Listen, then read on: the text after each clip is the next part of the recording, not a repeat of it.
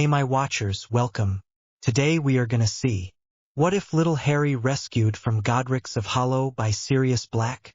Harry X Luna lo vegó. Part 6. The great Lord Malfoy trembled at the possibility. The mere possibility that it was true was too much to dream of.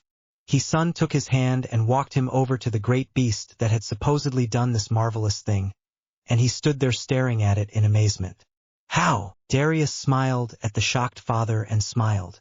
If it is a true connection, the Darkhorn has the ability to heal his or her rider. It appears the connection is a true one. By the gods! What do I owe you? How can I repay you? Lord Malfoy stuttered. No payment is necessary, that isn't why we came here. We came here to unite this stallion with this young man, and for no other reason. Anything that happens beyond that is from the gods. If you would join us for the festivities, it seems we have quite a bit more to celebrate than just my son turning 17 tonight, Lord Malfoy asked, and Darius nodded, stating that they would, but he said that the Darkhorns would have to find a safe place to hide. Wizards tended to hunt them for their horns, and they didn't want to risk it while they weren't with their riders. The stables, they are welcome to use the stables. I shall inform the elves that you are coming and to make you at home. Pulcher and Asia nodded to that and followed the little elf around to the stables. Then Lord Malfoy, Nicholas, and Darius walked inside the mansion.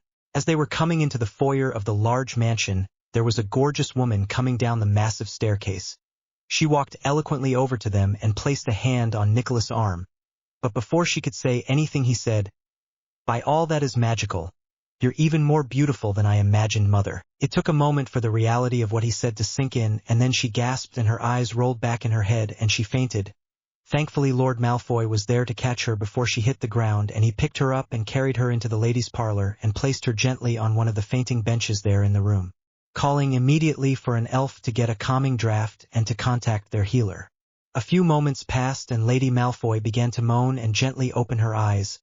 Lord Malfoy pressed the calming draft to her lips and had her drink it to help calm her nerves. She had quite a shock after all. "How are you feeling, my love?" he asked her, holding his hand on hers gently. "I had the most unusual dream, Alexander. I dreamt that Nicholas was sighted and that he called me beautiful." Lady Malfoy stated, her voice in an almost far-away tone. "My love, you were not dreaming. Nicholas was healed. He is sighted now. He did stated that, and he did see you as you came down the stairs and approach him." Lord Malfoy stated gently. "Don't be cruel, Alexander. He is right behind you. You shouldn't say such things, especially when he is within earshot of it." She admonished her husband firmly for his words, thinking them cruel, not realizing they were true. "Mother." Nicholas came over and knelt down beside the fainting bench and placed his hand on his mother's.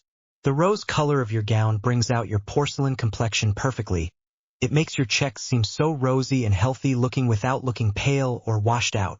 And that ruby and diamond necklace sets off the whole outfit just beautifully. It sparkles and dazzles the eyes and draws your attention without being too gaudy or large for your frame. Your eyes just glisten like the diamonds and sparkle even brighter than they ever possibly could. You are beautiful beyond words, and I am so proud to be your son," Nicholas stated, holding his mother's hand close to his cheek. "You can really see? How is this possible?" she asked, as the tears began to slowly slide down her cheeks. Nicholas fished in his pocket for his handkerchief, and then he dabbed at the tears that his mother was crying. "Now, mother, you don't want to go and mess up your makeup now, do you?" And he proceeded to tell her everything. "A Darkhorn? A Darkhorn gave you back your sight? But aren't they dangerous? I thought they were extinct," Lady Malfoy questioned. Darius cleared his neck. "Excuse me, ma'am. My name is Darius Singleton, and I am the one that brought the Darkhorn stallion to meet your son. Darkhorns are rare, yes, but not extinct. And they are no more dangerous than a standard horse, at least to their rider, that is. The stallion would never dream of hurting your son. He wouldn't even imagine it. It would be like hurting a part of himself. They are already able to speak telepathically, which is unusual. It normally takes days or weeks even. They must have a very strong connection indeed," Darius explained. "But does that mean he would have to leave us and go with you?" Lady Malfoy tentatively asked, as if she were afraid of the answer. "In truth, ma'am, yes.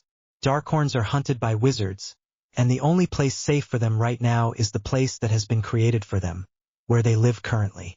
That doesn't mean that he can never come out and visit though. He can come and visit as often as you like.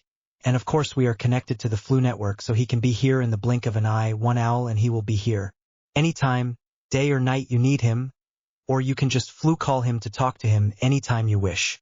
But if he takes this position, he never has to worry about a job, a place to live, or an income for the rest of his life.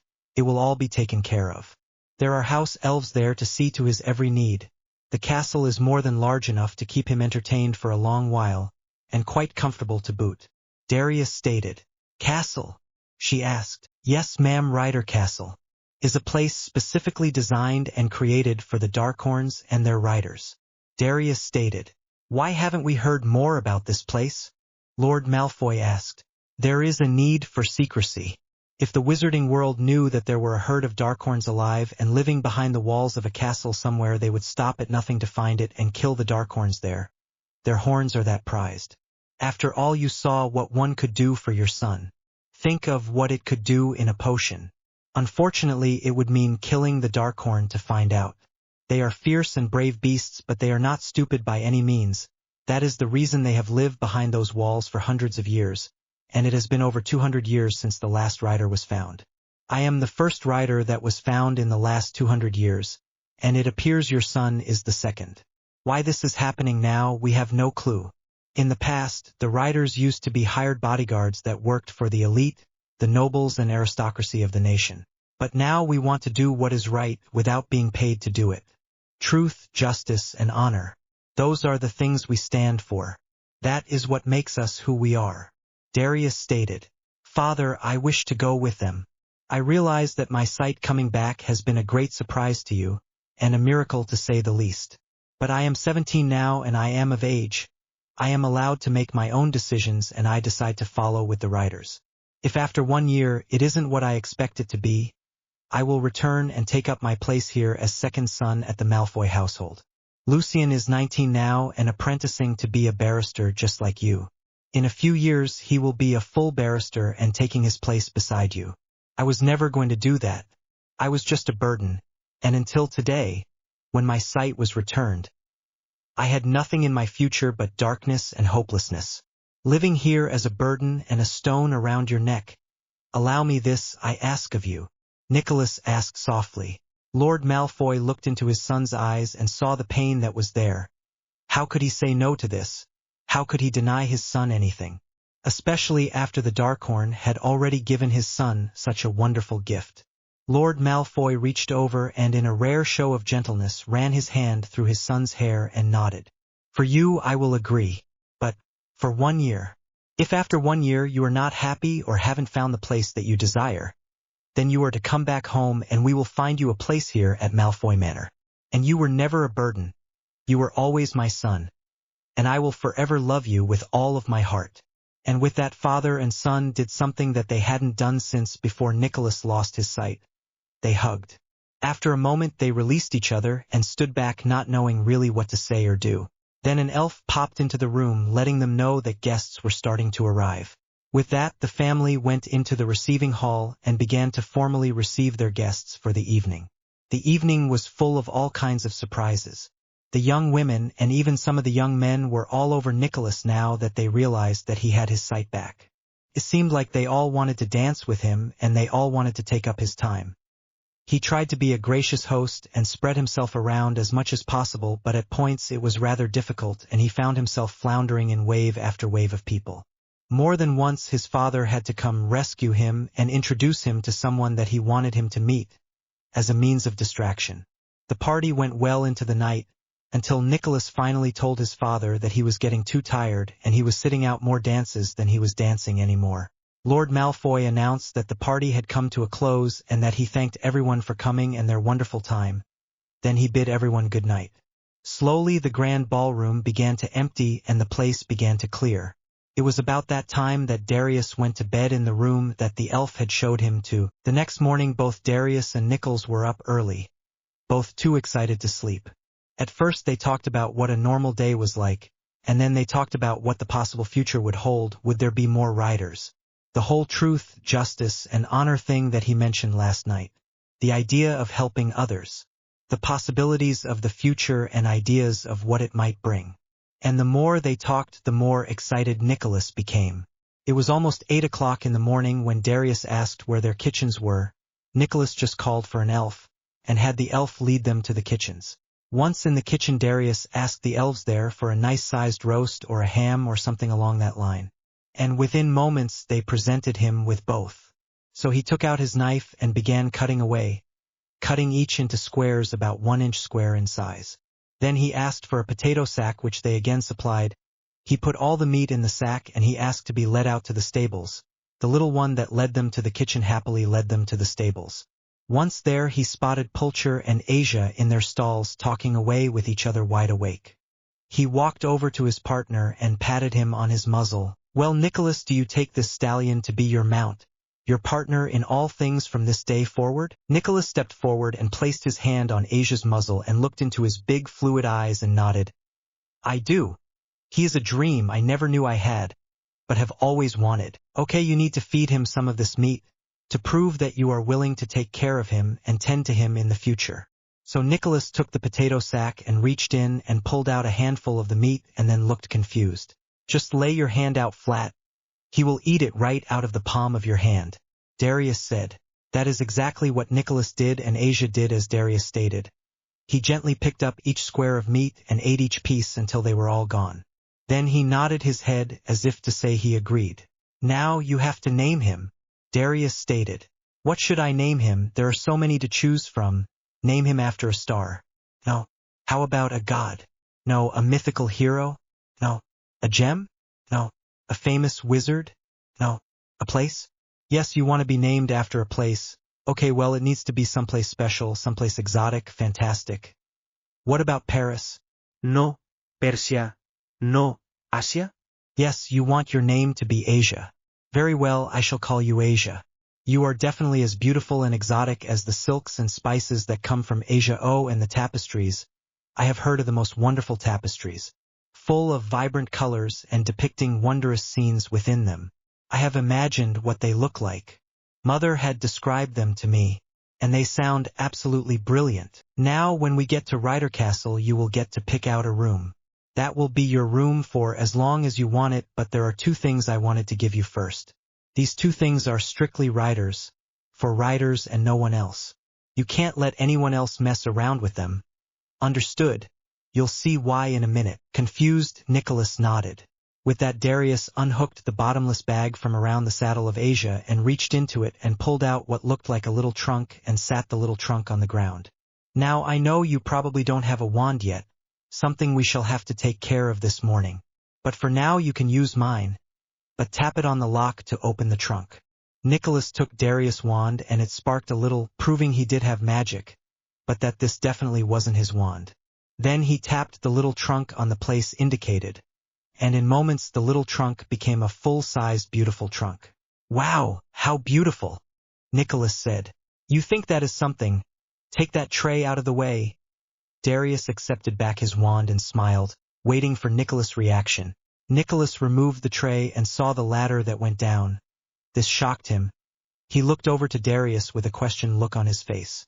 "Go ahead," Darius urged. So Nicholas headed down the ladder and into the trunk. What he found inside amazed him. There was a bedroom, a bathroom that was huge, a kitchen, a study, a fully stocked library, a potions room, and a music room with several musical instruments in it. Nicholas climbed up the ladder and looked at Darius with great wide eyes. "How do you like your new second home?" Darius asked. "What? This is mine. You're kidding? Really?" Nicholas gasped. "Really, each rider gets one. It's part of being a rider, the same with the bag," Darius said as Nicholas climbed out of the trunk and put the tray back in the trunk and closed it, then shrunk it back down using Darius' wand. "That is magnificent. And it fits into that bag.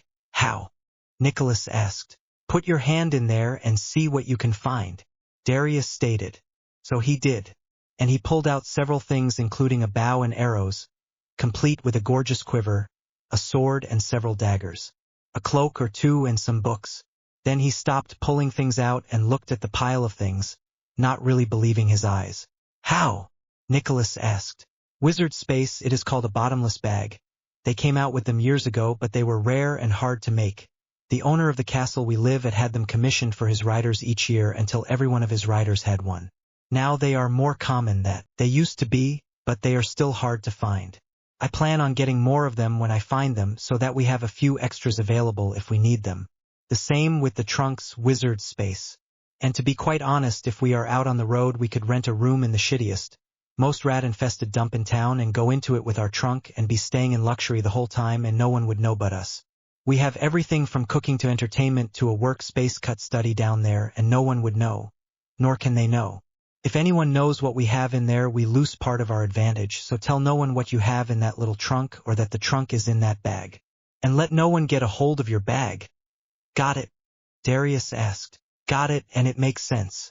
This could be a huge advantage. Even if we had to camp out in the wilderness somewhere, we would be doing it in pure luxury. I wouldn't want anyone to try and steal that from me. I want to learn how to make potions, how to cook, and how to read the written word. I want to learn how to play all those instruments that are down there. I want to learn it all. Nicholas said with a huge grin on his face. I will teach you everything I know. Darius promised with a smile, and Nicholas placed all the things he had taken out of the bag back into it, and then he even put the trunk into it, totally amazed that it would all fit. The two suddenly realized what time it was getting, and though it was getting close to noontime, and that the Malfoys would soon be wondering where their son was, if they weren't already worried about that. So they went inside, and they were right. They were met by a flustered Lady Malfoy who had 1,000 questions for them about where they had been and what they had been doing. Darius just explained that they had been out feeding and tending to the Darkhorns and apologized for their absence. That they had not meant to cause anyone any concern. We need to be heading into Diagon Alley today if at all possible. This young man needs some supplies and he needs to get his first wand. Darius stated. Oh my yes, his first wand, how exciting. I shall get ready immediately. Lady Malfoy said as her face brightened. Mother, I am 17 years old. Please allow me to go do this on my own. I know the idea is exciting to you, but I wish to do it on my own. I'm a man now, please. Nicholas pleaded, and her face fell slightly. She reached up to touch his face. My baby is all grown up and I never knew it. Where had time gone?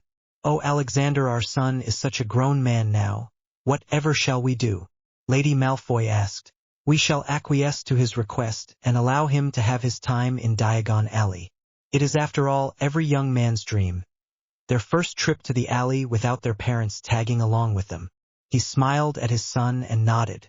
Then he looked over to Darius and stated, You will of course look after my son while he is out, will you not? Darius looked at Lord Malfoy with all the seriousness in his body and stated, He is a rider now.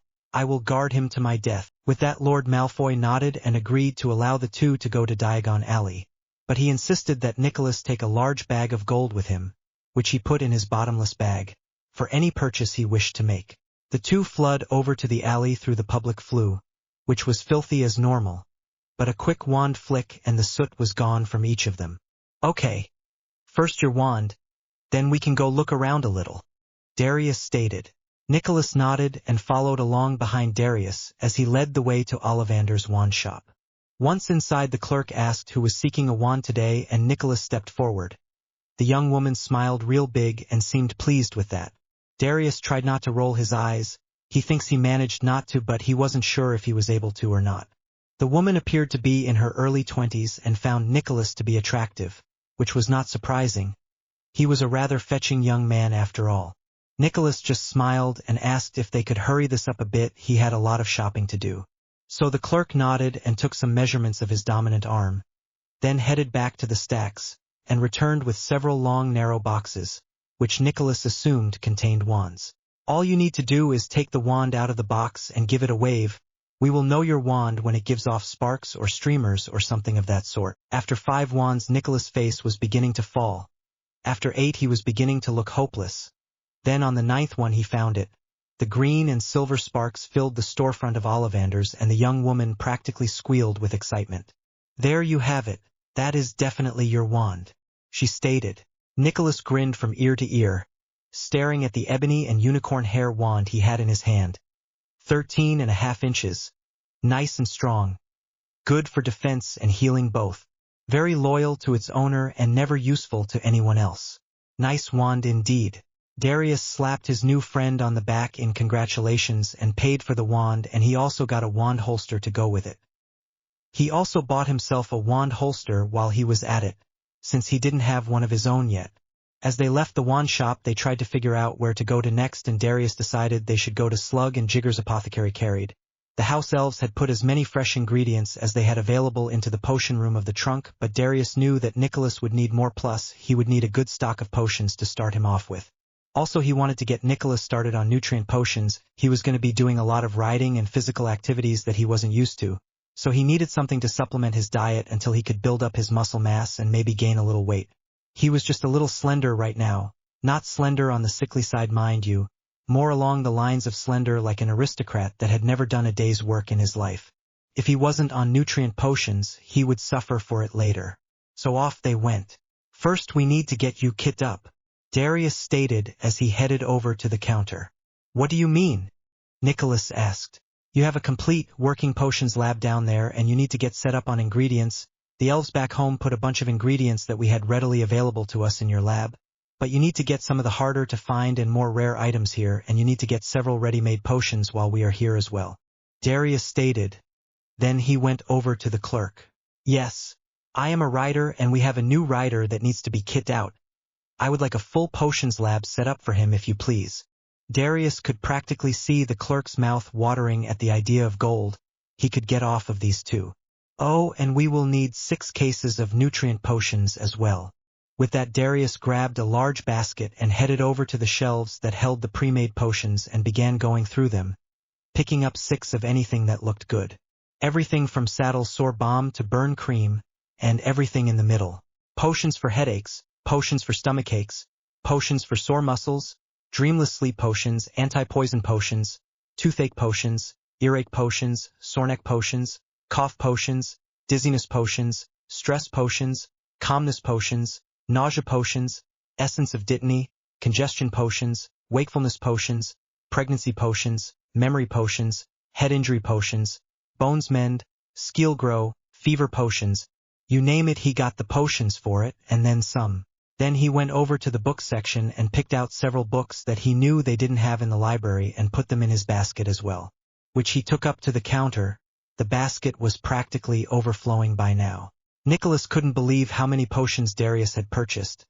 He didn't think he would ever use that many potions. Not in 10 lifetimes.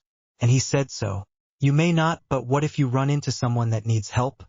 Or has some problem and doesn't have any way to get a potion on their own? You may be their only help right then.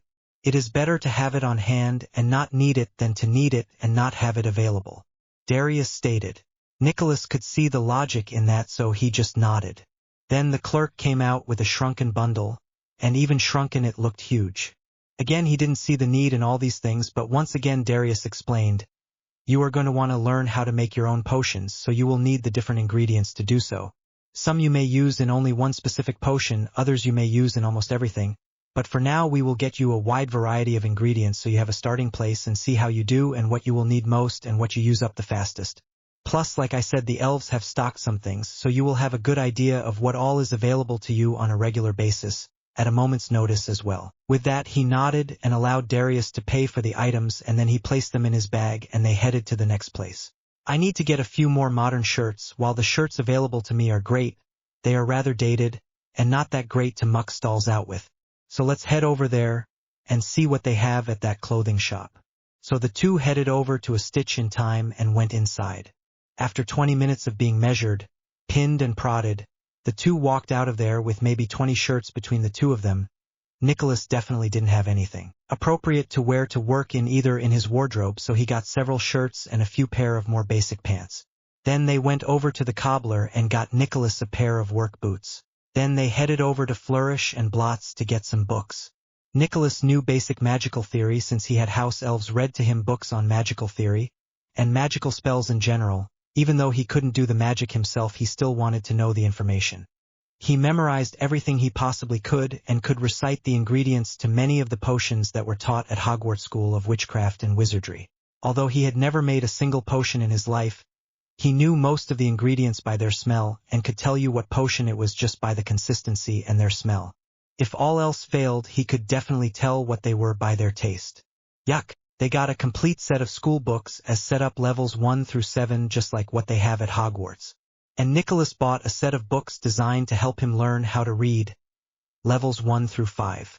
He also got math books. He knew basically how to do math in his head, and with beads on a bead form, but he needed to learn by sight how to do math, and that might take a while. As they exited the bookshop, they headed to their last stop of the day, the luggage shop, Stowe and Packer's magical bags. So off they went, and once inside Darius spotted them, and luckily they had 3 of the bottomless bags. They were pricey, but he expected that much, and he had brought enough gold to purchase them. He was glad that the owners of the castle didn't exactly trust Gringotts and had kept a vault of gold hidden beneath the old castle. It was half filled with gold. The other half was filled with precious gems and jewelry of all forms. There were several swords in there and several more 7-compartment trunks, but no more bags. So Darius took it upon himself to stock up on those things as he could. When he left the luggage shop, his money pouch had taken a severe beating, but he was the proud owner of 3 more bags, and he immediately tucked them into his bag for safekeeping. That means they had 11 now. They had 31 Darkhorns in their herd. It was going to take them forever to gather enough bags for everyone if the Darkhorns start finding their riders at any real rate of speed. They went back downstairs to the grocery market, and Darius suggested that Nicholas get some basic groceries for his kitchen. Even if he couldn't cook, he could always eat sandwiches and fruit or something, maybe salads or who knows. But something, cheese, meat, and bread if nothing else. The stasis charms were top-notch in their trunk, so food should last quite a while. So Nicholas got a selection of jerkies and cheeses, dried fruit and tinned fruit, some fresh fruit and vegetables, and some candies of different kinds. He did have quite a sweet tooth, he had to admit. He figured he would have the elves at home go through his kitchen and stock it up with anything he forgot and set him up. They would never tell a soul about it if they were ordered not to. So it would be safe to do so. The 2 riders headed back to Malfoy Mansion, and Lady Malfoy, who desperately wanted to see her son's new wand. Ebony and unicorn hair. What an amazing mixture. Good for both defense and healing. How proud I am of you. Well, have you tried it yet? Try something simple like Lumos. I know you can do that one. Just give your wand a wave like this and state Lumos. It will light up the end of your wand. Nicholas raised his wand and stated Lumos loudly, and sure enough it lit the end of his wand, and every corner of the room too. Whoa there, buddy. Tone it down some. Say Nox and try again. This time more gently. You're trying to light your wand tip, not blind everyone in the room. Darius chuckled. Nox. This put out the wand, and Nicholas tried again. Lumos. This time it was a normal yet powerful Lumos. Nice and strong, but nothing like the other one had been. There you go. You have now perfected your very first spell. Darius congratulated him. Well, too, actually, you also learned Nox. Brilliant, darling, absolutely brilliant. Lady Malfoy beamed at her son, who smiled back at her his best little boy grin. They stayed there 2 more days, and it was decided it was time to head back to the castle. At first, Lady Malfoy tried to convince Nicholas to flew over instead of ride, due to his inexperience and the length of the journey. Mother, I have been riding Asia for 2 days now, and he is the gentlest mount I could possibly dream of. He is patient and gentle. He doesn't react badly to my nerves or anxiety if things get a little much. He just talks me through it, and we do just fine. He would never dream of letting me get hurt. But I tell you what, I will flu call you as soon as I am to Ryder Castle to let you know I'm all right. Even if it is the middle of the night, I will have one of the elves wake you. How about that? With much hesitation she finally agreed, and allowed them to leave. Although there were tears in her eyes as she watched her youngest son ride away into the morning sun. She could never be more proud of him than she was that day. The next several months went by quickly. Nicholas studied everything. He was like a sponge wanting to learn it all. He learned to read, to write, to do math. He learned potions and to cook. He learned to play a guitar and a mandolin. He learned to use a bow and arrow, a sword, a rapier, throwing knives and stars. He learned some healing spells. He seemed to have a special knack for those. He even learned to apparate, well, short distances so far, but he was learning. His magic was taking off in leaps and bounds too. It was like he was absorbing each and every spell he came to. He, of course, stayed far away from the darker side of things, but gray was perfectly acceptable as far as he was concerned. He wrote home every week and then went to visit his parent regularly to show them all that he had learned. He was getting broader across his chest and shoulders, and he had even grew 2 inches. With those nutrient potion and the general exercise he was getting, he was really turning out to be quite a knockout. It was 5 months after Nicholas joined the riders. A 4-year-old mare perked up and started prancing around like crazy. Darius knew the signs and got everything ready to go. After a week-long trip, they came back with Derby O'Malley, a Irish wizard that had just turned 17. Within 2 years they had 12 others that had been found and brought to them. Each time they would all head out and greet the new rider and bring them home. Some from Scotland, some from England, some from Wales, some from Ireland, but all within a week's ride from the castle. They were all either 17 or 18 if they lived further away. And they were all part of the nobility or aristocracy. Each one had a noble or royal birth line to their name. None were firstborn sons though, thank goodness. And they all came to be what the riders wished them to be in the end, a noble and heroic band of riders that went out and helped the common man or aristocrat equally. Where there was an injustice they resolved it, where there was a victim they were there to lend aid. They trained together and learned together until they were a team, until they fought like a team, rode like a team, worked like a team, lived like a team. They wrote their adventures down in journals, and over time more joined. Some left to join the military or the church or to have a family. It was down to just a few finally, and Spanish influenza hit. It killed 12 of the remaining riders, leaving only 2 to bury their dead. The last 2, so grief-stricken, couldn't stand to stay at the great castle any longer, took off in separate directions and headed off to mourn in their own way. The death of their brethren too heavy on their mind. The Darkhorns and the house elves staying behind to wait for the next generation of riders to come and find them and make the castle their home. Then Harry shook his head and his eyes began to focus again. What in the name of hell was that? It was like he could see them all, he had seen them all. He had been there, it was like a pensive. It was a memory that is passed down from generation to generation of Darkhorns, so that we know where we come from, the great and mighty history that forged us. Storm said sadly. Every time he thought back to the old stories it made him sad, all those Darkhorns going without a rider for so long. And his own 3 foals barley out of the womb already had chosen their riders. Would you mind if I put this memory in a pensive, and allow my riders to see this memory that you shared with me? Harry asked. Not at all. Maybe it will help them as it has helped many before them. Storm stated. Thank you, my friend. Harry continued to brush Storm for a while, talking about nonsensical things until he was finished. Then he gave the stallion some boar meat and left him for a while to go find his riders and see what they were doing. Well, boss, we have 20 new recruits starting training tomorrow. They managed to pass the entry test, and we have the 40 that just graduated. Right now it looks like we are doing pretty good. Tonks stated. For the minute, yes. But if Voldemort decides to strike during the Christmas break like that Alessio Giordano assumes they will, then we very well be short-handed still. That is a huge building, and putting enough people in that building to guard it properly while we have enough manpower on the streets is going to be rough. No matter how you look at it. Having men at every entrance won't be enough, we will have to have patrols wandering the floors as well. Just in case. I pray that I am wrong, but I think the guy is right. I think they will hit on that one of those nights too. Close to Yule or Christmas, or perhaps New Year's, but one of them. Sometime that is significant and will cause the most dramatic effect on the people. That is what he is wanting with this attack.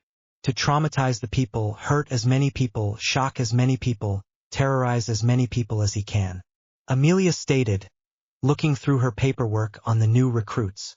Is there any way we can warn people or anything? Tonks asked. Not possible, that would start a panic. People would come in here by the droves demanding that we put up Aurors on their street, or to guard their house specifically. They did that during the last war all the time.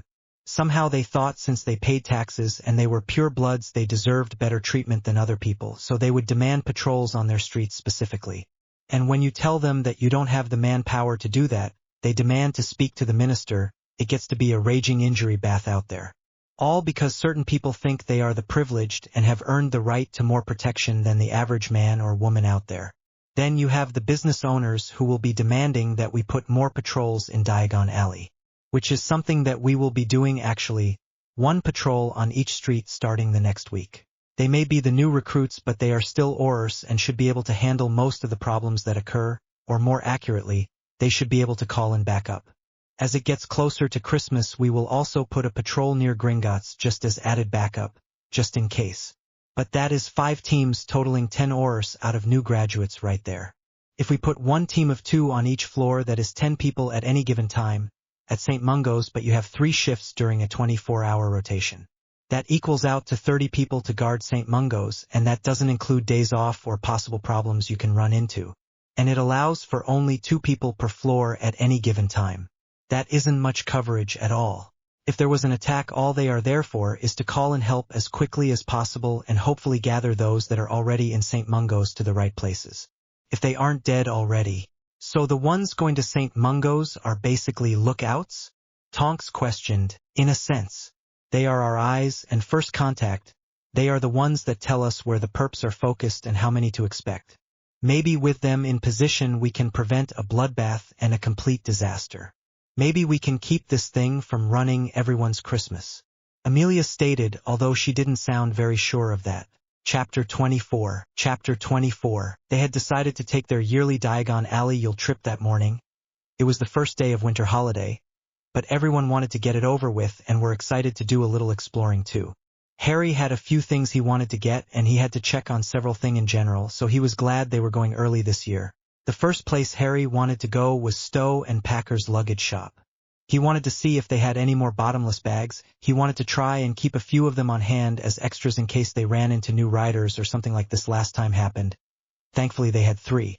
And he was getting another 7-compartment trunk set up as well, one with a potions room and a living room on it. Harry figured if he got one each Yule and summer holidays, then they may have a fairly decent stock of them in a couple of years just in case. Then he asked the clerk if he had any old trade-ins that were single-compartment trunks. Ones that were in good condition that he wouldn't mind getting rid of. I sure do. I have about 30 back in storage. Some might have a bit of dust on them. They have been in storage for a while. The clerk stated. We are doing a trunk drive for the Eastern Wales Boys Orphanage and Twin Oaks Orphanages. We are trying to get each child there a trunk of their own. So we were wondering if you had any old trade-in that you wouldn't mind getting rid of at a reasonable price for the orphans. I will tell you what, the trunks that I have are taking up a bunch of space back there, and I would just love to get rid of them. I sell them to you for 10 gold each. For the orphans, I would love to help out, he said with a grin. Harry smiled and nodded. I will take them all. If you could just shrink them all and send them to Hogwarts in care of Harry Black, I would greatly appreciate it. Or if you want to, you can call my elf Jeeves to come pick them up. Whichever way is easier for you. I'll let Jeeves know you might be calling him just in case. Harry left there thrilled, with the trunks from the room, the ones from Ryder Hall, and the ones he just bought. They were only 24 trunks short, having enough trunks for all the kids at both orphanages to have a trunk of their own. The next stop was Flourish and Blots. There were several books he needed to get for people on his lists. So they all headed towards the bookstore and went inside. Earlier in the day Harry had discreetly given Christian, Fred and George, and Cedric a decent-sized bag of galleon, even though they protested it, informing them that the riders was their family now, and until something changed that fact or they were making money on their own, that the riders would be there for them. So he gave each one of them a bag of gold to buy presents with. Cedric instantly handed his back, stating that his mother had taken care of that, and not to worry about him. But the others reluctantly took the bags and thanked him and were now looking for presents for people on their list. Harry ended up with about 6 people crossed off his list, just from that one shop. Then while the others were looking around in that store, Harry went over and got Christian's attention. He was basically finished with his shopping in the store anyway. At least he had already checked out, and now he was just browsing the clearance section. Harry tapped Christian on the arm and motioned him to follow him, and the two headed outside and over to the tack shop that was across the way. They went inside and looked around for a minute, then Harry saw it. The most beautiful saddle he had ever seen. It was done in black leather and polished so perfectly it practically sparkled. Harry asked Christian what he thought about it, and Christian thought it was gorgeous, that the saddle was well made, had plenty of padding for both the rider and the horse. It had a matching headstay and breast collar. The stirrups are the old tapadura style. It was hand-tooled in the fleur-de-lis pattern and had silver conch decoration on it for highlights. It was decorative and functional and totally breathtaking. Christian had to admit it was one of the most beautiful saddles he had ever seen in his life. With that, Harry went up to the clerk and stated that he wanted 11 of them. 7 of them by Yule, if possible, the remaining 4 at his earliest convenience. I bet you could have knocked that man over with a feather. Apparently that was the second most expensive saddle in his shop. But Christian had to give the clerk credit, though he revived quickly. Not a problem, sir, I have 3 of them in the back. Would you like to take those 4 with you now, and I can send you the remaining 7 by Yule? The last 3 will probably be sometime in January due to all the Christmas and Yule requests.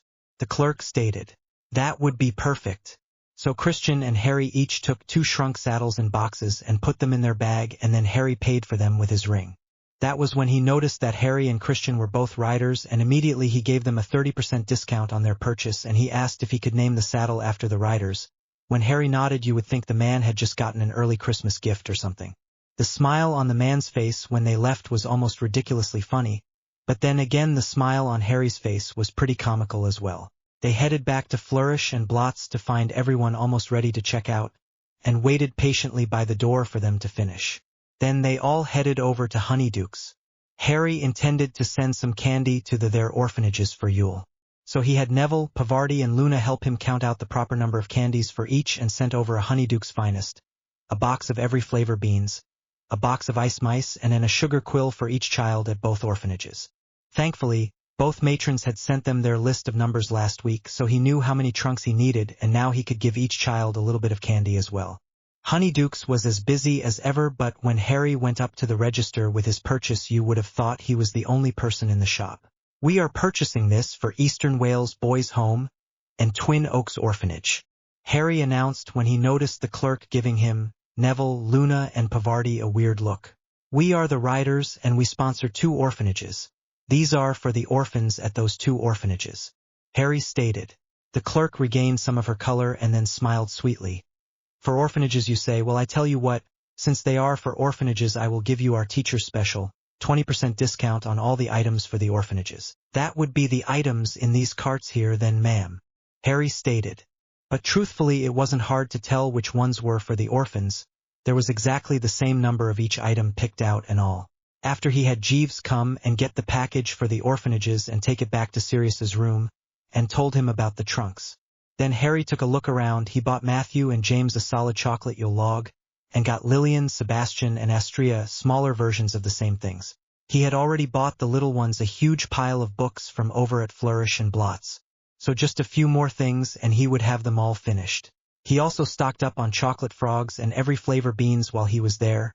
That beating he took from Susan 2 days ago kind of bit into his supplies. Man, she was on a roll that night. She cleaned nearly everyone out. Harry noticed Neville, Luna, and Pavarti were also stocking up and chuckled. He couldn't wait for the next poker night. Next they went to the toy store, and Harry got Monopoly and Cluedo for Fred and George, and Snakes and Ladders and Candyland for Matthew and James, and he then got Hungry Hippos Don't Break the Ice and a bowling game for Lillian, Sebastian, and Astria. As a joke, he even bought the game of Operation for Susan. He couldn't help but laugh about that. He also bought Lillian several pretty princess dresses and a couple of tiaras too. He got Astria some fairy outfits and Sebastian some knights in shining armor ones. Sebastian loved to pretend he was a knight from King Arthur's time and fighting dragons and all. Now all he had to do was get the kids the bean bags he wanted to get them, and he was set. Harry had decided their big gift this year was going to be bean bag chairs, for both Matthew and James and the 3 younger ones. They were always sitting around in a huddle playing some sort of game or pretend of some sort, so he was going to get them bean bags so that they could huddle up and be comfortable while they do it. He would get those at Harrods, though. The next place was the junk store where they got so many good finds a couple of years ago. First thing Harry spotted was some more of the herb periodicals that Neville collected. He wasn't sure if his brother had these or not, but if he did, he could always donate them to the herbology class. So he took that case of periodicals up to the counter and had the clerk shrink them and hide them for him. Then he continued looking. He found some old records that he was sure that Remus and Sirius didn't have. They were from all their favorite artists from back in the 70s and 80s. Remus and Sirius had bought a turntable that had been magically hardened from America. It was guarded against magic breaking it or interfering in its working. And it ran on either electricity or solar power, but Sirius had found out that it could work on Lumosolum just as well too. Harry found an old leather jacket like the cowboys used to wear, fringe and all. Though immediately of Christian, he loved to wear his cowboy hat and jeans and old boots. Harry bet he would love to complete the picture with an old legit cowboy leather jacket, Harry was glad that Cedric and Christian had separated to go do their Christmas shopping when they all got to Diagon Alley. This way it gave Harry a chance to get him this jacket without him seeing it.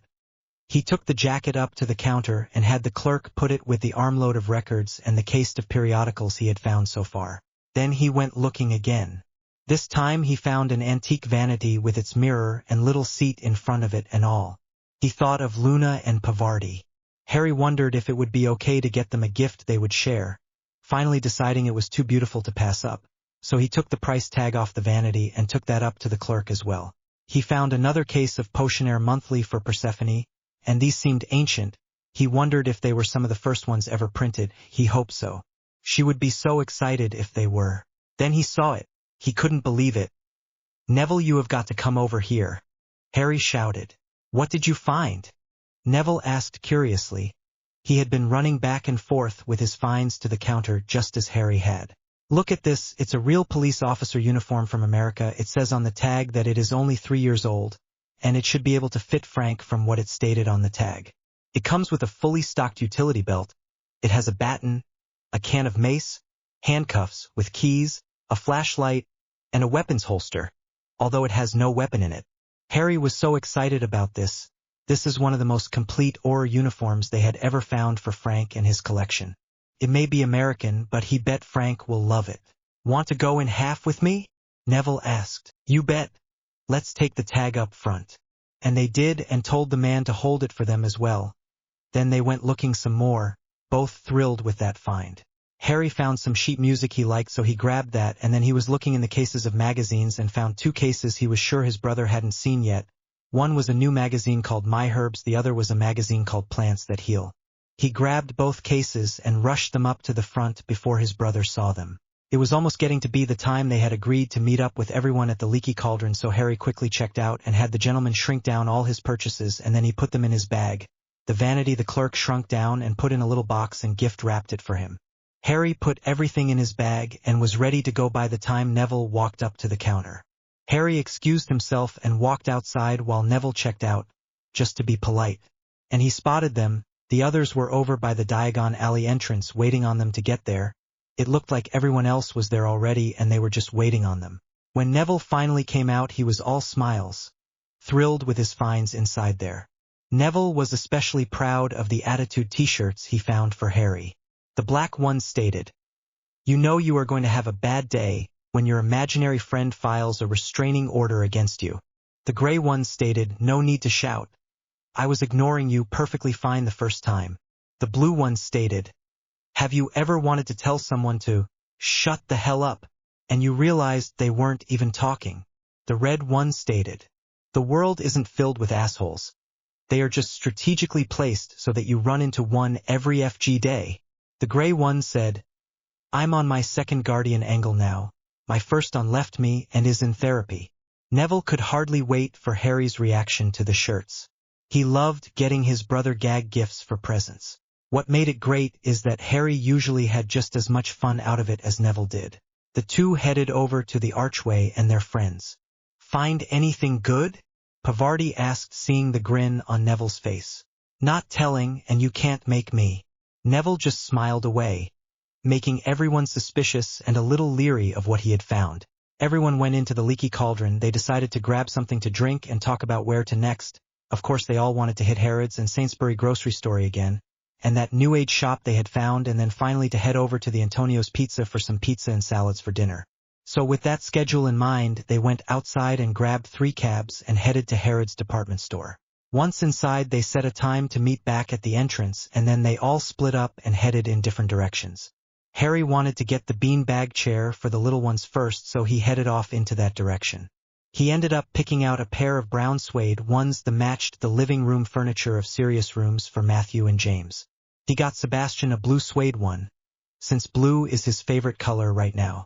Harry got Astria a purple, sparkly, plush one, and he got Lillian a so-soft pink, furry bean-bag chair, with fur that was 2 inches in length.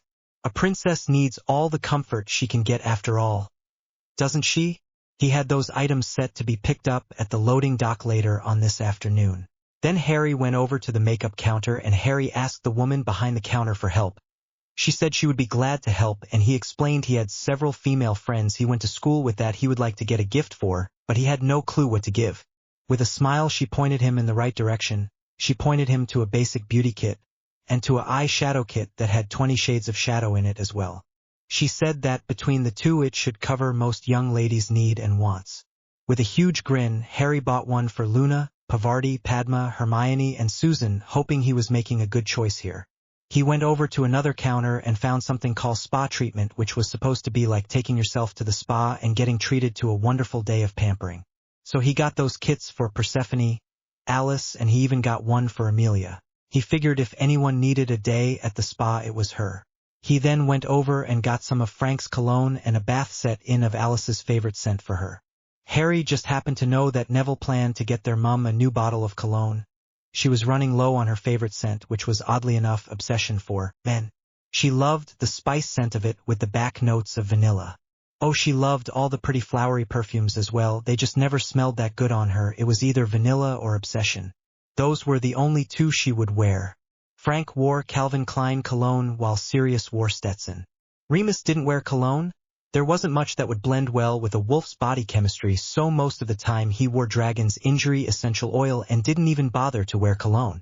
Harry actually liked the obsession for men that Alice used, but it smelled different on him than it did on Alice. The spice was more forward, where on her the vanilla was more forward, go figure.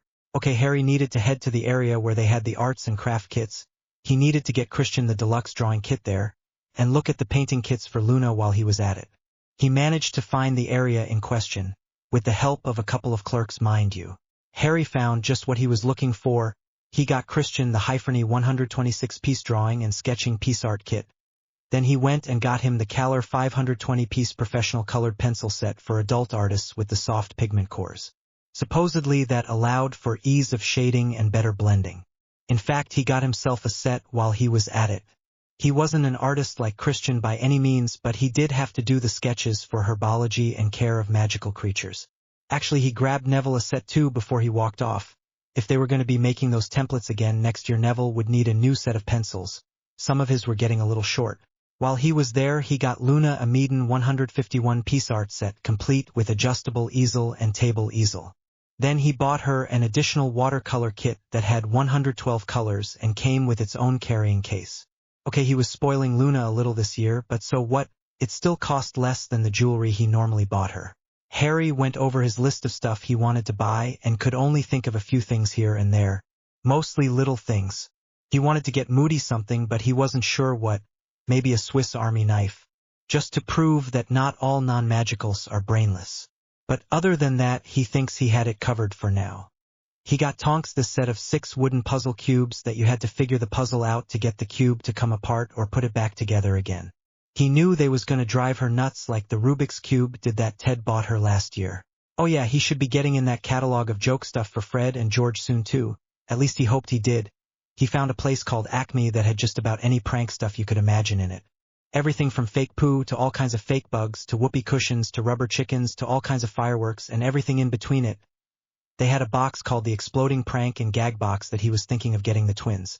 It was supposedly filled with so many pranks, fireworks and gags that the box was practically exploding. Not really exploding, that is. So he was seriously thinking of that for them, along with the saddle for Christmas. The saddle they wouldn't really be able to use until Mayhem and Mischief got another 2 years older. Or if they did as Christian suggested, they would put them on Mayhem and Mischief just to get them used to it, but no more weight than that. And only for short periods of time for a while. By summer they should be able to handle wearing the saddle all day while they were on their trip, but it would just be the saddle and bridle, and they would be following along with Fred and George riding other mounts leading them. If they agreed to it, that is. If not, then the foals and their riders would stay at the school while the others made their way across to the campgrounds, and then Jeeves would pop the foals and riders over once everyone got to the campgrounds, and they would spend 2 weeks camping nonetheless. But Harry didn't want to worry with that right now. Right now was Yule time. He wanted to take one vacation at a time. So, it looked like it was time to meet the others back up at the main doors, so he took all his bags and made his way up to the main door. Thankfully he had one of their big carts to put things in, or else he would have had to have help with everything. When he got up there he noticed everyone was practically in the same boat. They all had the big carts to haul stuff out to their vehicle like he did. So they formed a little train and headed for the closest alley they could find. and started shrinking everything down as quickly as they could. Then Harry told Cedric and Christian he had presents for the little ones at the loading dock that needed picking up. So they pretended to be his brothers and went and got them, with the receipt of course, and hauled them over to their truck to take them home. After a little convincing, they managed to get the dock workers to release the bean bags and allow Cedric and Christian to take them around the parking lot to where they had parked. They got about 20 yards on the other side of the dock and shrunk the bean bag chairs and put feather light charms on them, then put them all in one bag and headed over to meet everyone else. Finally they had everything shrunk down, or had Jeeves come get the bags upon bags of things and take them home. And then they got 3 taxis and headed over to Sainsbury's grocery to get a few things. Everyone got a shopping cart and started grocery shopping, trying to restock their kitchens in their trunks. Harry had to get a bunch of juices and some tea. He was almost out of tea, and that just must not be allowed to happen. He grabbed several boxes of tea this time just to make sure he had a stockpile for a while. And then he went down the juices and drink mixes aisle and picked out several juices and a bunch of those drink mixes in the little packets that you just put into water. Oh, he grabbed all kinds of flavors of those. He restocked his sandwich meats and cheeses, as well as condiments and breads. He grabbed himself a bunch of fresh fruit while he was at it and some ready-made salads in a bag. Then Harry headed over to the granola and snack mix aisle and picked up several bags of that, and some crisps while he was at it. Last stop was the deli. He grabbed several pounds of fresh sliced deli meats and cheeses. Then he went over to the whole meat sections and began on them. He got baked chickens and 21-day matured slow roast beef, a half a brisket, and he even grabbed the bistro-style duck in port and orange sauce, some duck breasts in red wine and cherry sauce, some duck legs in plum sauce, and some duck breasts with balsamic plum sauce too. For some reason he was having a craving for duck, and it looked really good right now. With that, he headed up to the register to check out. It looked like everyone else was waiting for him to get there. Okay, he admits it, he got a little overwhelmed in the duck section. Harry blushed a little as he headed up to the head of the line and put his things on the conveyor belt to check out.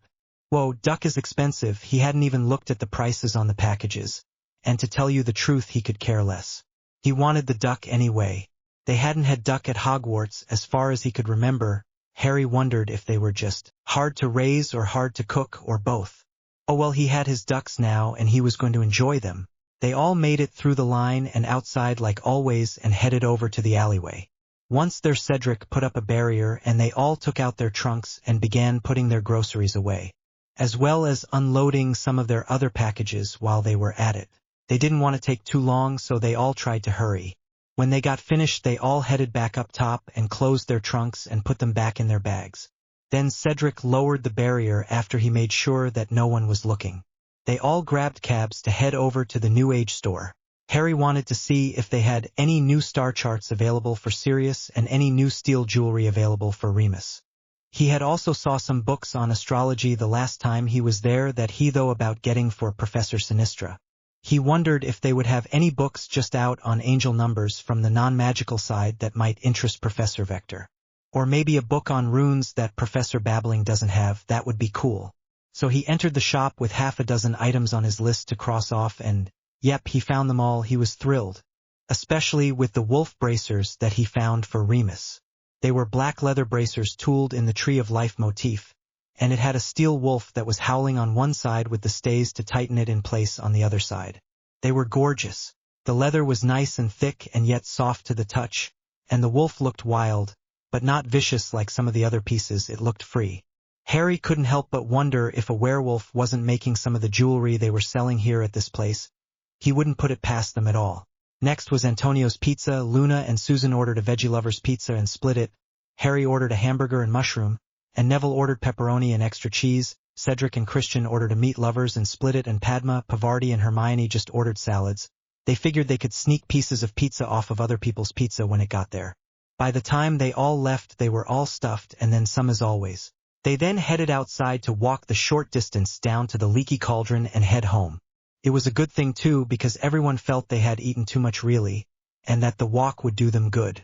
When they got to the Leaky Cauldron, Harry remembered he had wanted to get Christian a new wand holster, so he told the others he had one more gift to get and made a mad dash through the alley and grabbed it and rushed back.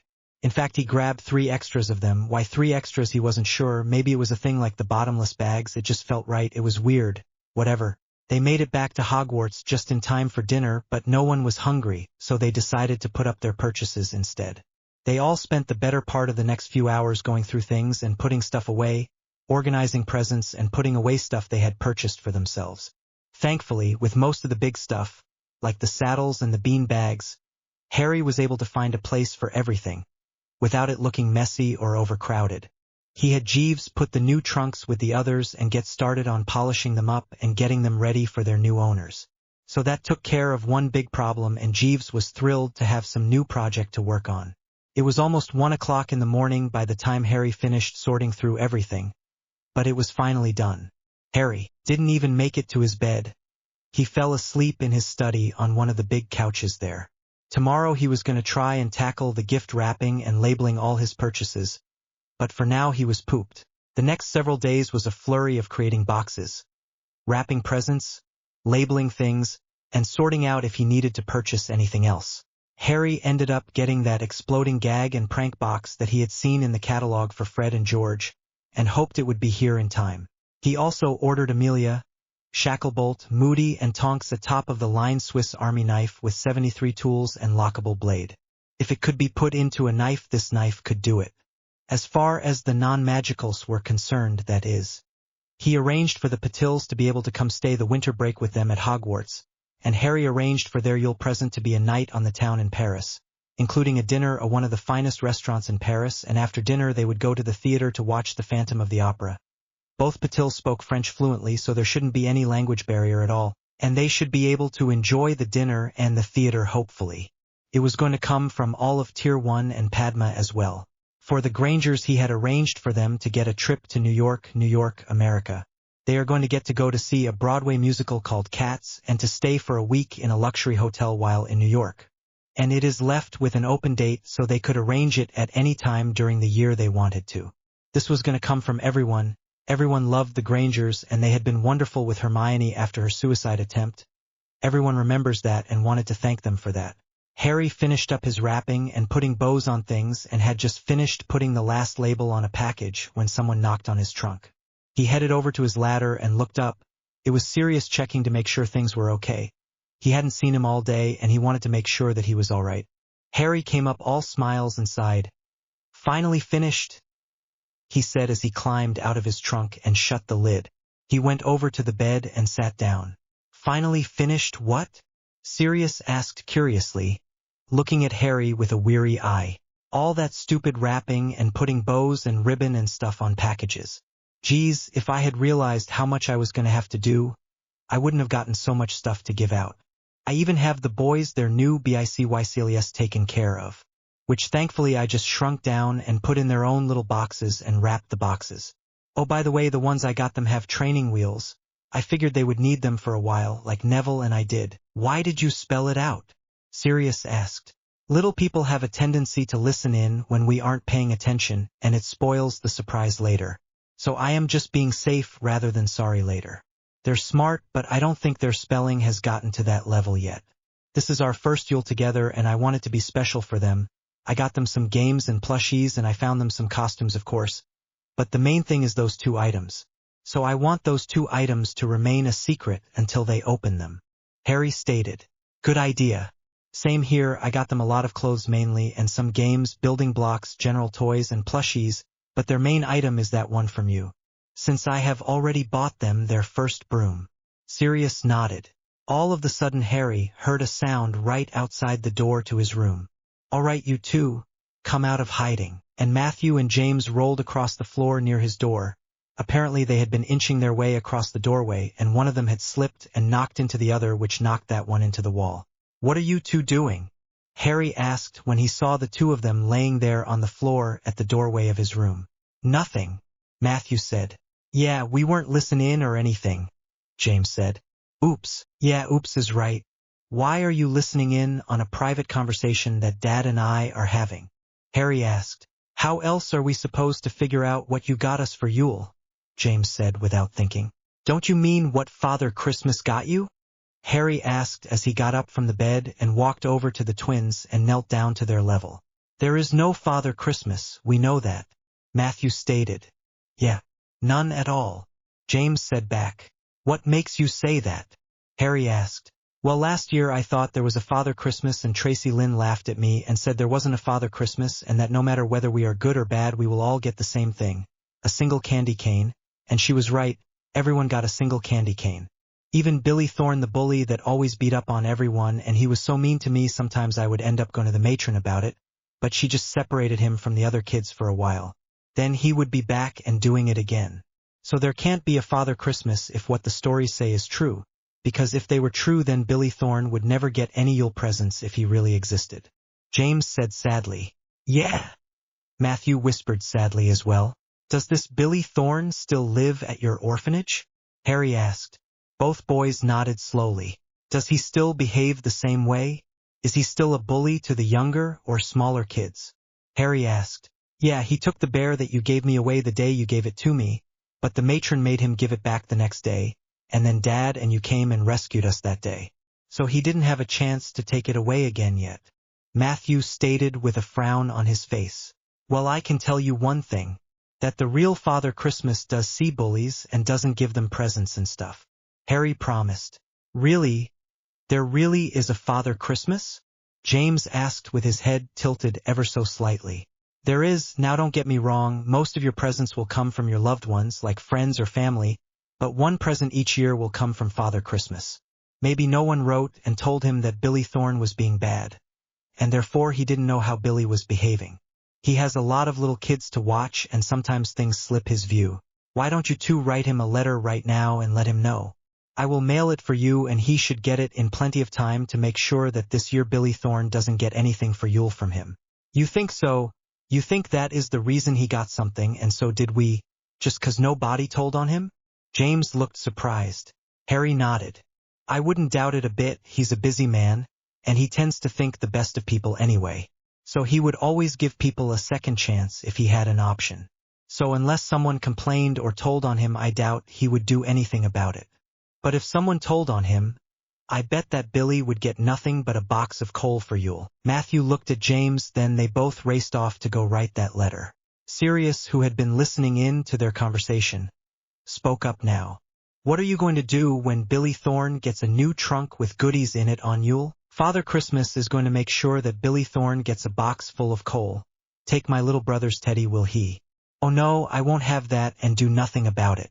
I can't stand bullies and I can't stand thieves. We had to have made him a plushie, because we made one for everyone.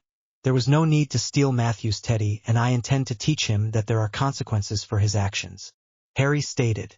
With that, Harry made plans to make a small trip over to the orphanage to speak to Ava Merriweather about one Billy Thorne and discuss his behavior and possibly seeing about getting him a counselor. Normally a child that is a bully has a reason for being one. They are mad at the world and are taking it out on those around them. Or they are afraid and they act out so they feel they have some control over the situation around them. So the boy needs a counselor to learn how to channel his anger or fear in a productive, positive way, or just how to control his anger or deal with his fear. He needs to know where the anger or fear is coming from and work his way through it, and somehow therapy might help that. Harry nodded at the thought and gave himself a mental note to do so. Yule Eve, all the riders had all the trunks down in the dining hall and were making sure each one was polished and in good condition, ready for a little person to claim. Then they were putting one of each of the candies that they had bought into the trunks. It may not seem like a big chore, but 68 trunks for Eastern Wales and 87 trunks for Twin Oaks was a lot of trunks. Their trunk drive had proven in spades. They even had extras. They had 41 extra trunks, and they were going to take those to Christian's old orphanage. His orphanage was Sunnyvale Regional Orphanage. Its base is Greater London County, which is comprised of 32 boroughs and the City of London. The matron of the Sunnyvale Regional Orphanage, Olivia Williams, told them that they had 43 kids that were 11 years to 17. So Harry bought 2 extra trunks and they set it up so that every child age 11 to 17 could have their very own trunk. He also had Andromeda go out and test each of those kids and found 8 that were magically powerful enough to get into Hogwarts. Thankfully they had enough money to sponsor those 8 kids next year. Now the kids were getting a pretty good magical education, but it was no Hogwarts. So Harry was making arrangements for those 8 kids to get to go to Hogwarts next year. Thankfully, they would all either 11 or be turning 11 next year. So they would be the perfect age to start. It was 6 girls and 2 boys, but hopefully it would be the start of a new trend. more magically powerful children off the streets and out of the orphanages around Britain. Between the 3 orphanages they had 19 children they were sponsoring, 7 from Twin Oaks Orphanage, 4 from Eastern Wales Boys Home, and the 8 from Sunnyvale Regional Orphanage. That would be a total of 19 kids they were paying for their education and all their supplies. The ones from Sunnyvale were currently either 10 or 11 and would be ready to start Hogwarts next year. The others started school this year. The kids that were older than that were already getting a magical education where they were at, so he wasn't going to disrupt their lives any further than they already were. Now Christian had stated that they went up to 6th year, so they would see about sponsoring the 7th years next year, but for now they were about as stretched as Harry was comfortable doing. Harry had gotten a letter yesterday that he almost fainted over. Apparently people realized that they were sponsoring the 2 orphanages and had decided to send the money to help out for Yule. Ragnarok was still getting him the final figures, but Harry couldn't believe the numbers he had gotten so far, and they were sending presents too, all kinds of gifts. They had a huge pile of presents that the goblins had Jeeves come get, and Harry, Neville, Luna, and Pavarti were now putting in the trunks. 1 gift per trunk, and it looks like they may have 1 for every trunk. It was unbelievable. Dolls, trains, plushies, games, puzzles, books, calligraphy sets, chess sets, balls, Quidditch sets, brooms. You name it, they were donated. It was amazing at how generous people had been. They put the things that were for older kids in the things for the Sunnyvale Regional Orphanage, the things mainly for boys in the Eastern Wales Boys Home, and the dolls and plushies for the Twin Oaks Orphanage. It took forever to sort through things, but they finally got everything sorted out and put in the right trunks and given away, and they still had a pile left. So they decided to give the rest of the stuff to the other kids at Sunnyvale Regional Orphanage that they didn't have trunks for. They would leave it up to Olivia Williams, the matron there, to deal with that. Everyone was working on the trunks as fast as they could, wanting to get them over to the orphanages before the kids woke up the next morning. Harry had Jeeves take the first batch finished, the ones to Sunnyvale Regional Orphanage, to the orphanage while they continued to work on the other 2 orphanages' trunks. It was another hour and they managed to get the other 2 finished. Finally, about 3 in the morning, they had them all done, and Harry had Jeeves deliver trunks to the last 2 orphanages. Then he had Jeeves pop him over to Twin Oaks Orphanage. Harry had a special delivery to make. While he was making his delivery, Neville had Misty take him and the stuff they had left over to Sunnyvale Regional Orphanage. Neville figured if he didn't have enough toys to go around, he could always make plushies until there was. Once there, Harry headed over to the sleeping rooms and began looking around. He could hear a couple of kids crying, so he went over to the first one he came to see why the little boy was crying, and he figured it out immediately. The boy had no plushie. He went up to the little boy, who appeared to be about 4. He had golden ringlets all over his head and big sad blue eyes that were just overflowing with tears. Harry asked him what was wrong. Billy took Mopsy away and won't give him back. Samuel sniffed as he rubbed his eyes. And who is Mopsy?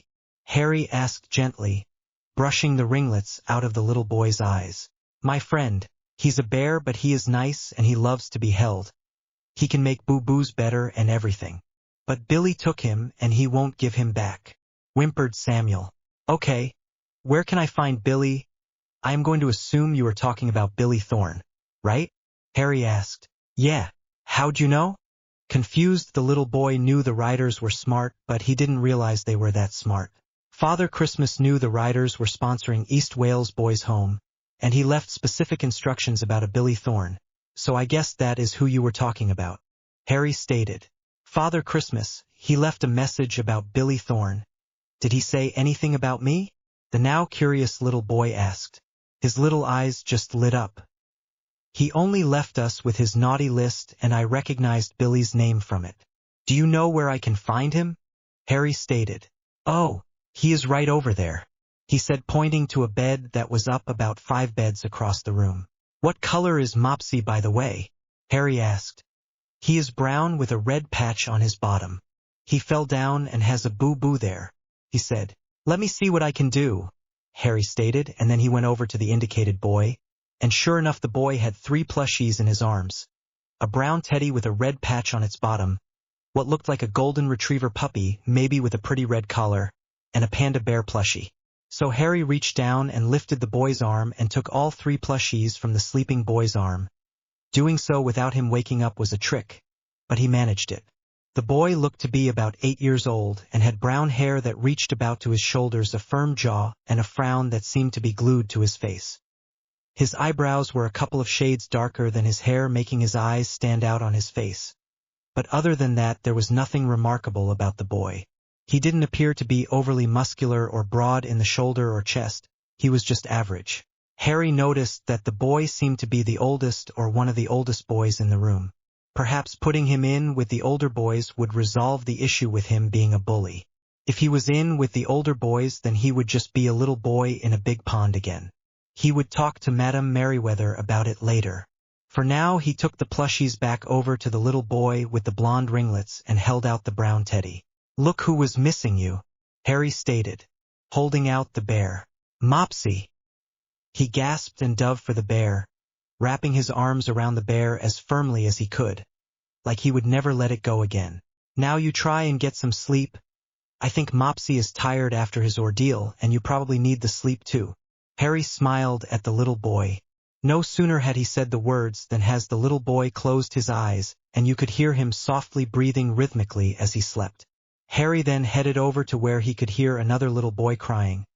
He bet he would find the owner of the spare plushie he had in hands in that direction. The little one crying this time was a little dark-skinned, dark-haired little boy of about 5 or 6. He was definitely tall but skinny for his age, whatever his age was. He got over there and asked the boy his name. "Jasper," he had said through his tears. "Well, Jasper, one of these two wouldn't happen to be yours now, would it?" Harry held up both plushie he had left from the 3 he had confiscated from Billy. Jasper reached out and grabbed the golden retriever puppy plushie and held it close to his chest. "Watson, you're back. I've been so scared. No one to take care of you. Are you all right? Did you eat dinner? Do you need to go for a walk?" Jasper whispered excitedly as if he expected an answer. "I need to go for a walk. I will take you with me and you can go to then." Jasper got up out of bed and rushed off through a door at the end of the room and disappeared. Harry shook his head as he watched the little boy leave with the golden retriever puppy tucked under his chin. Okay, he needed to start handing out these trunks now. Now that he knew who Billy Thorne was, it would be easy. He put the special box for Billy at the foot of Billy's bed, then informed Jeeves to make sure that each little bed had a box sitting at the foot of it for him. In a matter of minutes, each and every bed had a shoebox-sized box sitting at the end of it, just waiting for its owner to open it in the morning. Now they were ready to head over to Twin Oaks Orphanage.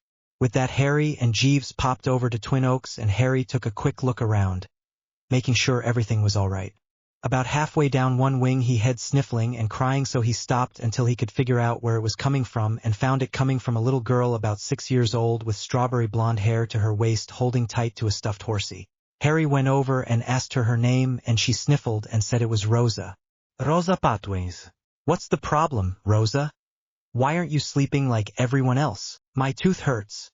The old one fell out and the new one is coming in, but it hurts really bad," she whimpered, sniffling as she spoke. "It is, may I see?" Harry asked, and she opened up her mouth, and sure enough, they had already lost her 2 front teeth, and a new tooth was trying to break through, but it looked like it was coming in crooked. Oh, this little one needs a visit to the dentist. But for now, a toothache potion just might do it. So Harry told her he might have something that should help. He got out his trunk and put it in the middle of the aisle and went and got the potion, then read the instructions for ages and gave her the proper dose for her age. Within a matter of moments, little Rosa was fast asleep and smiling into her horsey. After she bid the rider good night, that is. Harry took the rest of the potion and put it in his pocket, then closed up his trunk and shrunk it and placed it back into his bag. Then he continued looking around and made his way back to Jeeves. "Okay, they're ready. Remember blue bows for boys, pink bows for girls, and white bows for anyone over 11. "Yes, Master Harry," Jeeves remembers.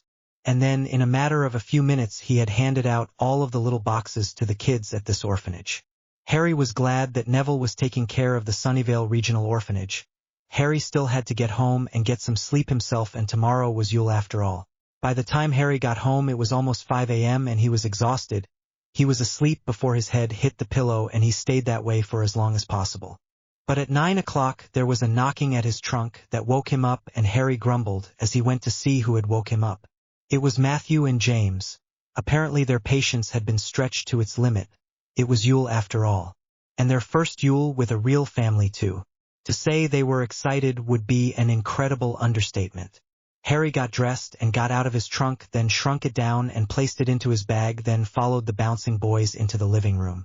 They had decided two things last night. They would have the riders gather in Sirius' suite and have their Yule there first, and give Matthew and James their presents then, so they would be able to open something at the same time as the riders were opening their presents. Then they would have the normal family Yule later after lunch with the family. Down in the Longbottom suite, anyone who wanted to join in could. And they would save back some of the twins' presents so they could open some of their stuff while Sebastian, Astria, and Lillian opened their presents. So it would be like the little runts got two Yule celebrations. Matthew and James were practically bouncing off the walls by the time Harry reached the living room. It was evident that he was the last one to wake up. It seemed like everyone but Neville, who was still yawning, was wide awake and thrilled, waiting impatiently too. "All right, folks, now that Grumpy is here, we can start opening presents." "Yes, Matthew and James, that means you can start now." Sirius chuckled. At the two's antics, they kept picking up boxes and shaking them, trying to figure out what was inside them. With a squeal, Matthew began to rip into the wrapping paper that was on the package he was currently holding. Go figure, it was the box that held the miniaturized bicycle in it. He shrieked and grabbed it out of the box and looked over to Sirius, who smiled and came over to him and tapped it with his wand and unshrunk the bicycle, and Matthew shrieked again. Matthew tried to get on his new bicycle immediately, but Sirius made him hold off, at least until he finished opening up his other presents. James opened up a present and found it to be clothes. A slight frown on his face, he looked at Sirius. Sirius came over and found a present matching the one Matthew had just opened and handed it to James, who ripped it open, and he squealed even louder than Matthew, if that was possible, when he saw his new bicycle. Sirius enlarged it, but again made him wait to get on until more presents were unwrapped. While the little ones were going through their presents, the riders had noticed there was at least one package that everyone had alike, so they all decided to open that one first. Neville was the first to get his completely open, and he gasped, "Wow, oh my word!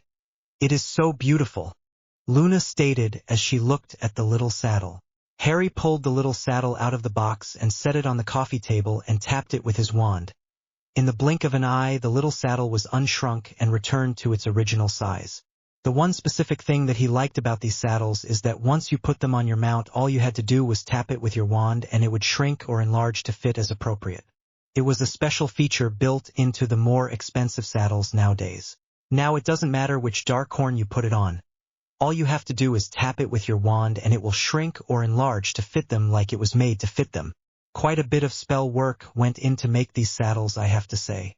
The underside is real lambskin, so it is extra soft for your mount and adds extra cushion for you. The leather does have a basic temperature control, so it doesn't get overheated or too cold. It stays at 72 degrees comfortably year-round. This will help with chafing and saddle sores later on. Also, it has rain repellent on it, so the rain will not affect it at all if you get caught in a rainstorm, that is. Now I recommend that while we are off for the break, we start working with the Darkhorns and getting them used to the saddles. Not necessarily riding them with the saddles on, but definitely getting used to the saddles. With the little ones, I talked to the clerk. He said we could put a feather light charm on them and put them on the foals now, so they could get used to the feel of the saddles. Then take the charms off later, and allow them to get used to the weight when they are about 1 year old. But not to start actually riding them until they are around 2.5 to 3 years old. He said they would probably be safe to ride at 2, but better be safe than sorry, so 2.5 is recommended. So not next year, but the year after at this time you could be riding your own Darkhorns. He also said that the trip this summer would be good for the muscular growth. Just saddle them up and lead them while on another horse, and he recommended 3 or 4 year old geldings.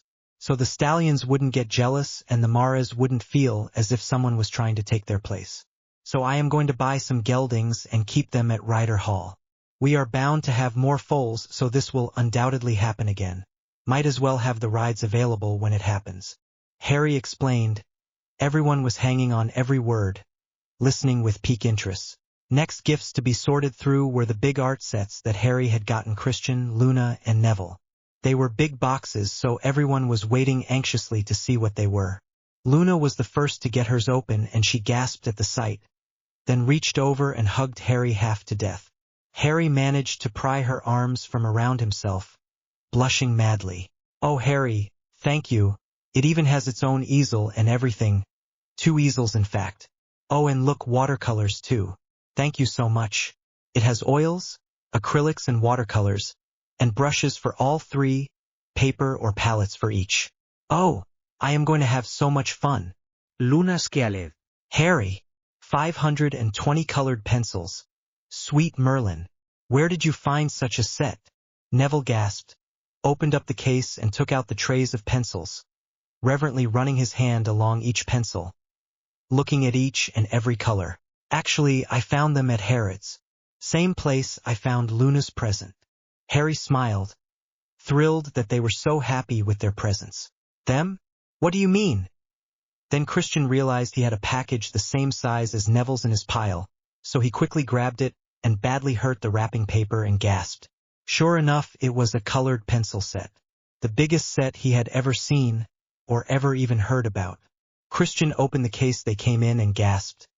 I have never seen so many shades of red in my life. I didn't know red came in that many colors. My gods. Then the greens. Holy shit. Blues. So many blues. Oh my god, what am I going to do with this many colors? You're going to draw with them, Sirius told the two of them. And he handed them the present he had gotten the two of them. They gave him a curious look and opened it up, and it was sketch pads. 3 of them, one large 11 by 14 inches, one medium 9 by 12 inches, and a small one that was 5.5 by 8.5 inch. They both looked at Sirius with an odd look, but he just grinned and left it at that until he handed Luna her package. It was watercolor books, 140 lb/300G. He got her a 9 by 12 pad, and a 5.5 by 8.5, 140 lb/300G pad. And he got her a set of 64 loose sheets of watercolor paper that were 5 by 7, 140 lb/300G, that could be used for both watercolor and acrylics. And finally, a 24-pack of oil painting canvases of all sizes from 4 by 4 up to 12 by 16, 3 in each size. By the time she reached the last of the big package, Sirius had an armload of Luna just like Harry had. Harry couldn't help but chuckle at his dad's awkward look and decided to help him out and unarm him. So he mentioned to Luna she had other packages to unwrap, so she let Sirius go and went back to her packages. Harry picked up one of his packages, and it was the t-shirts that Neville had gotten him. He was laughing so hard he grabbed his ribs, they were hurting. He loved them. He turned the t-shirts around and showed them to everyone, and the whole room was laughing. It was about that time that Susan's Aunt Amelia, Mad-Eye Moody, Kingsley Shacklebolt, and Nymphadora Tonks showed up. Harry had invited them to come to the party, since he had gifts for them as well.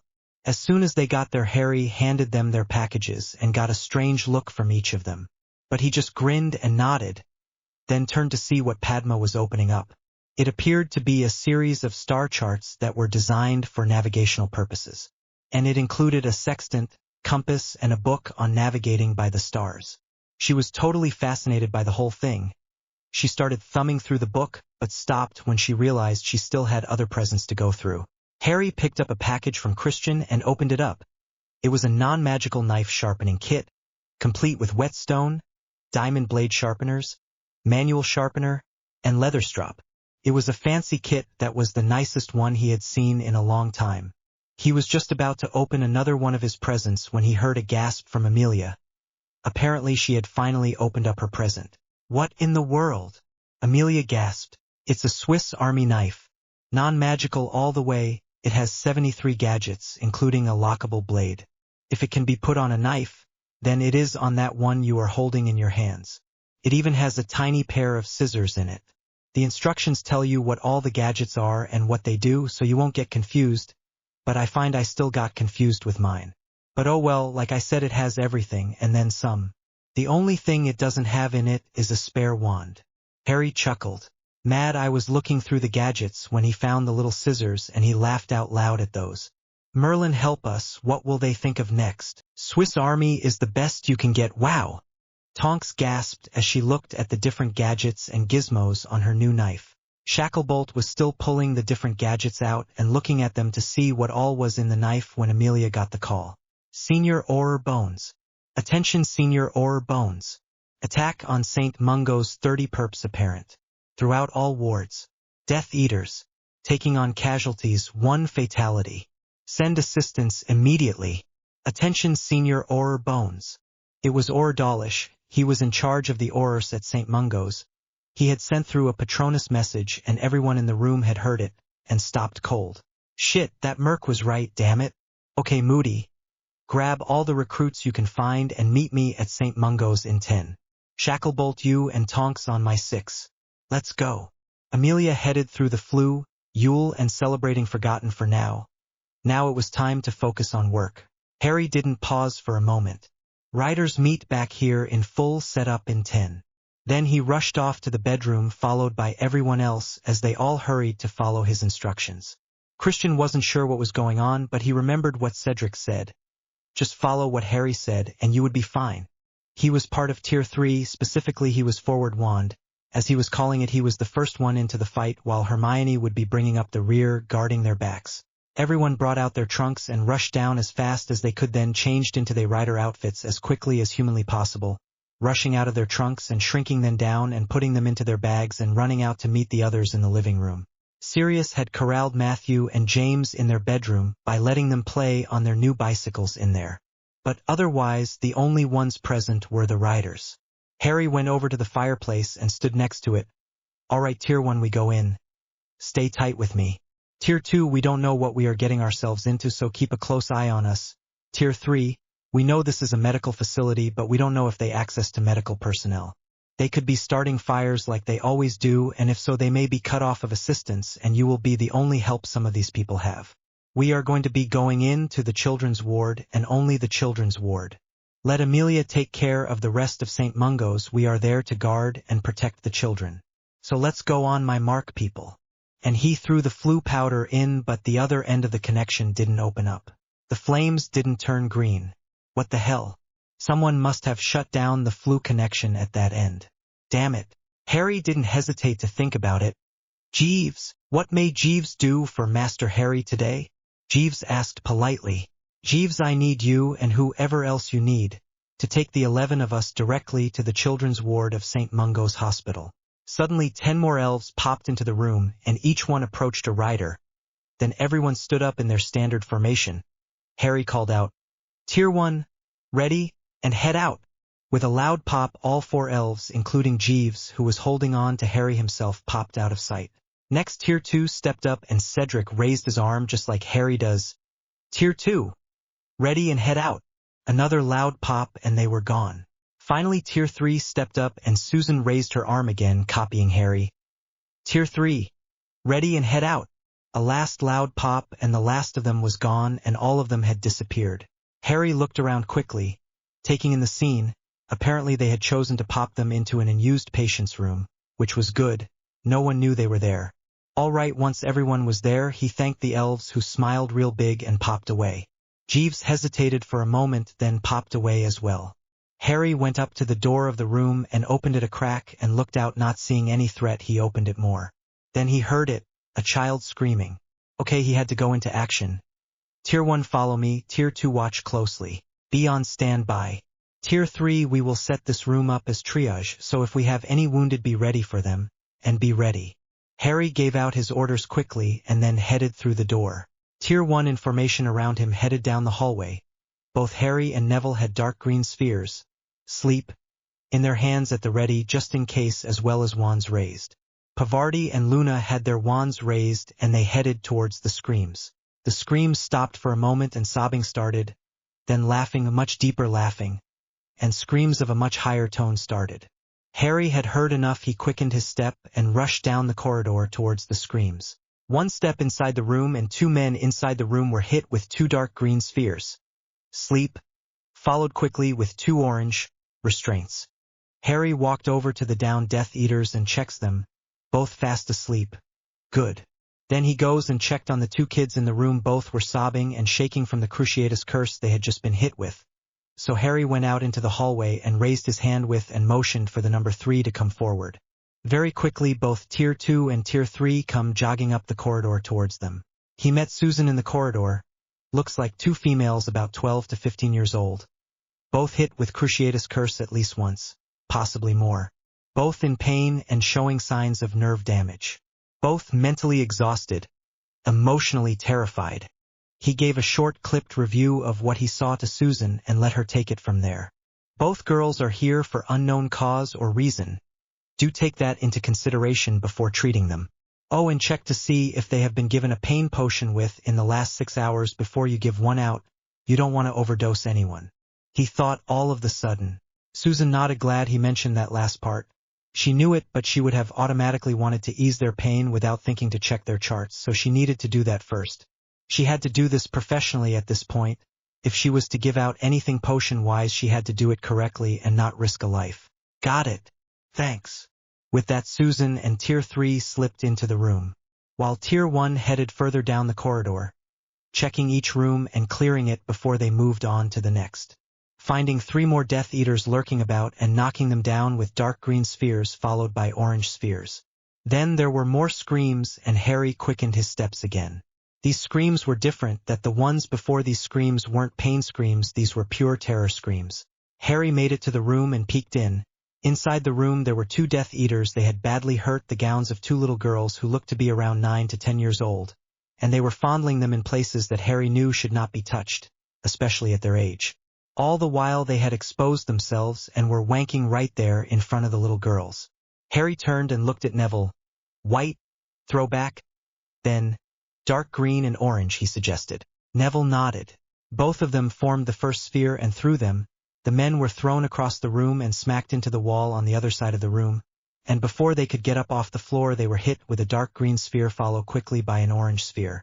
Luna and Pavarti rushed around the boys and into the room. They helped the girls out of the torn rags of gowns and into fresh new gowns and back into bed. They were both sobbing into the girls' arms. Harry walked into the corridor and put up his arm and signaled for Tier 2. Soon Tier 2 come jogging down the corridor. As soon as Cedric came to a stop before him, 2 little girls, they looked to be around 9 or 10 maybe, the Death Eaters tore their gowns and were fondling them, and attempting to rape them. They were wanking while they were doing it right in front of the little girls. Guard from outside the room. Don't enter unless they call you in.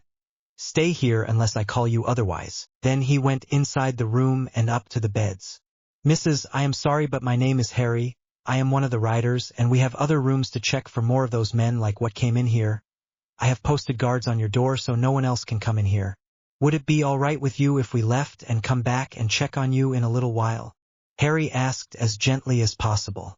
Neither girl liked the idea, but they both slowly nodded and released their hold on Luna and Pavarti. Now the guards outside won't come in here unless you call them, so don't worry about that. Hopefully you won't have to worry about anyone else disturbing you at all. At least until the doctors come in to make sure you are all right, that is, and that should be fairly quickly. He assured them. With that he, Neville, Luna and Pavarti left and continued on further down the hallway. They made it to the nurse's station at the end of the hallway and couldn't see anyone. But Harry had a feeling that there was someone there. He just couldn't see them. He walked into the nurse's station and looked around, still not seeing anyone. Then he got in thought and he began to look in the cabinets. Sure enough, he found 2 nurses had wedged themselves into the cabinets under the counters at the nurse's station. Harry helped the 2 nurses out from under the cabinets and quickly told them about what had happened to the patients in rooms 18 and 27. We have guards posted outside of room 18, and I have my medical personnel monitoring room 27, but your assistance would be greatly appreciated. Harry stated, and both the young nurses became professionals again, and headed off in the direction of the 2 rooms. Harry could see the only entrance to this floor from this direction was here by the nurse's desk, so he and Neville went to work. First they sealed the door by simply raising their hands to the door and stating "door seal," and all of a sudden the door and wall around it were one thing. You couldn't even see a crease where door used to be. Then Harry had an idea. The door frame was still there, so why not use it? He focused his energy on what he was wanting, and created a ward around the other side of the door about 2 feet thick. That was designed if you get within the ward, you were stuck there, unable to move. Neville looked at his brother and asked him what he had done. When Harry explained, Neville just rolled his eyes and nodded. It was a good idea anyway, as long as Amelia or any Auror don't get caught in it. Then their ass is history. The 4 of them headed back up the corridor until they got to room 18. Harry dismissed Cedric, Fred and George and told him to have Tier 3 to fall back to position 1. They were going to be checking the opposite direction next. Cedric nodded and the 3 of them jogged down to Tier 3's position in room 27. By that time the nurse had gotten to the room and Susan had told her what she had done for the 2 girls. Susan, Tier 3 is to fall back to position 1, Cedric stated. Then he went out into the corridor to guard their retreat with Fred and George and wait for Harry as well. Susan had done her job in this room. She shook hands with the nurse and raised her arm in the air. Tier 1 fall back to position 1, Padma, and Christian immediately fell into step with Susan. Christian in the lead with Susan next followed by Padma. They didn't even realize that Hermione wasn't in formation until they got to room 39. Where is Hermione? Susan asked as she made a quick head count. She didn't follow me. She stayed back there in room 27. Padma stated. What? She was given a direct order. I'll see her written up for this. I'm tired of babying her all the time. This time she is getting disciplined at the very least. Worry about Hermione later. Worry about the here and now. For now, Christian stated. He had a bad feeling about this. The hair on the back of his neck was standing up and he was getting shivers up his spine. He told Susan to get behind him and pulled out his bow and arrows. Throwing the quiver over his shoulder, he knocking an arrow and aimed it at the door. Susan immediately got behind him and took out her sword, putting Padma behind her. It didn't take long when all of a sudden the door flew open and a white light rushed into the room at both girls who dodged it, but it caught Padma on the right shoulder, just grazing her. She let out a shriek as the pain hit her all of a sudden. Padma was partially protected because of her dragon hide uniform, but the spell still made contact and cut shallowly into her shoulder. Susan dropped her sword and caught Padma as she fell to the ground, lowering her the rest of the way to the ground. Then immediately put pressure on the wound, creating some surgical dressings to do so. Almost immediately she cast Sarcasmus to disinfect the wounds and then began to heal the cuts with Vulnera Sinenter. There were 3 cuts about 4 inches in length and they were shallow in comparison to what they could have been. So Susan felt they were in luck. The cuts were healing relatively fast for these type of cuts. While Susan was working on Padma, Christian was dealing with the 2 Death Eaters that had crashed into their room.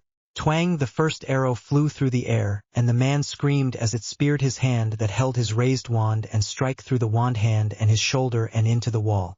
He struggled against being pinned to the wall to no avail. That arrow wasn't budging. Twang, the second arrow flew and the second Death Eater was strike through the right shoulder and thrown against the wall and attached there on the other side of the corridor opposite the entry to room 39. Christian knocked another arrow and held it in waiting standing guard over Padma and Susan. Damn it, where had Hermione gone? If she had been here, maybe none of this would have happened. She would have been guarding the door and they would have had early warning, so no one would have gotten injured. Damn it, damn it, damn it. Harry, Neville, Pavarti and Luna came jogging up to where Cedric, Fred, George and Hermione. Why is Hermione here? Why is she not with her tier? Just as he was about to say something, they all heard a shriek of pain from a female, followed by the scream of pain of a male, then another scream of pain by a male.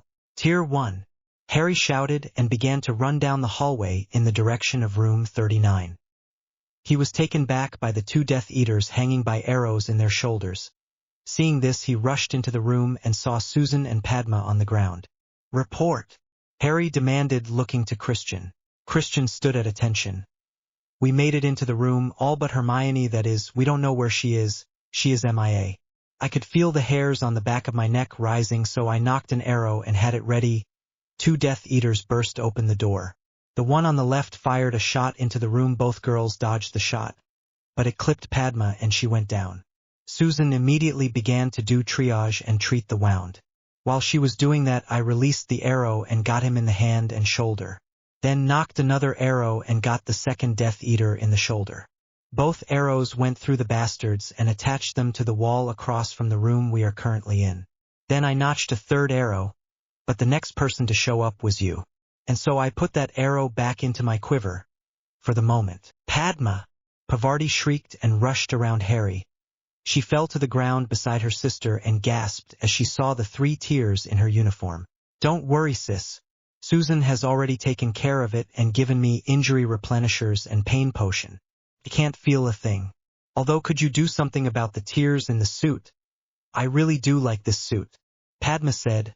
Her voice was nice and strong, much to Pavarti's surprise. Reparo, she aimed her wand at the shredded edge of the dragon hide and watched it repair itself good as new. There you go, sis. Good as new. Now if we could just do that with you. Things could be perfect. She joked weakly. Then she turned to Harry. If my sister was hurt because Hermione wasn't at her post, I want her reprimanded and a demerit in her permanent record for dereliction of duty, which led to the injury of a fellow rider. This was one of the most serious demerits they had discussed so far, except ones that led to the death of a fellow rider. Harry nodded. By that time most of the other riders had made it down the corridor. Cedric came into the room and had heard Christian's report. Tier leader of Tier 2 I Cedric Digory formally requests that Hermione Granger of Tier 3 be formally sanctioned and be given a permanent demerit in her file for dereliction of duty, which led to the injury of a fellow rider. Then Susan stood up and repeated, Tier leader of Tier 3 I Susan Bones formally requests that Hermione Granger of Tier 3 be formally sanctioned and be given a permanent demerit in her file for dereliction of duty, which led to the injury of a fellow rider. By that time Hermione had made it into the room and had heard both of them, and was in tears. They both wanted her to receive a horrible demerit on her permanent record, just because she wanted to ask a question. Harry nodded and went over to Hermione. You have heard what your superiors have stated. I would hear now what you have to say. When your tier was ordered to fall back to position 1, why did you not maintain your position and stay with your tier? Harry asked slowly. I wanted to know why we were falling back and if I could stay with Tier 2. But Cedric wouldn't speak to me.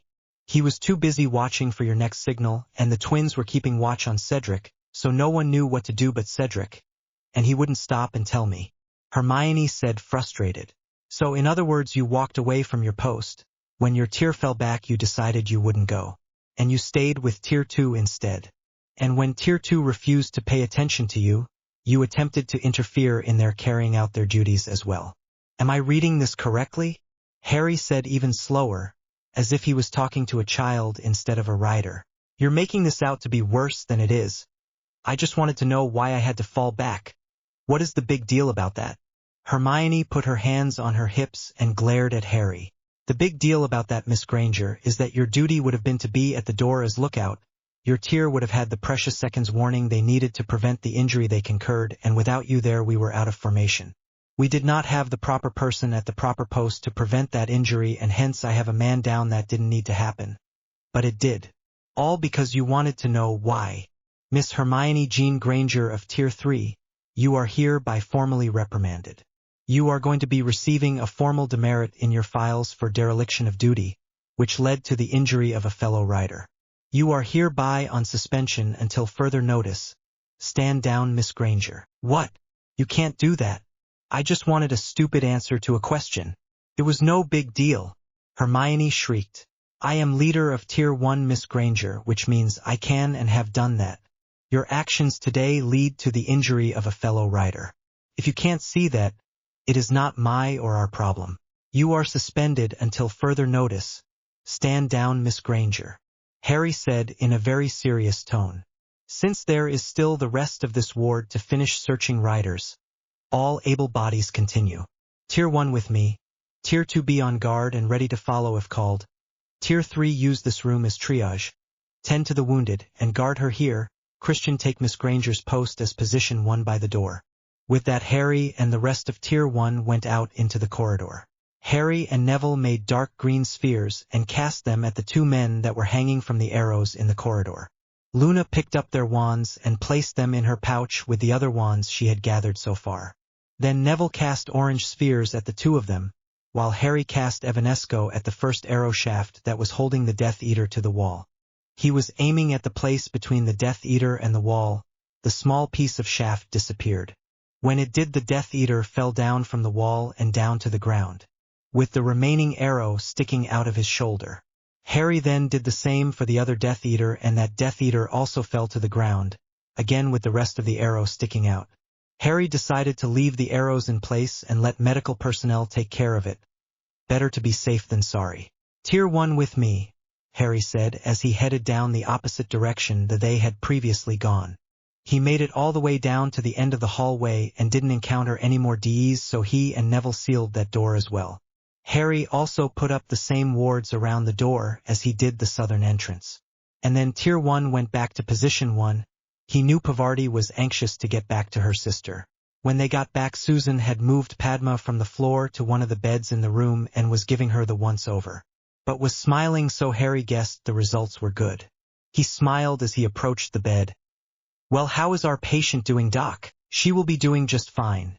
Managed to get the cuts healed without issue. There will be some scarring, but with proper applications of scar salve that should lessen the appearance to a great degree in no time at all. No major muscles or nerves were hit, so should be no restriction of movement. There shouldn't be any residual pain, but if there is, I have authorized on pain potion every 6 hours for 2 days. But I highly recommend that she have that looked at by a trained medical professional before then." Susan stated very professionally. "Okay, we have this ward secure. I'm going to let Amelia know," Harry stated.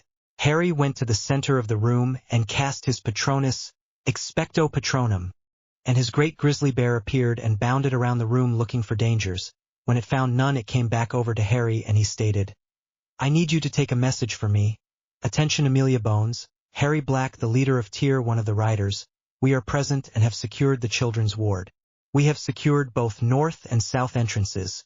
Wards present, use caution. Okay, take that message to her, please." The bear nodded and took off out the door and then to the right. Harry looked over to Hermione, who was sobbing over by herself to the side. He approached her. "Why are you still in a rider's uniform? You were told to stand down. You are no longer in commission. I want you to get in your trunk and change into your causal clothes, then return up here." Then he turned and headed back over to where Padma was laying chatting with Pavarti about what presents they had gotten some of their friends. "Well, you two are rather chatty. Gonna tell me what you got me?" he joked. "Nope," came the twin sister's answer. "Oh, I see how it is. Well, then I guess I don't have to do this then, Jeeves," Harry called out, and Jeeves appeared. "Could you find several small packages that are identical that are from me for Susan, Padma, Pavarti, Luna, and Hermione? They should look identical." "Thank you." With that, Jeeves popped away. "What are you up to, Harry Black?" Susan asked. "You will see," he said with a grin, and Jeeves popped back in with 5 identical packages, each about the size of a large shoebox. And he began to give out the packages to the people on the tags. Each girl looked at them funny but opened them all at the same time, and it was a symphony of squeals. "Oh my goodness! Look at this! Sample-size bottles of almost everything you could imagine," Padma squealed. "Oh, sorry about that." Harry reached over and tapped the box with his wand, and the whole makeup kit went from sample-sized packages to regular-sized items, and Padma squealed again. Then the girls all tapped the boxes with their wands and squealed as well. They were busy rummaging through the different items when a reply from Amelia came in. "Attention, Harry Black, leader Tier 1 of the Riders. Acknowledged. Open south entrance and expect company." Then the German Shepherd dissipated as soon as the message was given. Harry nodded and raised his arm. "Tier 1 with me. Tier 2 watch and cover. Tier 3 guard our wounded, and stand by." With that, he headed back up the corridor to the south, stepping over the 2 sleeping Death Eaters on his way out. Pavarti and Luna immediately sat down their boxes on the bed next to the one Padma was in and took up formation without blinking an eye. Christian couldn't help but appreciate the true professionalism that everything was handled in, well except for Hermione. He couldn't believe her. How could she abandon her post to question an active order? She had broken Rule 5. Listen to your boss. It may save your life some time, or someone else's life. And if it hadn't been for him feeling anxious and the hair on the back of his neck giving him that little bit of warning, someone could easily have died today. A few inches over and that shoulder wound could have sliced Padma's neck. What gets him is that she still doesn't get the severity of what she did. She walked away from her post during active duty and someone was injured because of it. There aren't that many things that she could have done that could have been worse than that. Abandoning your post while on active duty, and a death ensues. Failure to lend aid to a fellow rider when in need, and death ensues. Abandoning your post while on active duty, and injury to a fellow rider ensues. Willingly and knowing helping the opposition while on active duty. Attempting to sexually molest/rape an individual either on or off duty. Any involvement in any manner with pedophilia. The willful neglect or injury of a Darkhorn, either yours or that of another rider, or a wild Darkhorn. Abandoning your post while on active duty, and injury to a civilian ensues. attacking a superior officer while on active duty, attacking a fellow rider while on active duty. The list of grievous offenses the riders had were short, and Hermione had definitely picked one of the top 10. Christian couldn't help but wonder if she would ever realize just how serious her mistake had been, or if she was going to continue on this. But it's not fair. I just wanted to ask a stupid question. Kick until she is either removed from suspension or relieved of active duty permanently. Which she may not realize it unless she takes up responsibility for her actions, is a very real possibility. Christian's thoughts were buzzing around in his head. Harry led his tier down to the southern entrance to the children's ward at St. Mungo's hospital, and once they got there he and Neville released the hold they had placed on the door. Then he released the wards. Then Harry heard what sounded like several bodies hit the floor, so he cautiously opened the door and found 3 Death Eaters and 1 Auror on the ground. He helped the Auror up out of the tangle of limbs. Then Harry and Neville tossed dark green spheres at the 3 Death Eaters still wiggling on the ground. Then they tossed orange spheres on them to secure them for transport. He then tossed a light yellow sphere on each one and did a feather light charm on them and began to move the Death Eaters around out of the way of Amelia and her crew that would be coming soon. Just as he positioned the last DE where he wanted him, Amelia appears with about 10 Aurors including Shacklebolt and Tonks with Moody bringing up the rear. "Report," Amelia demanded. The riders were transported by Elf into an unused medical room, room 39, where we established as triage and position 1. Tier 1 checked for hostiles and found none, but I could hear screaming to my left, so Tier 1 was given orders to advance. Tier 2 to support and Tier 3 to stand by and hold position. We made it to the room the screams were coming from, room 27. There were 2 hostiles inside and they were casting Cruciatus Curse at 2 juvenile females. We subdued the 2 hostiles with dark green spheres and subsequent orange spheres, and called forth Tier 3 to have a look at the 2 girls. Tier 2 and 3 advanced and took up position at room 27 while Tier 1 continued forward. Again screams, but not pain scream, terror screams. Tier 1 advanced and I found 2 hostiles attempting to rape 2 juveniles, 8 to 10-year-old females in room 18. Longbottom and myself cast white, blowback, spheres to get the hostiles away from the girls quickly, then dark green and finally orange spheres on them. While we were doing that, Lovegood and Patil were changing the girls out of their ripped gowns into fresh gowns and attempting to calm them down.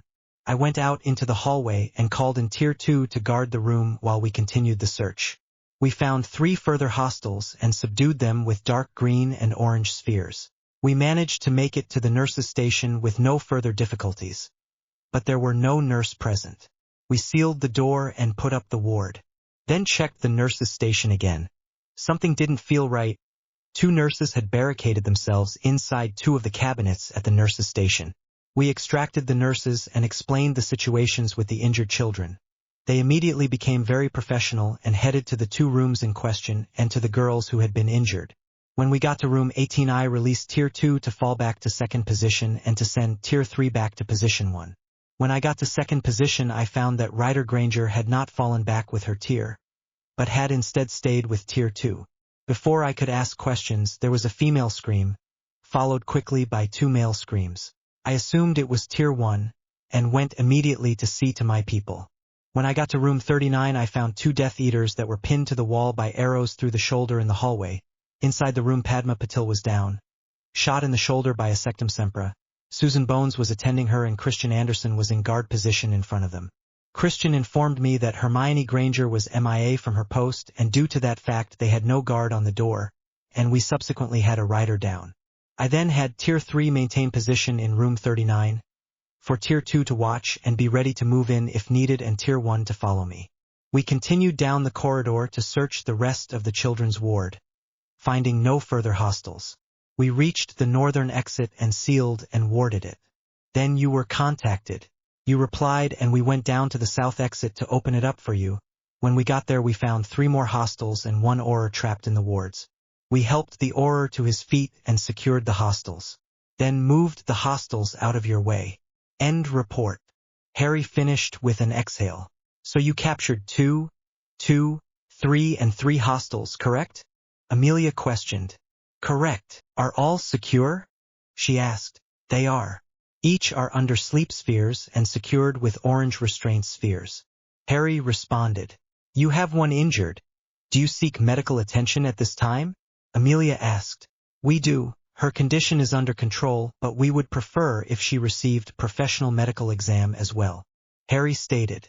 Very well, I will get my people in here to clear out the hostels, and medical assist in here for your downed rider. Is there anything else that you need at this time? Amelia asked. Not at this time. Your assist is appreciated. Harry responded. Do you wish to press charges against Hermione Granger for dereliction of duty? Amelia asked seriously. Not at this time. I am going to handle it as an internal rider matter for the time being. I will let you know if further action is required. Thank you for the offer, though. Harry responded sadly. He hated to have to discipline any of his people.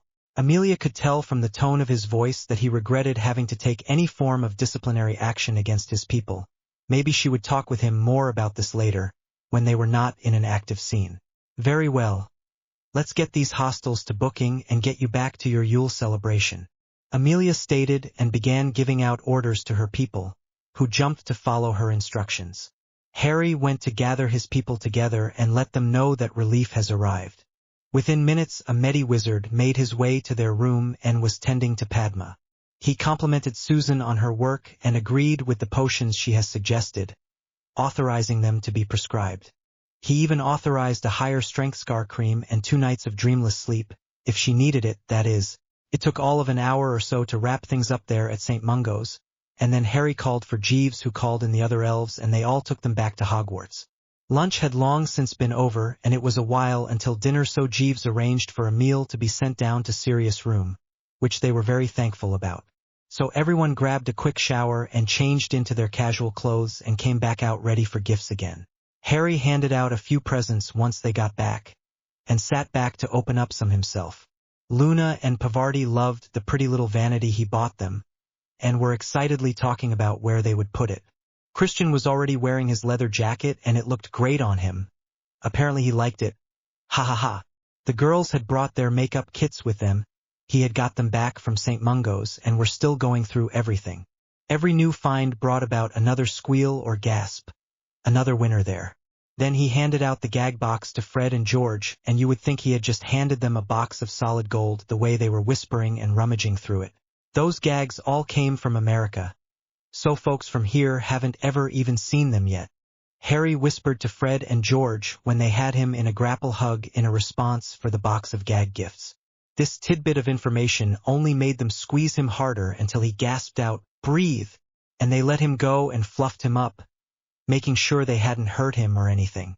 That's enough, that's enough. Go back to your box of goody, you too, geez. Harry chuckled, shaking his head, slapping their hands away. Harry opened a box that had inside it a series of miniature carvings of Darkhorns in different positions, 11 of them, apparently one for each of their Darkhorns they currently had. They were beautiful, beyond beautiful, so lifelike they looked like they were breathing and everything. Harry pulled one of the stallions out of the box and placed it on the table and realized how close it matched his very own Storm. He looked over to Christian and with a tear in his voice he thanked him. "My God's man, you are incredible." Christian awkwardly cleared his neck. "It's just something I do in my spare time. I enjoy doing it, you know? Thank you doesn't seem to do it justice. But thank you," Harry barely whispered, as he picked up the Darkhorn and held gently, looking at the eyes and the way that they glistened. "The eyes are garnets. The horns are onyx, so they are stronger than standard wood. I used ebony wood for the horses so I could get the meaning behind the wood. It stands for power, purity, balance, protection, and clarity. It is supposed to help you make wise and well-informed decisions. The wood is endangered now, but I found some old furniture that was falling apart. I managed to get the owner to let me have it for a steal. I took it apart and glued the pieces together to make the wood necessary to make the horses. Originally it was an old formal dining room table and 12 chairs. Most of the chairs were broken, but their legs were fine or their seats were fine, just something needed repaired. I'm working on those now. But the table had dents and dings in it that needed to be sanded out and its supports were missing. So I used the wood from that huge table to make the horses, and now I am going to make some trunks and boxes from what is left. Maybe some more figurines. They were fun. As I said, you are incredible. Anything you need from us to help you with your endeavors, you let us know. We will gladly support you in this. Just like Luna's painting, Neville's drawings, and Cedric's music. It makes you who you are and you are good at it. We are behind you 100%. Harry said seriously.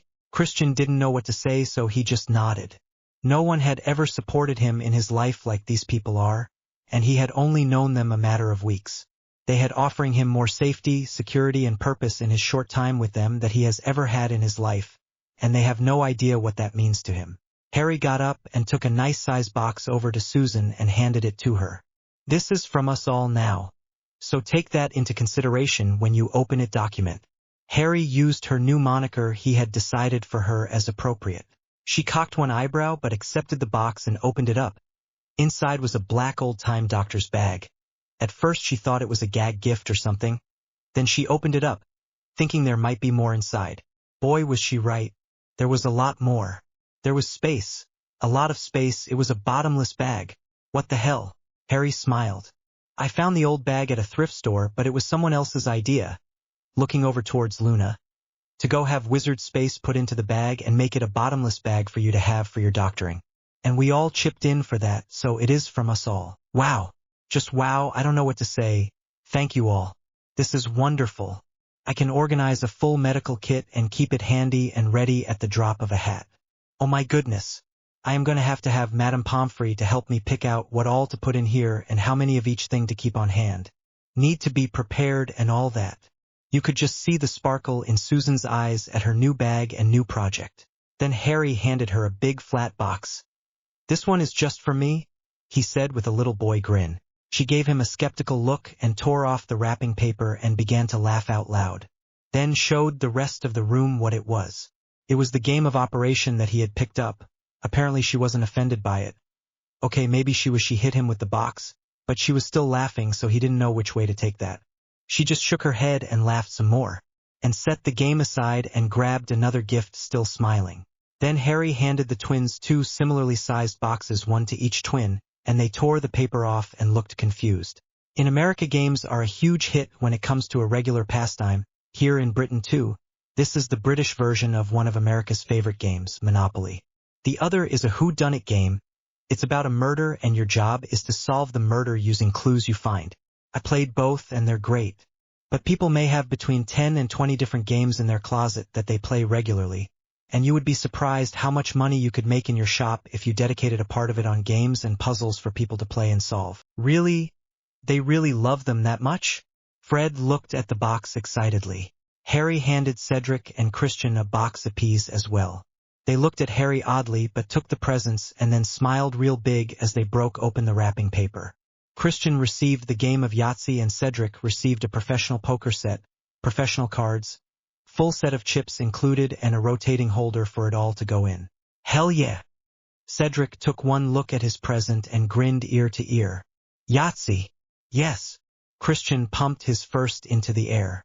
Then he handed one to Padma and one to Pavarti. Padma's was a 1,000-piece puzzle that was 20 by 28 inches called Rama, Lakshmana, and Sita cooking and eating in the wilderness jigsaw puzzle. Pavarti's was a 1,000-piece puzzle that was 20 by 28 inches called Shiva, Ganesha, and Parvati jigsaw puzzle. Both girls gasped and looked at Harry in disbelief, then tears came streaming down their faces. Harry had thought he had made a big mistake until the girls set the boxes aside and came rushing over to him and hugged him, explaining no one had ever cared about their heritage before. The puzzles were beautiful and they loved them. Harry breathed a sigh of relief and hugged both the girls back. With some urging, Harry picked up one of the boxes in his pile and opened it up. Inside was a series of shrunken baggies of his favorite granolas and munchies mixes. He looked over to Neville with a grin. His brother did know him best. These must be like 3-pound bags or something when they were unshrunk, geez. Neville just grinned back and nodded. Harry put the lid back on that one and kept it close to him so he could keep an eye on it, which made Neville laugh. The next box was from Cedric. Inside was a case of chocolate frogs and a case of every flavored beans, and a note saying, "Just spotting you for the next game." Harry threw back his head and laughed at that, considering what he got Cedric. From Luna. Okay, what in the world did Luna get him? Oh wow, a new teapot and a supply of his favorite tea. Yes, score. He was gonna have a nice evening tonight with plenty of tea and a good book. Then he opened the package from Pavarti and Padma. It was the entire collection of Sherlock Holmes books. We know how you love a good whodunit, and these are classics, so when we saw them we thought of you. Wow, thank you. I am going to love them. He smiled. They continued swapping presents until dinner time, and by then it was time to go meet the family down in the dining hall. Everyone was going to meet in the dining hall, then the family was going to congregate back in the Lovegood suite, and that anyone that wanted to could join in. Harry figured that Cedric was going to go over to Ryder Hall and have Yule with his mum there. The Weasley twins were probably going to hang around their trunks and play with their new box of gags and pranks. Susan was supposed to meet up with Amelia to have Yule with some of the officers at work. Hermione, what was he supposed to do about her? He couldn't act like everything that happened today just didn't take place, even if it was in front of her parents. She was under suspension for a reason, and she would stay that way, indefinitely if necessary. He wasn't about to place her back on active duty until she recognized her mistake and accept responsibility for her actions. Then and only then would he consider allowing her back into the Riders. She can be a solitary rider all she wants, but if she wants to be in his crew she had to work for it. And this, I just wanted to ask a question. Crap was not going to cut it. She left her post and a fellow rider got injured because of it, plain and simple. Dereliction of duty in the second class. Dereliction of duty in the first class would have been if a rider would have been killed. If that would have happened, he thinks he would have followed through with Amelia's offer and pressed charges against her. Rider or not, if she caused the death of one of her own for no reason, then she was not a rider. She was a civilian in a rider's costume as far as he was concerned. And what about Padma and Hermione working together again? Would Padma ever be able to trust Hermione? Would any of them? Hell, would he ever be able to trust her again? The doubt ran deep, and Harry didn't know the answer to that question. He couldn't have anyone on his crew that he couldn't depend 100% on, and right now he couldn't depend on her at all. She left her post to ask why they were falling back. Of all the lame brain, idiotic, moronically, calming breath. Okay, he had to remember that he couldn't let his emotions get the better of him and allow himself to lose control. It wasn't worth it. Back to the issue at hand, how to behave around the Grangers. They hadn't done anything to him, or anyone else for that matter, so he would treat them as he had always treated them, with respect and friendship. How he treated Hermione would depend on her behaviors, really. He would just have to wait and see. Why did this situation remind him so much of Molly Weasley and her? But it was only a stinging hex, and she almost killed her own son. The situations were different, mind you, but the lame excuses were practically the same. That reminded him Molly's trial was in 3 days. He wasn't looking forward to that at all. He had known the woman since he was 5 years old, and the Weasley kids started coming around to play with them all the time. He thought of her as an aunt almost, not another mother figure, which is what she tried to be most of the time, but definitely an aunt or something like that. He hated having to worry about any of this crap. This was Yule, damn it. And it should be a fun and joyous time of year, not a depressing and confusing time. Okay, enough serious thoughts, gotta think of something else. Alright then, the gifts yet to give the little people, that is fun. Yeah, wonder which one they will like best. Matthew and James rode their bicycles down to the dining hall for dinner, so no guess which one they are going to like the best there.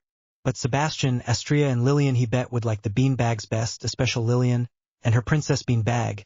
She will probably pretend it's a throne or something. Harry chuckled as the thought of his little sister sitting in the middle of her throne in her new princess costume, acting all regal and royal and stuff. Her and her injured tea parties, good grief. At least now he had Matthew and James to take some of the heat of him in the tea party area. Oh, he would still have his tea parties with his little sis, but just not all the time. Every time he saw her she wanted to play tea party, and sitting at that little table dressed up like a knight of old was a little rough on a teenager of his standing. If it happened too often, that is. Sirius had solved some of the problem with getting the twins that playhouse. Now all the kids spend a huge amount of time playing either on the swing set or in the playhouse. Misty loved fixing up foods for them to keep down there to eat whenever they wanted something, mostly fruit or veggie plates, but she made sandwiches and things like fish and chips or baked chicken for them to keep in their hot box. And they always had hot cocoa in there just waiting on them, along with fresh hot tea too. You never know when a spur-of-the-moment tea party was called for. Misty kept a nice selection of finger foods and those little miniature sandwiches and mini cakes that she loved to serve at tea, just in case. Cucumber sandwiches, mini mincemeat pies, scones, macarons, strawberry cheesecake bites, mini bundt cakes, asparagus quiche, smoked fish dip, Waldorf salad. Okay, he had to stop, he was making himself hungry, and he had just eaten. Waldorf salad really did sound really good right now though. The sparkly pink princess bean bag was a hit. So was the glittery purple bean bag. The suede bean bag was no less a hit, but Sebastian seemed to be more interested in the knight in shining armor outfit than anything else. The girls loved their fairy and princesses outfits than some of their other presents though. They all loved the games that Harry had picked out for them, as well intact they were playing their games wearing their new costumes while everyone else was opening up their presents. The Grangers were shocked at their present to say the least. This is from all of the writers and we hope that you enjoy it. Dan Granger opened the envelope to see the airline tickets and Broadway tickets and motel reservation information located inside with other documentation. To say the least, he was shocked. Well, Dan, what is it? Jean asked impatiently.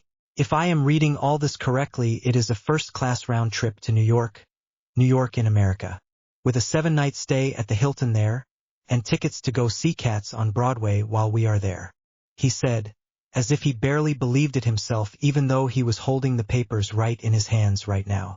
What?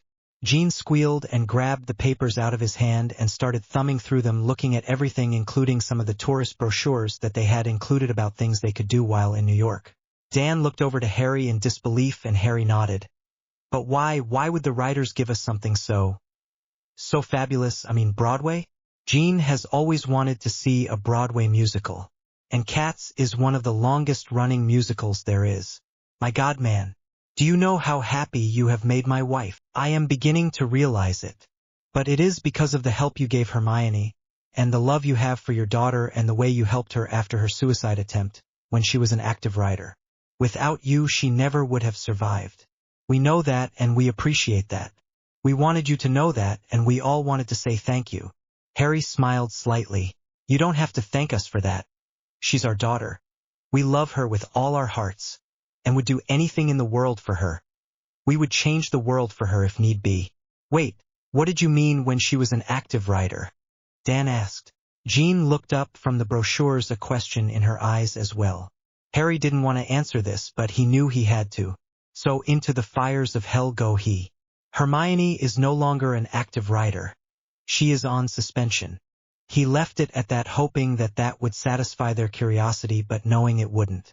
Suspension. For what? Dan asked, shocked. Harry sighed. Here it comes. Abandoning her post during active duty without cause, and a writer was injured as a result. One of our most serious offenses, sir.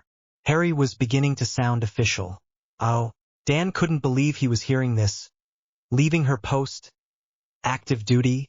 Without cause? Explain, please. It was the attack at St. Mungo's, the magical hospital. We had positioned ourselves in the children's ward and were attempting to clear the ward of any hostile individuals. We had already encountered 7 hostile forces at that time and had 4 children in the need of medical assistance by then. We were falling back to search the opposite direction of the ward, and I had given orders for her tier, which includes herself, Christian Andersen, Susan Bones, and Padma Patil, to fall back to position 1, which was room 39. We were in room 18 at the time. So tier 2, which is Cedric Diggory, Fred Weasley, and George Weasley, fell back to room 27 and informed tier 1 to fall back to position 1. Everyone did except Miss Granger. She stayed behind. According to her, she wanted to ask the tier leader of team 2, which is Cedric Diggory, why their tier had to fall back and could she stay with their tier instead. Her tier didn't realize she wasn't with them until they got to the room, since her position is to guard the rear of the group. Miss Granger would normally be the last individual out and make sure that everyone was in position before leaving herself. When they realized she wasn't there, it was too late to do anything about it, since they were set on by hostiles almost immediately. 2 hostiles attacked. Her position of guarding the door was left unattended for those precious moments that would have given them the advanced warning they needed. But instead they were surprise attacked by 2 Death Eaters and fired upon. Padma Patil was injured and down. Susan Bones, our doc, was tending to her wounds while Christian Andersen used his bow and arrow and shot both hostiles successfully through the shoulder and into the wall behind them, attaching them to the wall, immobilizing them for the moment. I was in the process of falling back with tier 2 and heard Miss Patil scream, then the 2 screams following it. I thought it was from Mr. Andersen. I assumed tier 1 was under attack and ran to assist. When I got there, I found one rider down and 2 hostiles stuck to a wall by arrows protruding from their shoulders. I checked on my rider first, got a report from Mr. Anderson, then immobilized the hostiles and proceeded to clear the ward.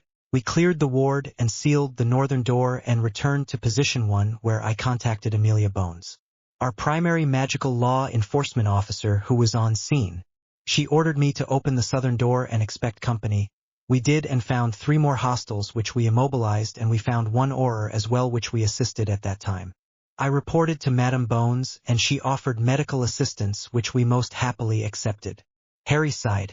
That was a lot to say, but it was all the truth and no embellishments or exaggerations were added. Let me get this straight. She abandoned her post to ask why she had to fall back? Dan asked slowly, almost as if he couldn't believe it himself. That is what she informed me of, yes sir. And to see if she could stay with Tier 2 instead. Harry answered. Hermione herself told you this? Dan asked. Yes sir. I asked her immediately after we had completed our mission, and all hostiles were attended to. Harry added. I wanted to hear the reason for her actions from her own mouth. Hermione Jean Granger. Is any of this that Harry just said correct? Dan looked over to his daughter, who had stood with her nose in the air until her father got her attention. They are making way more out of this than it needs to be. I just wanted to ask a stupid question, but nobody would stop and answer me. Hermione stated in almost a whine. It is not their job to stop what they are ordered to do and answer the questions of a curious little girl. It is their job to follow orders and maintain their position, something that you did not do. And as a result, someone was injured. Harry stated. Christian was there. He could easily have kept watch. Hermione stated. It wasn't his job to cover his position and your position. His position was position 1, forward guard. Your position is rear guard. You would have been by the door as lookout while he was inside the room guarding our doc and medic. You weren't in your position, so they had no warning of the oncoming attack, and because of that our medic was injured. Miss Patil, would you mind? Harry asked gently as he raised his hand towards Padma. She nodded and moved over the blouse she had on, to expose the scars on her shoulder. 3 4-inch long scars that went along her shoulder. Jean gasped as she saw the scars, and Dan frowned deeply as he saw them. Since you still don't seem to see the ramifications of your actions. Harry went over to Padma. Do you mind? He asked before he touched her. She nodded, and he placed his forefinger on her shoulder where the scars started, then slid them over to where her neck was. One moment of hesitation on Miss Patil's part when they were attacked and her neck would have been cut. We would be talking about murder charges right now, Miss Granger, and not just dereliction of duty with injury ensued. If you think for even one moment that I would not have pressed those charges against you, then you are sadly mistaken. Thank you, Miss Patil. Harry removed his finger and nodded to her. She straightened her blouse and smiled a sad smile at him, telling him she knew how lucky she had been too. Harry looked at Hermione with a fierce look on his face. You caused the injury to one of our own. That is not something I take lightly. And it was for an irrelevant and immature reason. That is something I will not tolerate. That is why you have been suspended indefinitely. And from the looks of things, that suspension will become permanent. Which reminds me, I would like for you to remove your personal belongings from the bag and the trunk you are currently using. You will be moving back into Ravenclaw Towers once that is done. Oh, and do not try to take any books that you personally did not purchase from the library. You may copy any you wish and take the copy with you, but the originals stay in the library. What? But those are my books. Hermione shrieked. Hermione! I can't believe you. You caused that injury. Almost cost Miss Patil her life, and you are worried about goddamned books. Dan shouted, not believing his ears. But they are my books. You don't understand. They are all I have left. She shrieked. After you lost your position as a writer, you mean? Yes, I can see how that would feel that way. But books are nowhere near as important as the life of your coworker and friend. Jean tried, seeing as her husband was getting too upset to talk right now. I need those books. I use them for homework and to study with. If I don't have them, then my school work will suffer and I won't do as well. I can't be a failure in school as well. Hermione started to cry. The only reason you would be a failure at being a writer is when you decided asking a foolish question and leaving your post was more important than your companions' lives. Dan stated between his teeth, his anger barely held in. You're being melodramatic. Hermione started. Answer me yes or no. Did you leave your post to ask a question? Mr. Granger asked. That was part of it, but I also wanted to stay with Tier 2 and stay in that position. Hermione explained. Yes or no only please. Dan reiterated. Did you leave your post to ask a question? Dan asked again. Well, yes. Hermione answered. Was the question an emergency? Dan asked. No, Hermione answered truthfully. Did the question assist you in doing your job or aid another in doing theirs? He asked. No. Quite the opposite, actually, she thought. Did you get permission to leave your post? Dan asked. No. She didn't think about it at the time, so no, she didn't get permission to leave. Did you give your tier any advance warning you were staying behind or not at your post at all? Dan asked. No. Again, she didn't think about it at the time. Did you think there might be other hostiles out there that your tier might encounter? Dan asked, getting frustrated. No. Hermione's voice was beginning to break as she thought about it for a moment. Did you take into consideration at any point that your absence might be putting your fellow riders at risk? Dan was getting down to the nitty-gritty here. No. Hermione said at barely a whisper. Do you realize that if Miss Patil would not have ducked at the right moment that she would be dead right now? Harry asked before Dan could. Silent tears began to fall on Hermione's cheeks. I will take that as you either don't know or don't care. Do you realize that if Christian Andersen, who has only been with us a matter of days, had not been there to take up guard position over Padma Patil and Susan Bones, that they would both be dead right now? Harry thought that if he gave their names out that maybe it would seem more real to Hermione, but he didn't know. Again, no answer. Why aren't you answering him, Hermione? Afraid that the answer will be yes, and you will appear to be a monster or something? Dan asked, and Hermione gasped at his words. She had never considered herself a monster. How could her father even say that? You chose to leave your post unattended, and a beautiful young woman is scarred for life because of it. You wanted the answer to a childish question and chose your petty curiosity over your coworkers' lives. You chose to endanger others rather than do the responsible thing and maintain your ranks and follow orders. Your orders were simple, fall back to position 1. Is that correct? Dan asked. Yes, she whispered as she cried. So as smart as you are, could not follow those simple instructions? Dan asked sadly. I could follow them, Hermione started. But you chose not to. You chose instead to behave like a childish, immature little girl, rather than a rider and question a direct order and walk away from your post, without notifying your direct superior, or the leader of Tier 2 so that he could have sent one of the twins down to cover for your position. And before you state he knew you were there and could have sent someone, he knew you were there. But by no means did he realize your post was left unprotected or that you had abandoned your post. Nor did he think he needed to alter his own tier's formation in order to make up for your desire to stay at position 2. He was too busy doing his job. Harry reiterated. And it wasn't his job to make sure you were doing your job. It is the job of each and every rider to maintain their position for the duration of the mission, or until they are given ulterior orders by a superior that state otherwise. You failed in your commission, and because of that the bag and trunk and all rider properties are to be returned, and that included the books that belong to the rider library. Harry stated firmly. Hermione was in tears. She thought that things would all blow over in a few days after Harry calmed down and reconsidered her suspension, but it didn't look like that was going to happen now. In fact, it looked like every time he talked about what happened the madder he got. Hermione sat there, tears streaming down her reddened cheeks, her breath coming in short sobs now. The Patils that had remained silent through this whole thing came over and wrapped their arms around their daughter, holding her close to them. Ananya Patil placed her hand on her daughter's shoulder and tears began to slowly fall down her face and hit her daughter's shoulder. Padma wrapped her hands around her mother and she was whispering something in her ears and her mother nodded. Ronick wrapped his arms around both of them, holding them close. Neville went over to stand next to the family. Not sure if it was appropriate or not, but he felt it had to be said. Mr. and Mrs. Patil, no physical scar will ever touch Padma's beauty, or could ever affect the way we see her. She is one of the most beautiful creatures in creation, and that has nothing to do with her physical appearance.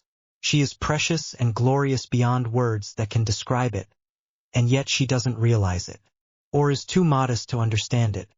Whichever it is, the beauty is still there and nothing can ever remove that.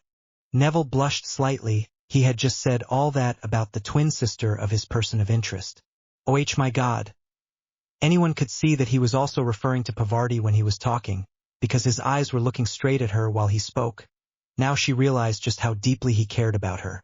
Ronick reached over and wrapped his arms around Neville and gave him a huge hug, trying to squeeze the stuffing out of him. Neville returned the hug, lowering his head into Ronick's neck, too embarrassed at the moment not to.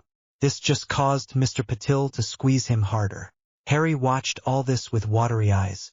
You are just lucky, Miss Granger, that some people understand that physical scars are superficial things, and know that with love, family and friends, emotional scars can be healed, Harry stated. Luna nodded and came over and wrapped her arms around Harry. Pavarti stood up and wrapped her arms around her sister, placing her hand over her mother's and grasping her mother's hand, squeezing it. Jean was in tears now, unable to hold them back any longer, and Dan wasn't far behind her. He handed the envelope with the information on New York back to Harry. Take this and trade it in for something for that family. They deserve it, we don't. You're wrong there, Mr. Granger. When you helped Hermione, you helped a brilliant little girl in a very trying time in her life. You helped her and were there for her when she needed you most. You most definitely deserve it. It is by no means your fault that Hermione was not capable to carry out her commission. If anyone, it is my fault. And I take full responsibility for that. I was too worried about hurting her feelings to remove her from her commission after her suicide attempt. I should have followed protocol and not put her into commission until she had been cleared by a professional psychiatrist. I was afraid what further trauma might do to her at an already fragile time. That is my failure and I accept that. And because of that, a rider in my forces was injured. That will never happen again, I assure you. Hey, wait a minute. I'm not a little girl. I'm a young woman. And I resent you calling me a little girl, Hermione said, wiping the tears from her eyes. Now she was getting upset. He had no right to call her a little girl. Either you are a little girl who merely wished to ask a curious question of why you were being asked to move to a different position, or you were a young woman in the commission of your duty as a rider who chose to leave formation, leaving your tier vulnerable and a man short. Due to this factor, a fellow rider was injured and could have been killed. You can't have it both ways. It is either one or the other. The adult, responsible thing to do would have been to follow orders, and if you still had a question, to ask your question after the mission was complete and all signs of danger were eliminated. Not while the mission was still active and there was still a clear and present danger. Harry turned and faced her dead on and looked her straight in the eyes. So which is it, Miss Granger? Because you can't have it both ways? Are you a little girl that made a mistake and didn't think about the consequences of your actions might have on yourself or others around you? Or are you a young woman that chose to ignore the consequences your actions might have on others and act the way you did, contrary to the mandates of your commission? Hermione stayed quiet for several seconds. The whole room seemed to be holding its breath, waiting for her to answer. He's waiting for an answer, Hermione, and he deserves one. Jean Granger spoke up finally, breaking the silence. I am not going to admit to being a little girl, Hermione stated stubbornly. You just did. She will have all of your property returned to you accordingly and without fail, by the end of tomorrow night. Will that be acceptable? Mrs. Granger asked Harry. Harry nodded and handed the envelope back to Dan Granger and said, You see, you do indeed deserve these tickets. You are wonderful parents, and you love your daughter very much. Nothing more can be asked of you. Why don't you take these 2 tickets and trade them in for 3, or add a 3rd ticket and make it a family affair? The tickets to everything we set up is open date, so it is good for 1 year. Take the trip during the summer holiday and make it for the whole family, on the riders. Harry placed the envelope back in Mr. Granger's hand and he only nodded, not saying a word in response, just taking the envelope back with his eyes glistening with unshed tears. Dan walked over to Jean and placed his arm around her shoulder and gave her a hug. She leaned into the hug and nodded. Harry felt a tug at his pants and he looked down to see Lillian. He knelt down to see what she wanted. Will you play Hungry Hippos with us? We need another player? Harry smiled real big and got up, taking his little sister's hand in his and let her lead him back over to the table where they had the game out ready to play. and sat down to play hungry hippos with the little ones. Luna following to watch the game unfold with him, never having seen it played before. Chapter 25. Chapter 25. It was the day before Molly Weasley's trial, before breakfast in fact, that Harry had all of the riders gathered together in Sirius' room. He had set up the living room in a big semicircle around his pensive, which he has set up on a pedestal at the end of the room and face all the chairs and sofa toward it. Everyone came in and sat down in one of the chairs that were set up. Neville and Luna took 2 of the front spots and Pavarti took the chair beside Neville. Neville and the Patils had had a good long talk after his statement last night, and they were now well aware of his intentions towards their daughter. He had finally admitted that he wanted to eventually marry her and make her his wife. Neville had explained that while Padma was a thing of beauty and a prize to have, that was to be sure, that she wasn't the twin that he was interested in. His interests are solely focused on Pavarti, and that while the 2 sisters looked alike, they were definitely their own person and they had their own personalities. And he was in love with what made Pavarti who she was. Now it was like you could catch them holding hands almost all the time, and a happy little smile on his brother's face whenever he looked at Pavarti. She would blush and smile back at him. Harry guessed she wasn't used to all the beautiful words Neville had said about her. Why ever not, Harry didn't know. The Patil sisters were both beautiful, graceful and exotic, but they were just no Luna. Wait, where did that come from? Harry realized his own thoughts about the fairer sex were rapidly beginning to take on one specific individual as well. Luna Lovego. As unique and quirky as she could be, she was still brilliant and an adventure amongst herself. Just when his mind was wandering off on a tangent that it was better to leave alone right now, there was a knock on the suite door. Harry went over to the door to answer it, and hopefully this would be the person he had invited to join them today. Harry opened the door and it was Draco Malfoy. "Welcome, Mr. Malfoy, you're just in time. Please come in." And Harry stepped aside and invited Draco into Sirius' suite. Draco was skeptical about accepting the invitation, but Harry had given him the word of a rider that it wasn't any funny business, that it was rider business and he was invited. So that kicked up his curiosity that he couldn't stand it and he just had to come see what this was all about. So he stepped into the room and found it full of the complete group of riders waiting inside. Suddenly he got very apprehensive and paused. "Don't worry, Mr. Malfoy. They are here for the same reason you are. No harm will come to you within these walls," Harry announced. Of course all the riders heard what Harry had stated and regarded that as a statement of fact, and immediately decided to be on their best behavior. "If you would please take a seat, we can begin." Harry motioned for Draco to take a seat and then went over to the pensive and tapped it in 3 places and poured a memory into it. Suddenly a 4-foot by 6-foot picture popped up above the pensive. Since the only thing behind it was the wall, it appeared to be projecting itself on the wall when in truth it was floating about 6 inches in front of the wall. Harry walked over and sat down on a couch next to Luna to watch the movie as it played. It was odd at first, going from feeling as if you were almost living the life of the individual to seeing it on the wall, like you are watching a movie or watching it on television or something. But soon everyone was so into the memory that you could have heard a pin drop in the room. When Nicholas Malfoy was healed by Asia, Luna clapped and wiped a tear away. But Harry was more interested in Draco's response, which was one of shock. His eyes were large as galleons and sparkling with unshed tears. Harry couldn't help but see how much a family resemblance there was in the 17-year-old Nicholas and the 13-year-old Draco.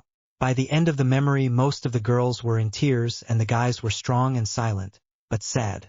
Suddenly realizing that this is what happened to the last of the riders before them. This was the true history of the riders, not all the made-up romantic stories or hype of ending up in prison somewhere. The last 2 riders died alone and forgotten, after burying all their dead friends and companions for many, many years, who died of Spanish influenza. How the disease had gotten into the castle was never disclosed, maybe it was never known, but it had taken its toll. Oh, how sad. They all died. Luna laid her head on Harry's shoulder, crying softly. Harry put his arm around her shoulder and rocked her softly. "My great-great-grandfather was a rider. I can't believe it. Oh, sweet Merlin. Why didn't anyone ever tell me this? Oh my gods. All I know about Nicholas Malfoy is that he was blind and married a young woman by the name of Brittany Flint when he was 38. He then had 4 children. He passed away when he was 55 of Spanish influenza, the Muggle disease that had hit the wizarding world just as bad. My gods, he was one of the ones they buried at the Ryder Castle. When I went looking for information on where he was buried, all I could find was that he was buried elsewhere due to the situation of his death. I assumed they had to bury anyone that had caught the influenza in a certain place together or something. I didn't know that it was because he was a rider and he had died with them. Draco's eyes were huge. You could tell the thoughts were rapidly rushing through his head. Mr. Black, do you know where this castle is? No, I don't. But I think that storm might. I am not sure though. Harry said truthfully. Are you going to try and locate it? If so, I would like to be involved on that expedition. Draco stated. No one that isn't a rider, or married to a rider, has been to that place in over 500 years, Mr. Malfoy. And I am not about to authorize a civilian to trespass on that sacred ground out of mere curiosity. Harry gave Draco a firm look. It isn't mere curiosity. I want to try and become a rider. Now that I have seen that a Malfoy can actually achieve such noble an achievement, and I am not just being a fool, or that it isn't just a foolish dream. Draco said firmly. Harry thought for a moment, then nodded. I have an idea, but I need verification first.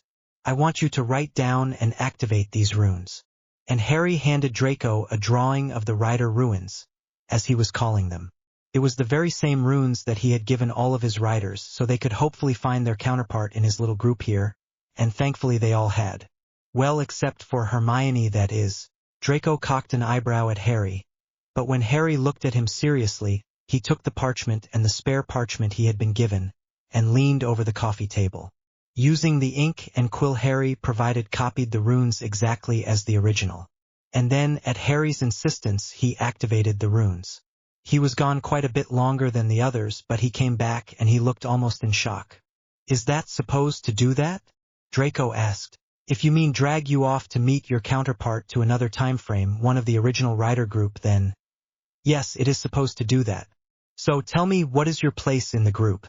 Harry asked encouragingly. Draco still looked a little dazed but answered. I am not sure really. Franklin said I am supposed to cover the medic and Doc's ass and keep the other fool out of trouble. I am a little lost on that. I don't know who he was talking about and if he was talking about his group or this group. When I told him I didn't have a mount yet, he asked if I was 18 yet. I said no, and he said to give it time then. What does he mean by that?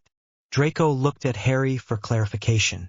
I think what he means is that if you are not within a few feet of your Darkhorn when you are younger than 17 or 18, they can't feel you. By the time you turn 18, they can feel you fully, and if you haven't come to them by then, they will come to you. That is why we are younger than that and have already found our Darkhorns, and others couldn't find theirs until they were older. Christian was 16, but he was also in great pain and danger, so I think that is what activated the call early.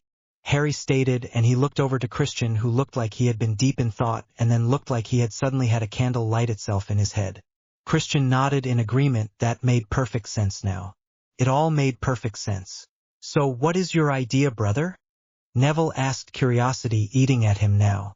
Well, it appears that Draco is going to be our replacement for Hermione in Tier 3.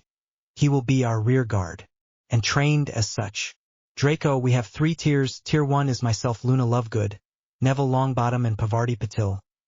Our job is to basically go in and secure the site. We are the forward wands, you might say. I am leader in Tier 1. Next is Tier 2, which is Cedric Diggory, Fred Weasley and George Weasley. They are our backup, and their main purpose is diversion, distraction, and decoy. They also go in and take out any wounded riders or personnel that call for an assist. They're backup and guard when not doing their primary purpose.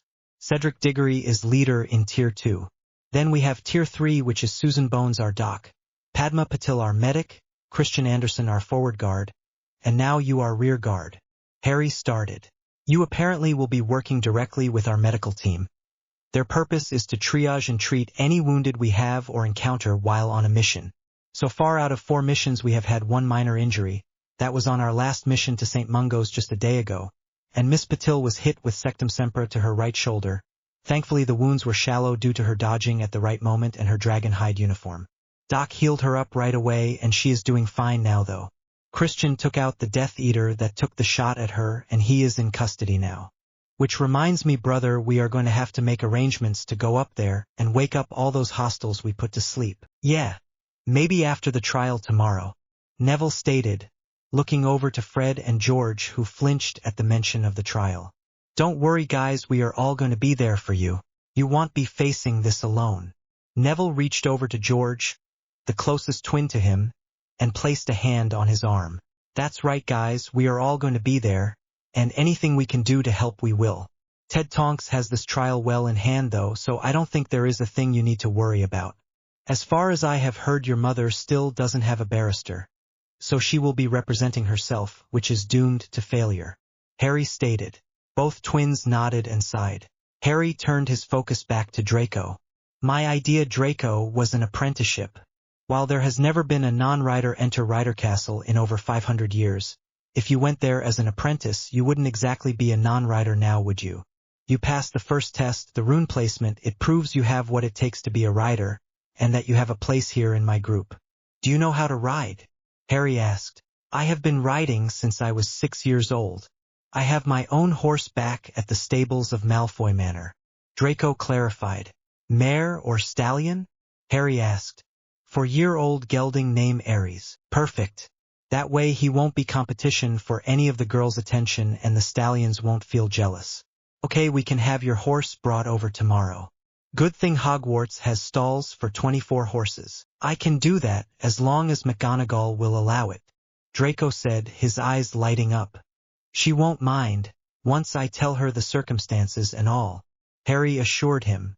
Now we have to have you kit out. We can do it today since it is early yet. People are still out trying to do their last-minute Christmas shopping, so it will be a little bit of a madhouse.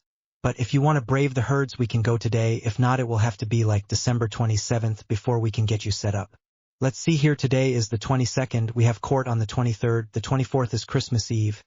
Then there is the 25th, which is Christmas. Then the 26th you have Boxing Day, so the first chance we would have would either be today or the 27th. I was right. Harry looked at a calendar he had and counted off the days and what was planned for those days. Or better yet, what the stores had planned for those days. I am not sure what kit out means, but I would prefer to do it today rather than wait, if it has anything to do with the riders. Kit out means that we take you down to Diagon Alley and pick you up a 7-compartment trunk just like ours and a bottomless bag like ours. It is part of being a rider. Now normally you would also get a ring, but since you would be an apprentice, I am going to give you this necklace. It represents all that a rider is. The infinity symbol represents truth, for truth is eternal. The 2 swords crossed in the top loop signifies justice. The 2 wands in the bottom loop signifies honor. Truth, justice, and honor, our motto, something we live by. Those are words that we represent and uphold, that we hold dear to us. Do you think you can hold true to that and hold it dear to you, Draco Malfoy? Harry asked. I do. For so long I have wanted to break away from the mold that my father has wanted to put me into. You helped when you rescued me from the basilisk and Tom Riddle. But I want to break the mold itself. I want to be my own man and hold true to me those things that Nicholas Malfoy found to be his saving grace and his legacy. May his honor be my honor, Draco said with all the seriousness he could muster. Harry nodded and he handed Draco over the rider necklace. Now you take this necklace and place 3 drops of injury on the back of it once you put it on and press your finger onto the back of it. Then if you ever are in need of us or are in danger somewhere, simply place 1 drop of injury on the back and place your finger on it and we will find you anywhere you are at. Oh, and once you put those 3 drops of injury on your necklace, no one can remove it, so you better make sure this is something you want to do. Draco took the necklace and put it on and asked if anyone had a knife. Every one of the riders pulled out a knife of some form and offered it up to Draco. He took Harry's small dagger and gave everyone else an awkward look. Christian chuckled. Rule 4. Always carry a blade. Rule 4? What are the other rules?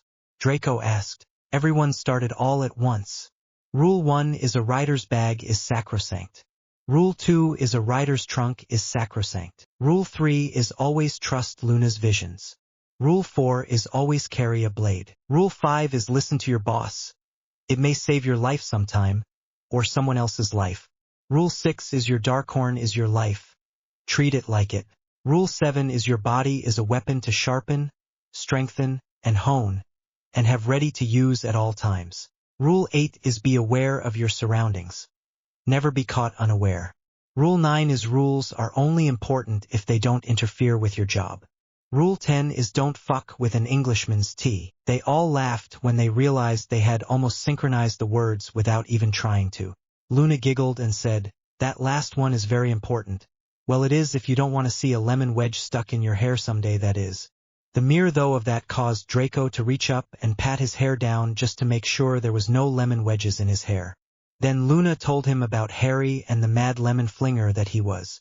Draco couldn't help but laugh with them all when the image of the waitress running to the bathroom trying to get the lemon wedge out of her uniform flashed in his head. "Well, the damn little things are disgusting, and have no business being on my plate in the first place." Harry frowned. "Naughty, naughty, naughty. Then you put it in a napkin and put it on my plate and ignore it. Don't fling it at the poor helpless waitresses." This brought a whole other round of laughter and chuckles from the riders at their leader's expense. "Damn lemon wedges. They should learn how to make a cup of tea." He grumbled and looked the other way. "But like they were saying, those are our rules as of this moment. There may be others at some point, but if you follow those you will do pretty damn good." "Why are the trunk and bag sacrosanct?" Draco asked. "They hold all our secrets, our property, our collections, our inventions, our mysteries, our libraries. Our very lives are in there. Anyone who gets a hold of them can learn everything there is to know about riders. Our weapons, our history or lives, who we are, where we came from, what our plans are, who our associates are, who our enemies are. They can learn it all and can tell everyone, and we become an open book to the world. Our enemies find out about it and soon we are at their mercy. If they knew who we all were, they could kidnap one of us and hold us for ransom, demanding the Darkhorn horns as payment. Our very existence depends on them, and they would be at risk. Or they could kill our rider, demand a ransom, and all we get in return is a body. Since we have been apprehending and turning in the Death Eaters, we have made some pretty powerful enemies. People I am sure that would love to see us dead and the riders disbanded permanently. But we must remember that it isn't only ourselves we are protecting here, it is our partners. Our Darkhorns as well. Their very lives depend on us and we can't let them down. Any of us." Harry stated with all the emotion he dared to. Harry continued, "That rune array that you just explored and received that message through proved that you have a Darkhorn out there waiting on you and that they are depending on you to find them, to take care of them and protect them. If you change your mind now, or end up getting yourself killed, or something stupid like that, then that Darkhorn will die riderless because they only choose one rider in their lifetime. Without you, that Darkhorn will die alone. So in everything you do, from this day forward, you have to think of that. You have to put your Darkhorn first, you have to follow Rule 6 to the letter. They are your life and you have to treat them like it. So you keep your trunk and bag sacrosanct so that you don't endanger yourself, your Darkhorn or other riders and other Darkhorns. I get the picture, secrecy equals safety and security." "Got it," Draco stated as he nodded. "Bottom line, yes, exactly. I will take you on as a Darkhorn apprentice for a period of 5 years, which should be until you turn 18. At that point your Darkhorn should be able to find you if we haven't found them beforehand. But by that time you will be fully trained and be able to take your mount immediately. During that time the riders will be responsible for any training you wish to take or classes you want. Right now I have arranged for our riders to have karate, which is a form of martial arts, first aid, and archery. First aid would be a little rough taking it on during the middle of the year due to the fact that it is a Hogwarts class, but if you want to take it we can get you caught up on it. It will just take a lot of hard work on your part. We get up at 5 every morning, wake up and get ready for taekwondo and sword practice. Then we grab a shower and breakfast. Saturdays then between 8 and 10 we have a group study, so if you have anything left to work on we try to finish it up. At 10 we have karate class, then another quick shower and lunch. Next at 2 o'clock we have first aid class. Then if you want you can join in on archery at 4 o'clock. Dinner is at 6 and that is our Saturdays." Harry stated, going over the time frames in his head to make sure he had them all down correctly. "Our Sundays are a lot calmer though," started Neville. "We still get up at 5 o'clock and have taekwondo and sword practice, then grab a shower and have breakfast. But then we usually spend time with our family and the Munchkins. By that I mean Matthew, James, Sebastian, Estria, and Lillian. Sometimes we take them to a big empty classroom and play music for them and dance and play music for hours with the munchkins. Oh, by the way, that reminds me, do you play a musical instrument? We have a band, we all play something. Other than Christian, we have been playing together for years. Christian plays guitar, and so does Cedric. They sound like they have been playing together for ages. Neville stated. Actually, I do play. I can play several wind instruments, including the flute, clarinet, oboe, saxophone, and horn. I thought about learning to play the trumpet, but the sound is just a little too metallic for my taste. Draco stated. You can play the sax. Cool. We were kind of missing that instrument and needed one in the band. Harry smiled at Draco. I play the piano. Can you read music, or do you play it by ear? Both. It just depends on the music, really. Draco said honestly. Some songs were harder for him to play without sheet music, so he needed the guidelines at least for the first few times he played it. Then it was like he could play the song from memory alone. But it did take a few tries to get to that. Great. I play from sheet music mostly, until I learn the song by heart. Cedric can hear a song a few times and play it back note for note. He is remarkable. If he ever learned how to read music, he could probably write some damn good songs. Some of us play from memory, some read music. It really depends on the song. Harry stated. We play anything from classical to the old rock and roll, to soft jazz, to American country and western, to waltzes, even some swing and even some modern rock if it is good. Someone just shouts out a song and we start playing it. Everyone tries to let everyone have a chance at picking a song and not hollering out the song all the time. We have even had our folks join in and put a fishbowl on the piano for all the songs everyone wanted to hear. They just wrote them down on a piece of paper and we put them in the fishbowl and let one of the little ones pick out the song. We played until the munchkins fell asleep on us, and then everyone called it a night. Harry smiled, remembering Frank carrying a sleeping Lillian back to bed and himself giving her a kiss goodnight before he had to head back up to bed. She looked so cute in her princess nightgown, wearing her little crown as she slept. All right, just so we are all on the same page, Draco Lucius Malfoy, are you hereby accepting a formal apprenticeship from myself, Harry James Potter Black? You agree to take up the position of rear guard in Tier 3 and are aware of the duties expected of you therein. You will follow the orders of your Tier Leader Susan Amelia Bones, Tier 2 Leader Cedric Anthony Digory, and Tier 1 Leader Harry Black to the best of your abilities without pause, hesitation, or question while in active duty. You will defend your fellow riders to the best of your ability, and this order would include your own safety as well. You will keep all rider secrets, never to divulge any secrets, without the permission of Leader 1, which at this time is myself, Harry Black. We the riders to agree to never divulge any of your secrets without permission of one Draco L. Malfoy, which is yourself. During this time of apprenticeship, the riders agree to pay for your schooling, training, housing, and medical needs. We agree to aid Draco Malfoy in reaching his goals and furthering his goals in whatever way possible, whenever possible without judgment. The riders will never judge Draco Lucius Malfoy based on ethnicity, injury, family history, sexual orientation, religion, financial security, medical issue, education, or lack thereof.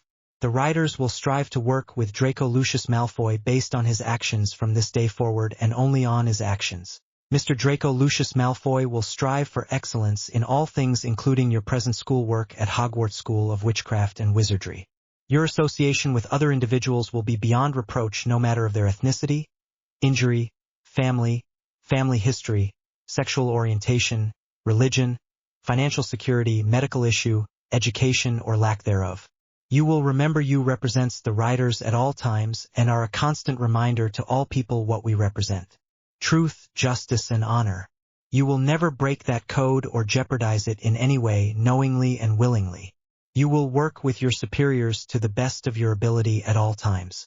You will never endanger another rider, colleague, or civilian intentionally or knowingly. You will remember the rules of the riders. You will follow and uphold them while you are an apprentice and when you become a full-fledged rider. Is that your agreement, Draco Lucius Malfoy? Harry had ran out of breath, but he had covered it all. In all seriousness, he thought he covered more than it all, but he wasn't leaving anything to chance here, not like with Hermione. Draco looked him straight in the eye and stated, "This is my agreement, Mr. Harry James Potter Black, to follow all the mandates you have above listed without question and beyond reproach, to strive in excellence in all things and to make you proud of me. Draco's voice was beginning to crack a little near the end of what he was saying, proof of the emotion he was putting into what he was saying and that he meant every word of it. Then, Mr. Malfoy, we have an accord. Welcome to the Riders. They shook hands and felt the magic flow between them, as if magic herself was agreeing to this arrangement. This was good, whatever it was. It was good.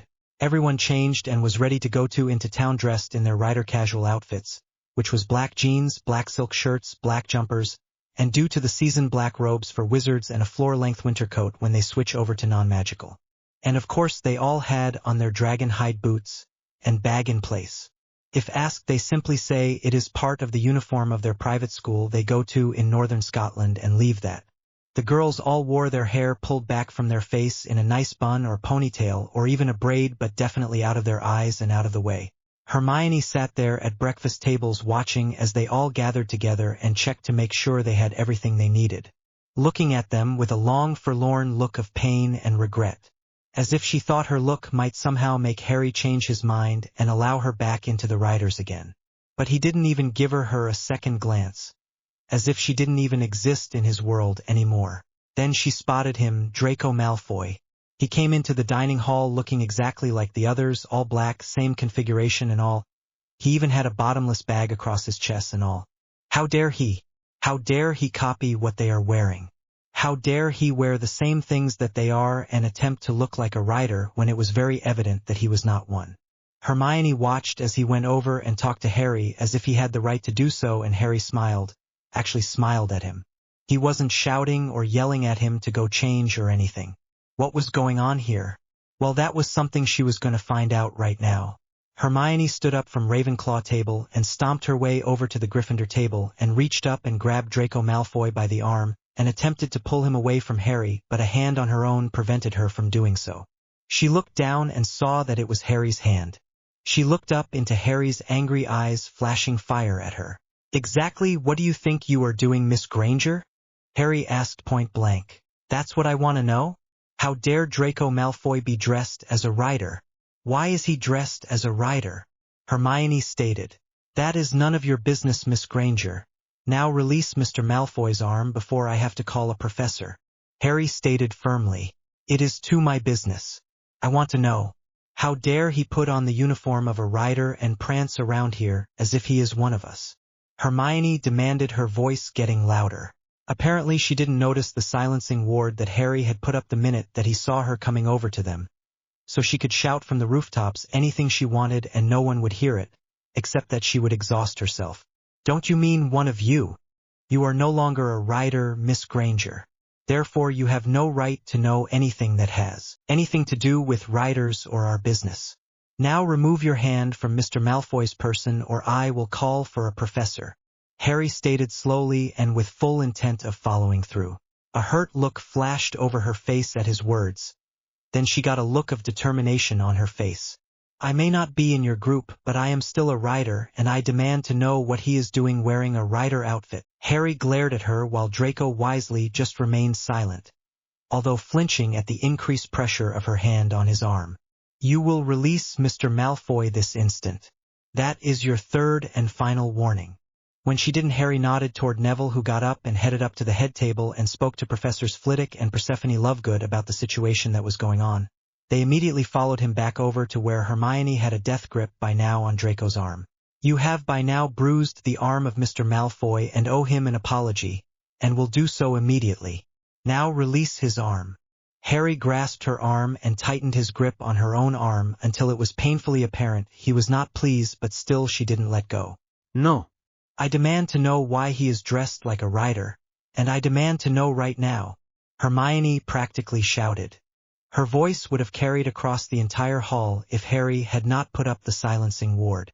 As it was, she just looked like she was having a rather heated argument with Harry and Draco about something. Who knows what, but whatever it was had gotten the attention of the professors because here they were coming. You do not have the right to demand anything from me or Mr. Malfoy or my riders. You are not one of my riders. You did not have the right to demand anything from me when you were one of my riders. You could request information, and if I thought it was pertinent to you doing your commission properly, then you would be allowed to have that information. But you would never be allowed to demand anything from me. Your commission had ended. You are not my issue at this moment, and right now you are causing harm to Mr. Malfoy. Look at the color of his hand. Notice that it has gotten quite a bit redder than his other hand. That is because you are cutting off the circulation to his hand. Now release him at once.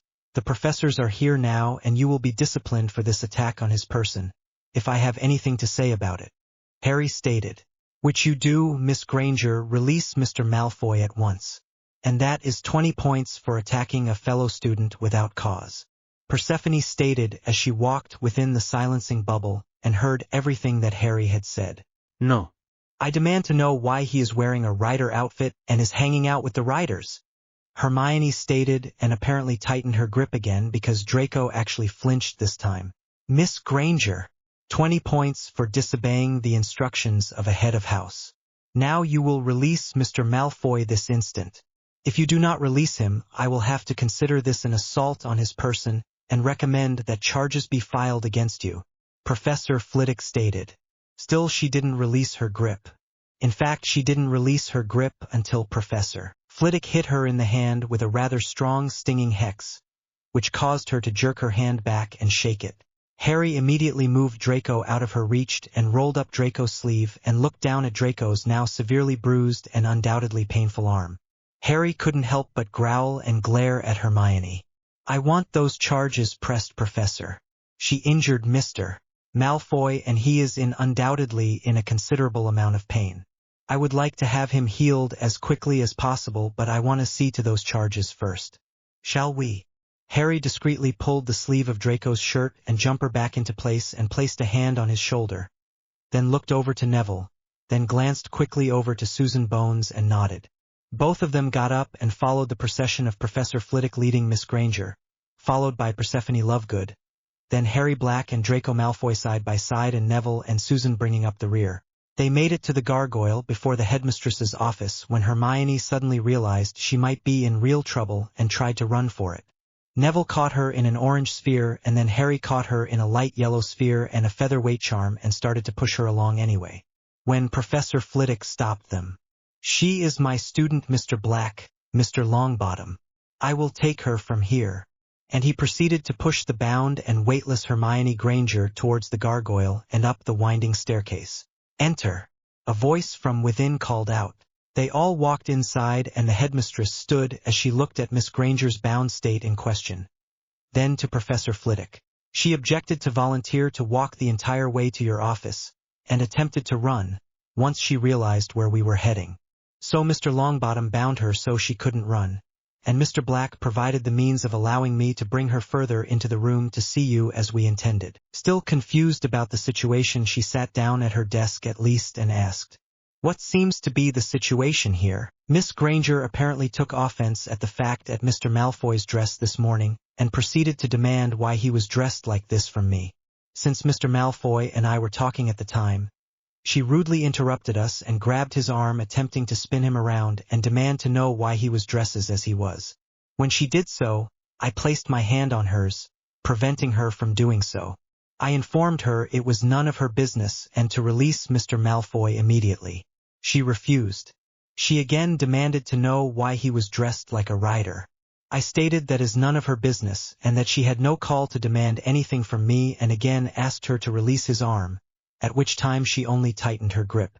I informed her that if she didn't release Mr. Malfoy that I was going to get a professor. She merely tightened her grip again, causing Mr. Malfoy to flinch. At no time had he addressed her in any fashion. I was the only one she was speaking to. But she was tightening her grip so much that she was causing the discoloration of Mr. Malfoy's hand due to lack of circulation. I drew her attention to that fact, and when she still did not release him, Persephone Lovegood approached and to docked her points in an attempt to get her to release Mr. Malfoy. She did not. She merely tightened her grip, which caused Mr. Malfoy to flinch. Again, Professor Flitwick, who had by this time approached, saw this and hit her in the hand with a stinging hex, causing her to release Mr. Malfoy, and I pulled him away from her reach.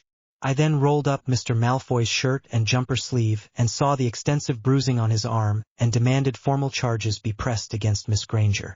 We then followed Professor Flitwick and Madame Lovegood to your chambers. Harry explained in detail the events leading to their being here. Is this true, Miss Granger? Did you indeed grab Mr. Malfoy on his arm hard enough to leave bruises, and when told to stop you ignored your head of house and a second head of house? The headmistress asked. I demand to know why he is wearing the clothes he is wearing. Why is he dressed like a rider? She stated instead of answering the headmistress's question. What place is it of yours to ask any student why they are wearing any choice of clothing for any reason? As long as it is within our dress code, it is none of your business. And since we are on vacation, even the dress code is lax to a great degree. What Mr. Malfoy is wearing is well within acceptable range for a male student of Hogwarts. That is all that needs to be said about this situation. If you have an objection to his attire, you should go to your head of house and address it. Not demand it from that student or attempt to strong-arm that student into answering your demands. You have no right to that answer. And you injured a student in an attempt to gain that information is just plain bullying, and I will not tolerate it at my school any longer. Mr. Malfoy, do you wish to continue to press formal charges? The headmistress asked, although she was pretty sure she knew the answer to that question already. Draco looked over to Harry, who merely nodded and then looked at the headmistress and nodded. I do, leaving it at that. Although he wanted to say more, sometimes less is more in situations such as this. That is something his father, the barrister, taught him. Very well, Persephone, if you could notify Amelia Bones for us. McGonagall asked, shaking her head. She didn't want this Draco Malfoy situation blowing up into another Hannah Abbott situation by any means, but she always hated when the Department of Magical Law Enforcement had to get involved. It meant that something was getting out of hand at her school and she wasn't able to control it. Amelia got to the headmistress' office about 5 minutes later and asked Harry for a report. He gave it to her in detail, then he had Draco raised the sleeve of his shirt and jumper so that the area where Hermione had grabbed onto was exposed. The area had not dissipated in the least. If anything, it looked worse. You could now see the angry purple/black fingerprints of where Hermione's hand had been on Draco's arm, surrounded by angry red inflamed skin that was whelped up between each finger and around the handprint itself. Amelia looked at the handprint for a moment, then waved her wand over Draco's arm, saying something under her breath. McGonagall frowned deeply when she saw the evidence of Miss Granger's assault on Mr. Malfoy's arm, bold and inflamed as it was. Thank you, Mr. Malfoy. I have it recorded now. I assume Miss Bones is here to heal this. Once I get the evidence I need from you. Yes, madam. She is our document, Harry stated simply. Then you may go ahead and have Mr. Malfoy healed at this point. I have all the evidence I need, she stated.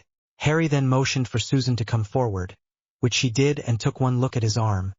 She began to wave her wand over his arm slowly, and just as slowly the redness and angry purple/black bruises began to go away, leaving nothing but the healthy-looking arm as she finished. Draco sighed as the last of the bruising disappeared and the discoloration was thankfully now gone, and that ugly handprint with it. Harry nodded and smiled at Susan. Thanks, document. Harry patted Draco on the back between his shoulder blades. Harry knew that had to have hurt quite a bit, and he was proud of how well Draco had handled the whole thing, really. So much better than he would have handled it, even 2 days ago, if Harry had to be honest with himself. Good man, Draco. I'm proud of you, was all Harry said. And you would have, though he had just given Draco the moon, judging by the beaming smile that Draco was now wearing.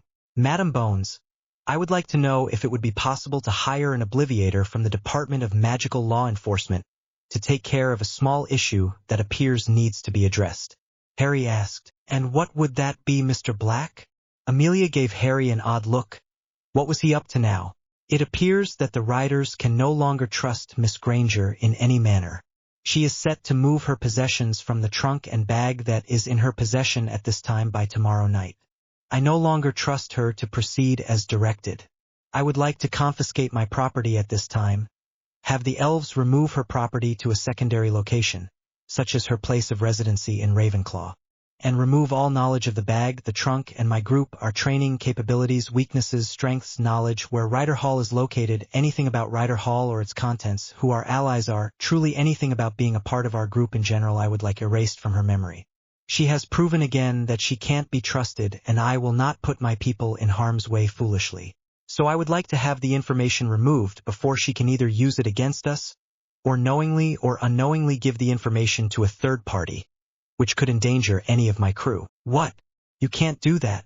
Those are my memories. That is all I have left of my time with you. Hermione shrieked. I can have one sent over in a few minutes if that is satisfactory, actually. I find the idea of her wandering around with such sensitive information to be disturbing as well. Bones stated. That will be greatly appreciated. I would like to get this over with and our day on with as soon as possible. Harry sighed. You can't remove my things from that trunk or that bag because I haven't gone through them yet, and you have no right to touch any of my property. And you have no right to erase my memories. Those are my memories. I won't allow it. My parents won't allow it. Hermione put her chin in the air and tossed her hair about, glaring at Harry and Draco. Thank you for reminding me, Miss Granger. We will also have to make arrangements to have the same information removed from Dan and Jean Granger as well. I'll cover whatever the extra fees will be. Harry stated. Don't you dare touch my parents, Harry James Potter. I will see you in prison if you touch my parents. I will have your head. You will never live to regret it. She was screaming by now, struggling against her bindings wildly. Perhaps a dark green one at this time would be appropriate, Mr. Potter. Amelia whispered to Harry. As you wish, ma'am. And in the blink of an eye Hermione's world faded to black. Harry then used his leader ring and removed Hermione's bag from around her neck and called for Jeeves. Jeeves, I need you to go through this bag and trunk and find anything that belongs solely to Miss Granger. Anything that was purchased for Miss Granger or created for Miss Granger by the writers but she did not purchase, leave in the trunk or bag and we will sort through it later.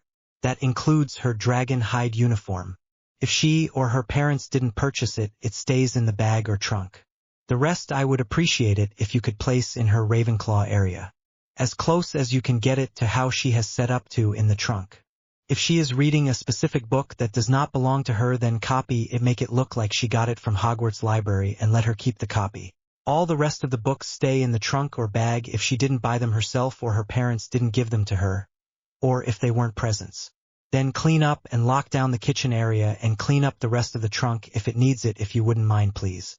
If you need help doing all of that, by all means you are welcome to get help. It is a lot to ask of even you. Harry smiled down at his friend. Jeeves just beamed and took the trunk and bag and headed off to do his work, with just a snap of his fingers. Well, that is step 1. Now for step 2. About that time the fireplace in the headmistress's office flared and a pair of aurors appeared. Apparently from a different section, since the black stripe down their pants was actually yellow instead. Harry, this is Orr Switzer and Pendleton. They are 2 of our best obliviators. They specialize in muggles and juvenile cases for the DMLE. They have more years on the force than you have been alive. So don't worry about their skills at doing this. They can do it and not leave any back doors open to where she might figure out what happened, no matter how clever she thinks she is. Amelia introduced her aurors and stepped away, allowing Harry and her 2 to get started. A couple of days ago she made the statement that if I did better than her in even one of her end-of-term tests, that she was going to demand they remove the essay questions and extra credit questions from the tests. I want her to think that that is what she is doing up her in the headmistress's office. Trying to convince the headmistress to change the structure of the finals test and perhaps change the way the test we just had are graded. Sounds simple enough, we can work with that. Orr Switzer stated and Orr Pendleton nodded. Okay. I wrote down a list of what all I want you to look for and obliviate from her memory. So it should be pretty straightforward. If it has anything to do with myself or my writers, either directly or indirectly, I want it obliviated from her memory as gently as possible naturally. If you need some memories to patch things together to make it more fluid, I will happily provide them, if possible, that is. I am doing this for her own good and trying to protect her and my people. I don't want her to be hurt by this in any manner if it can be helped at all. Harry stated as he handed the list he and Neville had created of the different things that thought of that should be focused on. The whole process took almost 2 hours, and since they were erasing Hermione's memories of the event earlier, they were not going to charge her with her assault on Draco. Since there were only a few people staying behind for the holidays, mainly the writers, the Weasleys, and a few miscellaneous people here and there, they just went though and doctored their memories as well. A few seconds here and there, and it was taken care of. These people were excellent at what they did. They asked Harry for a few memories which he happily provided. He even let them scan his memories for the most appropriate ones and pick the ones they thought would be most useful. I mean, if you couldn't trust obliviators, who could you trust? Miss Granger, for the third and last time, I will not demand that the professors change the way they design their tests. We have been using the same basic standards for the last 100 years, and we are not going to change them because one disgruntled student decides that she doesn't like the way the tests are created. Now you can always go to each and every professor and see if they are willing to cave into your demands, or you can go to the school board or the Board of Education if you like, but I personally will take this no further. Hermione felt a little dazed there for a minute. It was like she had gotten distracted or something, maybe daydreaming, or thinking of something else. Whatever. But headmistress, you must see how prejudicial these tests are against students that study rigorously and memorize everything we can in our books and notes down to the last footnote and get perfect on the filling the blanks, multiple choice, true and false, and matching. But when it comes to the personalized essay questions, we score lower due to the fact that while we refuse to make up some wild suppositions or insane possibilities or blatantly question facts, it puts us at a grave disadvantage because we chose the higher moral ground. We uphold our moral standards and are punished for it. This is blatantly unfair. It is discrimination, I tell you. Hermione was practically shouting by the time she finished her rant. Her face was getting red and her magic was beginning to spark here and there. Calm yourself immediately, Miss Granger, McGonagall stated sharply, giving the young witch no room for disobedience. Hermione took several deep calming breaths and stated, I apologize, headmistress, but can't you see what I am trying to say? Can't you understand what horrific discrimination this is? How can it be discrimination when it is merely expecting everyone to complete the same tests? If you were blind and we gave you a written test, then that would definitely be considered discrimination. But that is not the case here. You are completely capable of answering the essay questions as they are presented to you, and do so well from what I understand. There are just others that do so better than you. If you don't like that fact, then strive to do better, or change the way you answer your questions. If you refuse to change your answers, that is no one else's fault but your own. You are given the opportunity to answer the questions any way that you want to. If you allow stubbornness to be your downfall, then so be it. It is not the fault of others or the tests. It is your own choice and your responsibility to accept that fact. Now this discussion is finished. I have spent nearly 2 hours trying to get this through your head. I will spend not a single minute more. Good day, Miss Granger. With that, the headmistress glared at Hermione until she rose from her seat and left the room with her shoulders drooping in defeat. Harry hated to leave McGonagall with that load of manure to deal with on her own, but he knew she could handle it. He would have to get her something special while he was out to thank her for her trouble, though.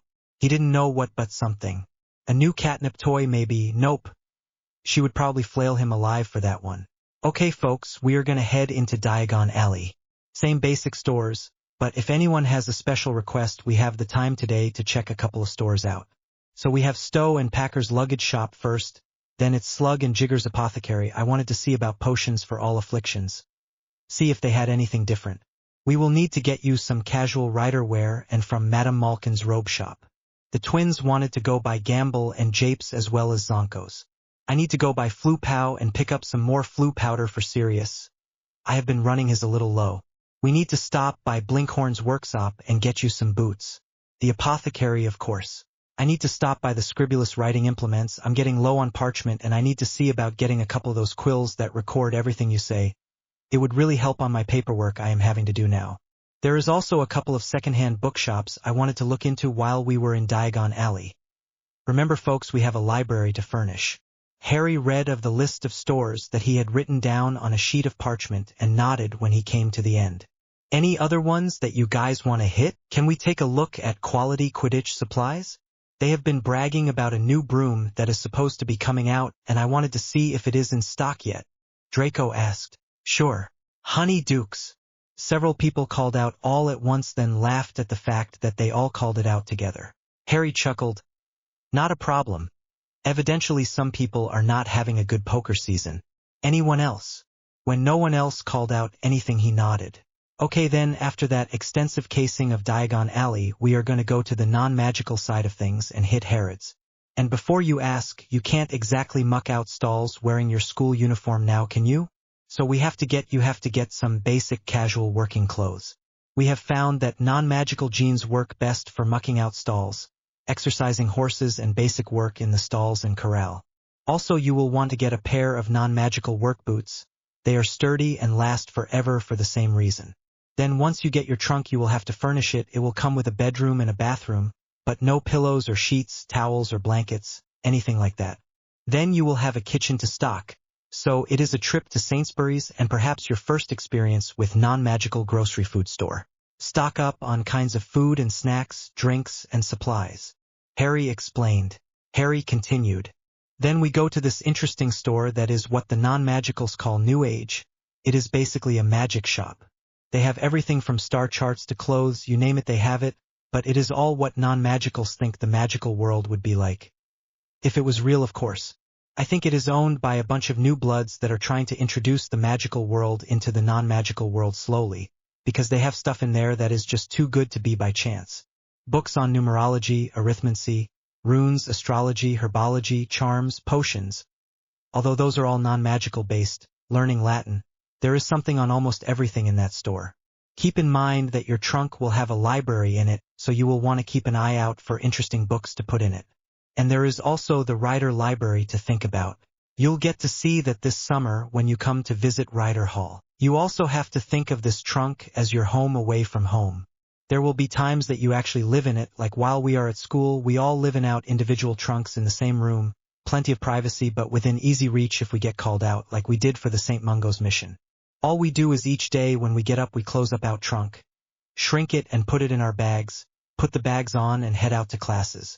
We have our bags organized in such a way that our school supplies are easy to get to, and if for any reason we are called out, we have everything we need right on our person at all times. The only thing we are missing is our mounts. Harry said with a serious look. Okay folks, let's get started. We have too much to do to sit around and jabber much longer. And with that he gathered together a handful of flue powder and threw it into the fireplace and waited until the flames turned green and stepped into the flames, calling out, Diagon alley, leaky cauldron. Harry stepped through first, followed by the rest of Tier 1. Then came Cedric in Tier 2. Then came Christian leading Tier 3. The last man through was Draco. It looked so natural for them to have this set up. This was what they were meant to have, Harry thought. It was strange how the fact that Draco was a Slytherin hadn't come up with any of his crew. Nor had the ancient Weasley-Malfoy feud. The only thing that had been there was that Draco was one of us, and that was all that anyone needed to know or cared about. After he did the rune array and had found his counterpart, no one questioned anything. It was all taken for granted that Draco was meant to be with them, and that was that. Once they had watched the memory, they knew that Malfoys were not all bad. Nor were they all to be judged in the same fashion. They should be judged solely on their own actions. Not their father's history or their family history, but on their own actions, and so far Draco hadn't done anything to tarnish his history with the Riders. So far he had far more Nicholas Malfoy in him than he had Lucius Malfoy, and that is how they were going to treat him until they were shown otherwise. Okay, everyone through? First stop Stowe and Packer's luggage shop. Come on, Riders. With that they all followed Harry out of the leaky cauldron and down the alley to the luggage shop. Once inside, the man heard the doorbell chime and he looked up from his counter and leapt up when he saw it was the Riders and raced towards them. What can I do for the Riders today? Greetings, sir. We need another Majesty trunk, if you have one available, that is. Harry smiled at the clerk, who just grinned real big at him and nodded immediately.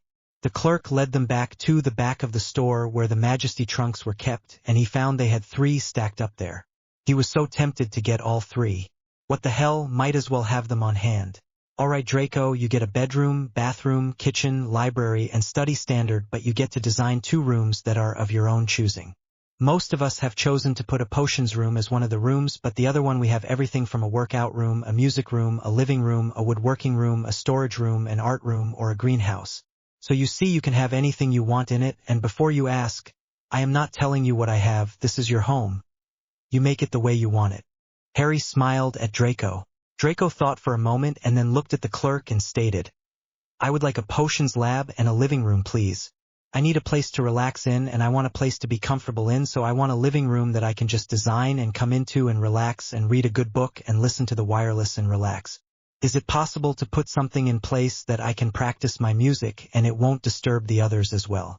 I don't know, like soundproofing it? Not a problem, we can do that as well.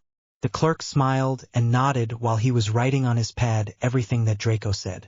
Harry looked at the clerk and said, I will take the other 2 trunks as well, and could you make one with a potions room and a living room, and one with a potions room and a workout room? In that one I would like there to be pads made available for martial arts. We will pick those up when we pick up the other order, please. You could just see the clerk's eyes watering with unshed tears, he was so happy. He merely nodded though. He smiled real big and kept writing on his pad, and then looked up to see if there was anything else Harry had to say. When he didn't, the clerk put the order forms on each of the 3 trunks, and Harry nodded, headed over to the bottomless bag rack, and picked up a couple of those, then headed over to the counter where he paid using his rider ring. The way the man was trembling, you would think he was about to wet himself. Apparently he adored the riders. Okay, next stop was the apothecary. Harry had explained about the different potions that Draco needed to have on hand and why, so he was kind of expecting a big haul, but I mean really, Susan went right over to the pre-made potions shelf and got herself a basket and started picking out 6 of each potion that was necessary and the standard nutrient potion case. While she was doing that, Harry went over to the clerk and let him know that they had a new rider and that they needed a new kit for him. Do you need a kit and school supplies, or just a kit? The clerk asked as he went into a back room and got a large bundle from the back of the shop and brought it up front. Apparently he had taken the list that Susan had given him that first day and made up ready-made kits just in case, and had them available on request. Just the kit this time, he is already in school with us. Harry smiled at the clerk. So does this make 12 cases I need to keep in stock of nutrient potions? The clerk asked. No, just the 11. One that was working with us decided that they would work better independently. Harry said with a sigh. Ludicrous. To pass up the opportunity to work with the riders. What kind of idiot is this person? The clerk looked at Harry seriously. That's what I would like to know. But oh well, what can you do but wish them well, and hope they find whatever it is they are looking for? Harry sighed, shaking his head. He had to agree with that one. He had no clue what drove Hermione at all. But he did know she had a lot of growing up to do in her future. Perhaps there was another rider group out there that she would fit better in. That was always a possibility. Just because he didn't know of any didn't mean they didn't exist. He couldn't wait until they found Rider Castle. Maybe they would find other riders or even rider groups living there. That is what he hoped for. He would love to meet another group and see how his group matched up to it. While they were doing all that, Draco headed over to the cosmetics section and looked for the hair growth potion. His father had always demanded he kept his hair cut short and greased back neat. But Draco now wanted to honor Nicholas and grow his hair out to match his great-great-grandfather's. So he looked through the different potions until he found the one he wanted and picked it out. Then he headed over to the books to see if there were any new periodicals he didn't have yet. Although he did have quite a few subscriptions, he was always interested in new and different periodicals that he had never heard of before. While Draco was perusing the periodicals, Harry was checking out the books to see if they had gotten in anything he didn't have. Unfortunately, they didn't have anything new, although he did find a couple old potion books in their use section that looked interesting. And 3 books in their herbology section that looked very interesting. One even had templates like what they were working on for their herbology extra credit. That should make things so much easier to work with. The drawings in that book were very detailed and quite beautiful, so they would be an excellent reference to use in Harry's own work. Neville found several books in the herbology section that he was very excited about and grabbed them quickly before anyone else could see them. He had a stack 12 books high before he realized it, and with a sigh he took his heavy stack over to the counter to the clerk, who smiled and began to add up his purchases. Even the twins found a few potions books and each had their arms loaded down by the time they quit and headed over to the counter. Thankfully, they still had some gold left over from the last time Harry gave them a sack of gold to use to buy books for their library. Cedric was helping Susan with the potions and was thrilled with the selections they had available today. While they didn't have everything they needed, at least they had a decent selection. As normal, they didn't have any of the upper-level potions, at least not out on the shelves they didn't. They may have them in the back of the stores, which was always a possibility. Things like Skill Grow, Dreamless Sleep, and Anti-Cruciatus Potion were not on the shelves, so they would have to ask the clerk about them when they got up to the counter. As everyone finished and checked out, they put their purchases into their bags and stepped aside for the next person to step up to the counter. Soon they were out of there and heading to the corner of Horizon Alley and Nocturne Alley where they would find potions for all afflictions. That place was supposed to sell harder to find potions and upper-level potions, so Harry was excited about that one. According to the information they had, the place even sold Skillgrow, and for here in the alley that was something rare to find. Susan and Harry immediately went over to the pre-made potions, grabbed a basket and began to fill their baskets. Susan grabbed all the Skillgrow they had on the shelf and put it in her basket as soon as she spotted it. Harry gave Susan his best puppy dog eyes, but she just rolled her eyes at him and continued filling her basket. She managed to find Poison Neutralizer level 3 and 4, the one for upper-level poisons and unknown poisons, and took all he had of those too. Then she found Dreamless Sleep and took all he had of those. Harry was getting a little jealous of Susan's basket right about now. Then he spotted Head Injury Cure and Anti-Cruciatus Potion and grabbed those before Susan spotted them. Then he found Nerve Regenerator and a potion for sprains and strains and grabbed those. By the time the two of them were finished, the poor clerk's shelves were practically bare. There were only a few lower-level potions that they had already stocked up at the other potion shops on, or they had already made enough of them themselves. When they first got up to the counter, the clerk gave them a skeptical look. Then Harry and Susan showed the clerk their rider rings, and it took a few moments to click. Then all of a sudden you would have thought that he had just won the lottery or something. The clerk smiled real big and began counting up their purchase, and just ignoring the price or how much it was totally up to. Once he finished, he gave them a total and then said, "Due to the fact that you folks are riders, I am going to give you a 30% discount. If it wasn't for you, I wouldn't have a store right now. They had started burning out stores the other day and I was the next store in line when you stopped them. I wouldn't have a livelihood or a legacy if it wasn't for the riders. I can't thank you enough, but maybe I can thank you a little. So whenever a rider comes into my shop, just show me your ring, and they will get an instant 30% discount across the top." "You don't have to do that, sir," Harry stated. "I know, but that is part of the reason why I'm doing it. You riders didn't ask for a reward or compensation, or acclimates or anything. You just did it because it was the right thing to do, and you save a lot of lives that day. You saved even more livelihoods. And you riders have never asked for anything in return for doing it, and that is the reason I am giving you the discount. Because it's the right thing to do." The clerk smiled real big and started packaging up their purchases. Harry could only smile and blush at the clerk's words. Yeah, he guessed they were true, but they didn't do it for any reason other than to save the people and because it was the right thing to do. That is what riders do. It made him proud to be a rider. It made him proud to be who he was. They left that shop and headed a few doors down to Zonko's to let the twins look around. While the twins were looking around, of course, everyone else did too. Harry found something called instant poo powder and thought about getting that, but couldn't figure out how that would be beneficial giving the people they fight against a bad case of diarrhea, so he let that one pass. He did see something that would temporarily blind your opponent for 5 minutes and got a bunch of that. And Super Itch, which was like a itching powder, only worse. It would make your opponent itch uncontrollably for a period of 10 minutes or until they washed it off. That might come in handy.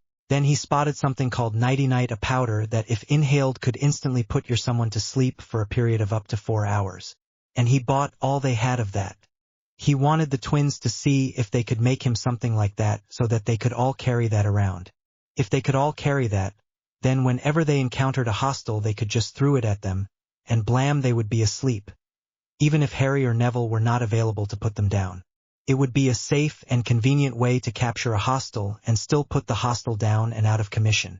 Put them down, grab their wand, secure them in restraints, then move on to the next area. Easy, and no one is hurt, especially his people. The temporary blindness and the itching powder were distraction methods until Harry or Neville could hit them with a dark green sphere and put the person out of commission. If he could figure out a way to make hollow balls that they could put that powder in and carry the balls around with themselves, then his people would have the same basic abilities as himself and Neville. He would love for Luna, Pavarti, Cedric and Susan to have that ability if no one else. But if they could manage it, he would want all of his riders to have the ability. He would have to see if the twins could duplicate or if possible make even better this powder, and if he and Neville could make hollow balls that they could fill with that powder. Maybe they could try with something like flour or something to start with. You know, make the ball and put flour in it and throw it. See if it would explode on contact, then try it with the sleepiness powder. It would be something he would almost be tempted to share with Amelia, almost that is. But if it works, would be one thing he would defiantly keep between the riders. It would be a rider's secret or something. A hollow ball would be different than the clear ball, since the clear balls have clear energy in them. Damn it, how do you make a ball of nothing? Harry's mind was turning in 1,000 different ways at once. Sigh. Maybe tonight he would be able to think about it, not right now when they had 100 different things to do. Okay, the twins were giggling over in the corner. Be afraid. Be very afraid. Harry walked over to them and they apparently had found something called Clothes Be Gone. Why would you need that? Harry asked suspiciously. Distract, diversion and decoy. Nothing is as a big distraction than suddenly finding yourself naked in the middle of a crowded town with 20 people staring right at you. They wear those masks and capes for a reason, anonymity, if suddenly everyone could see exactly who they were. And more than they would panic. And look around for a place to hide instead of trying to do the job they were sent to do. Harry thought about it for a moment, then realized that as crazy as it seemed that the twins were right, that is exactly what would happen. A naked and uncloaked, unmasked Death Eater is going to want to hide, not try and fight and confront them. Good thinking, boys. I think you might have a winner there. Just make sure none of our people get hit with that. Those basilisk hide suits are hard to come by. Got it, boss. The boys grabbed all the packages of Clothes Be Gone they had on the shelf. Suddenly Harry had an idea, the boys and their duckies. Fred, George, I have a question for you. You know your flash/bang duckies. They both nodded. Do you think you can modify the process so that they can be put on an arrow? Like one that Christian or Cedric shoots. Maybe attach it to the arrow so that when it hits, the flash/bang goes off. Harry looked at the two of them curiously.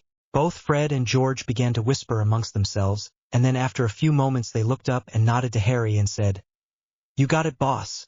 We will start tryouts of the arrows tomorrow." Harry nodded and smiled at the twins. There is nothing these two liked better than a project. And he had just given them a whopper. The boys were still whispering even after they had left Zonko's and were heading to Blinkhorn's workshop to get Draco's new boots. The twins stayed outside with Christian and Cedric while everyone else went inside. Apparently they were talking about the flash/bang arrows with those two, and they seemed extremely interested. Draco tried on a few pairs of boots before he found a style he liked, then he just had to find the right size. He wanted to get a half size bigger because he had been growing so much this summer, and he knew that if he got ones that fit just right they would be too small by the end of summer. So they got the ones he wanted and headed out. Draco was all smiles. Things were starting to become real to him. Harry could tell that things were finally beginning to click, and it was all beginning to seem like this was really happening. They stopped at Scribulus writing implements and everyone stocked up on writing supplies. It appeared that most people were getting a little low on everything, and so they grabbed what they needed while they were there.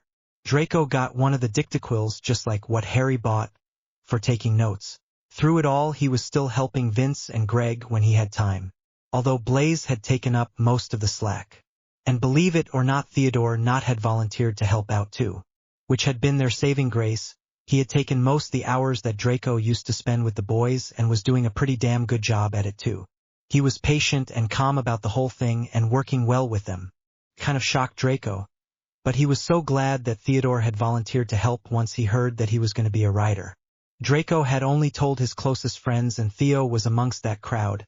Actually, next to Blaze, Theo was his next closest friend. They just didn't mix as much due to his father. Theo's dad had murdered his mother when he was 5 years old, right in front of him. And his father was a die-hard Death Eater.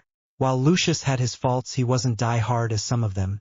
In fact, if it wasn't for Abraxas, Lucius' father, he probably never would have gotten mixed up with the Death Eaters at all. Draco's grandfather, Abraxas Malfoy, was definitely a die-hard supporter of the Dark Lord, one of his right-hand men, and would be today if he hadn't have died of dragonpox 5 years ago.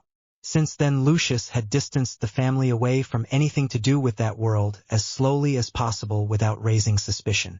Oh, he was a collector of rare and unusual cursed objects still, but he did it for the history behind the object, not to use the object on someone or to do anything with the object. And now his father's collection had been confiscated and Lucius was serving 6 years for his troubles. Even with all of Lucius's barrister knowledge and double talk, he couldn't get himself out of serving the minimum sentence for having all those dark objects in his possession. It could have been much worse. That diary alone he could have served 5 to 99 years for, but he managed to get all his sentences to run concurrent, and the longest they could give him was 6 years for one necklace that was meant to poison on contact. Although it was kept in a sealed glass container and had warning notices on it, It was still considered a deadly weapon and he received 6 years for having that one piece alone, but they ran all the rest of his sentences concurrently in Azkaban. Probably due to the fact that the average life expectancy in Azkaban was 7 years. Without running them concurrently, they would have added up to 82 years, which was ludicrous for Azkaban. Draco didn't realize everyone was finished shopping while he was off in Wonderland thinking. So he quickly checked out and met everyone outside to see where they were going to next. Honeydukes was right across the way, so they headed to their next. Everyone grabbed a basket and began to wander through the land of goodies and happiness. Harry picked up 3 boxes of chocolate frogs. He wasn't sure if the Slytherin knew how to play poker, but if he did, he was sure he was going to need it. Then he picked up several boxes of every flavored beans and some sugar quills. He loved to suck on those while he was reading a good book. Harry grabbed some ice mice and few licorice wands while he was at it. He went over to the fudges and found some rum fudge and got a full pound of that for McGonagall.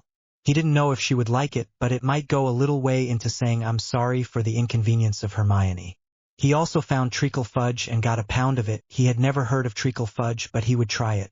He liked treacle at least. And he found some strawberry fudge for Alice.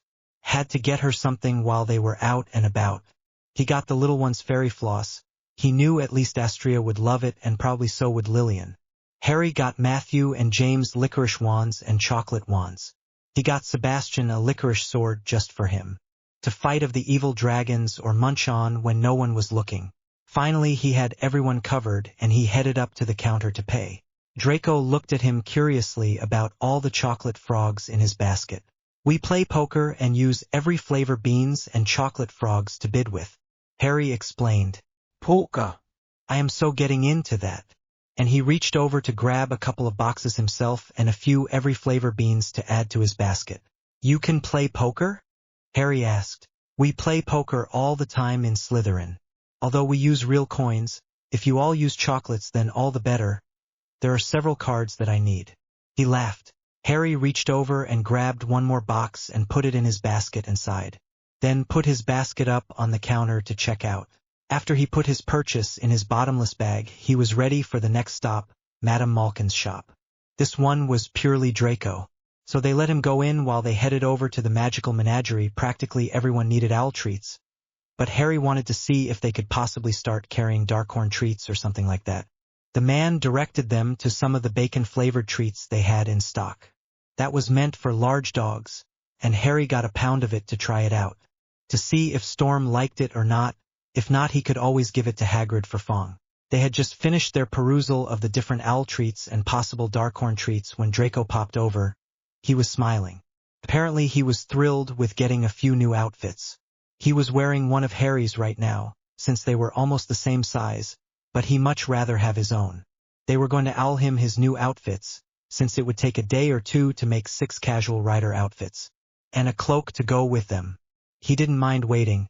He took what they had in stock in his size, which was 2 sets, and that would be enough. He could change out of Harry's and into a set of his own. And they had a black cloak, but not a rider's cloak with all the extra pockets inside, so he would use it until he got his own rider's cloaks in. Draco went over to the owl treats and grabbed some of Craven's favorite treats while he was here. He was a very finicky owl and would only take the best treats available, probably one of the reasons he named him Craven. They all finished up in there and headed outside to the next stop. Flu pow. Everyone waited outside while Harry ran in real quick and grabbed a big bag of flu powder for Sirius. Then it was to the bookstores. They ended up spending more time than Harry had intended in those 2 shops, but he couldn't complain since he was just as guilty as any of them. He found several good books and a few periodicals that he was anxious to read. Okay folks, any place else we want to hit before we leave the alley? Harry asked. People were getting hungry, so they all shook their head and he agreed. Let's eat in the Leaky Cauldron, then head over to the Harrods afterwards. Everyone liked that idea and followed him into the Leaky Cauldron. Thankfully it was not quite time for the lunch rush, so they managed to grab 2 tables and scoot them together for all of them to sit at. They spent most of lunchtime talking about what they had purchased until Harry brought up his idea about the nighty-night spheres for everyone. This had the twins going even more than the flash-slash-bang arrows. He said he bought all the nighty-night that they had, but he wasn't sure if he could create a sphere they could put something in. So he and Neville were debating back and forth how to do it all through lunch.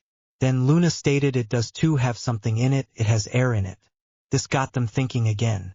Could they make a funnel or something that they could slip through the outer shell of the sphere without bursting it, and trade out the air inside the sphere for nighty-nighty powder?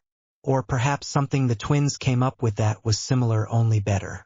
A clear orb with stripes, white stripes at that. It would be like a bubble head charm if it was made large enough to fit over the entire head of an individual. This they could do. Now they just had to figure out how to get the powder into the sphere without bursting it or deflating it. Everyone was tossing around ideas throughout lunch, and the twins were taking notes and whispering excitedly with everything that was being said, debating each new idea. Once outside, they got 3 cabs and headed over to Harrods. Harry paid for the trip on all 3 cars using his card from Gringotts.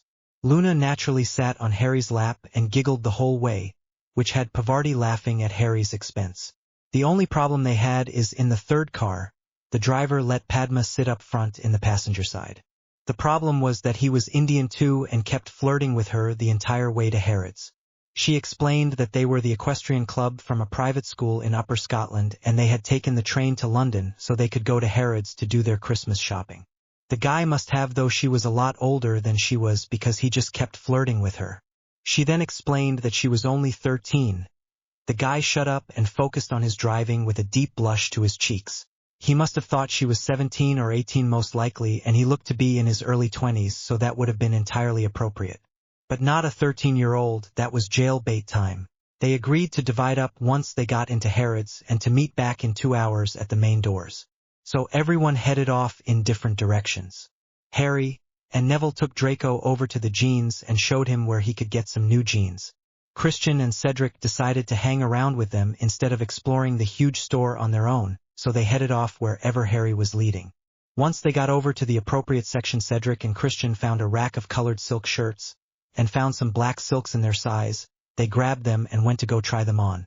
They liked them quite a bit and decided to get them. Then they showed Harry, Neville, and Draco the rack, and they all picked out their sizes and tried them on. Well, there went the store stock of black silk shirts.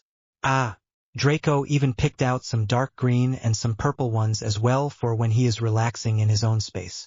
Then it was over to jeans, and Draco tried on several pair until he found one style that fit the way he wanted them to, and he picked up all 7 pair they had in his size. Then they went to work shirts, and he picked out the green chambray shirts from Sonoma. They were the right shade of green, at least.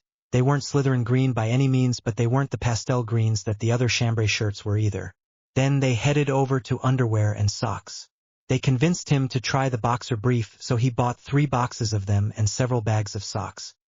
He stated that, woe to his father's knowledge, he had always preferred the way non-magicals made their socks so much better than magicals.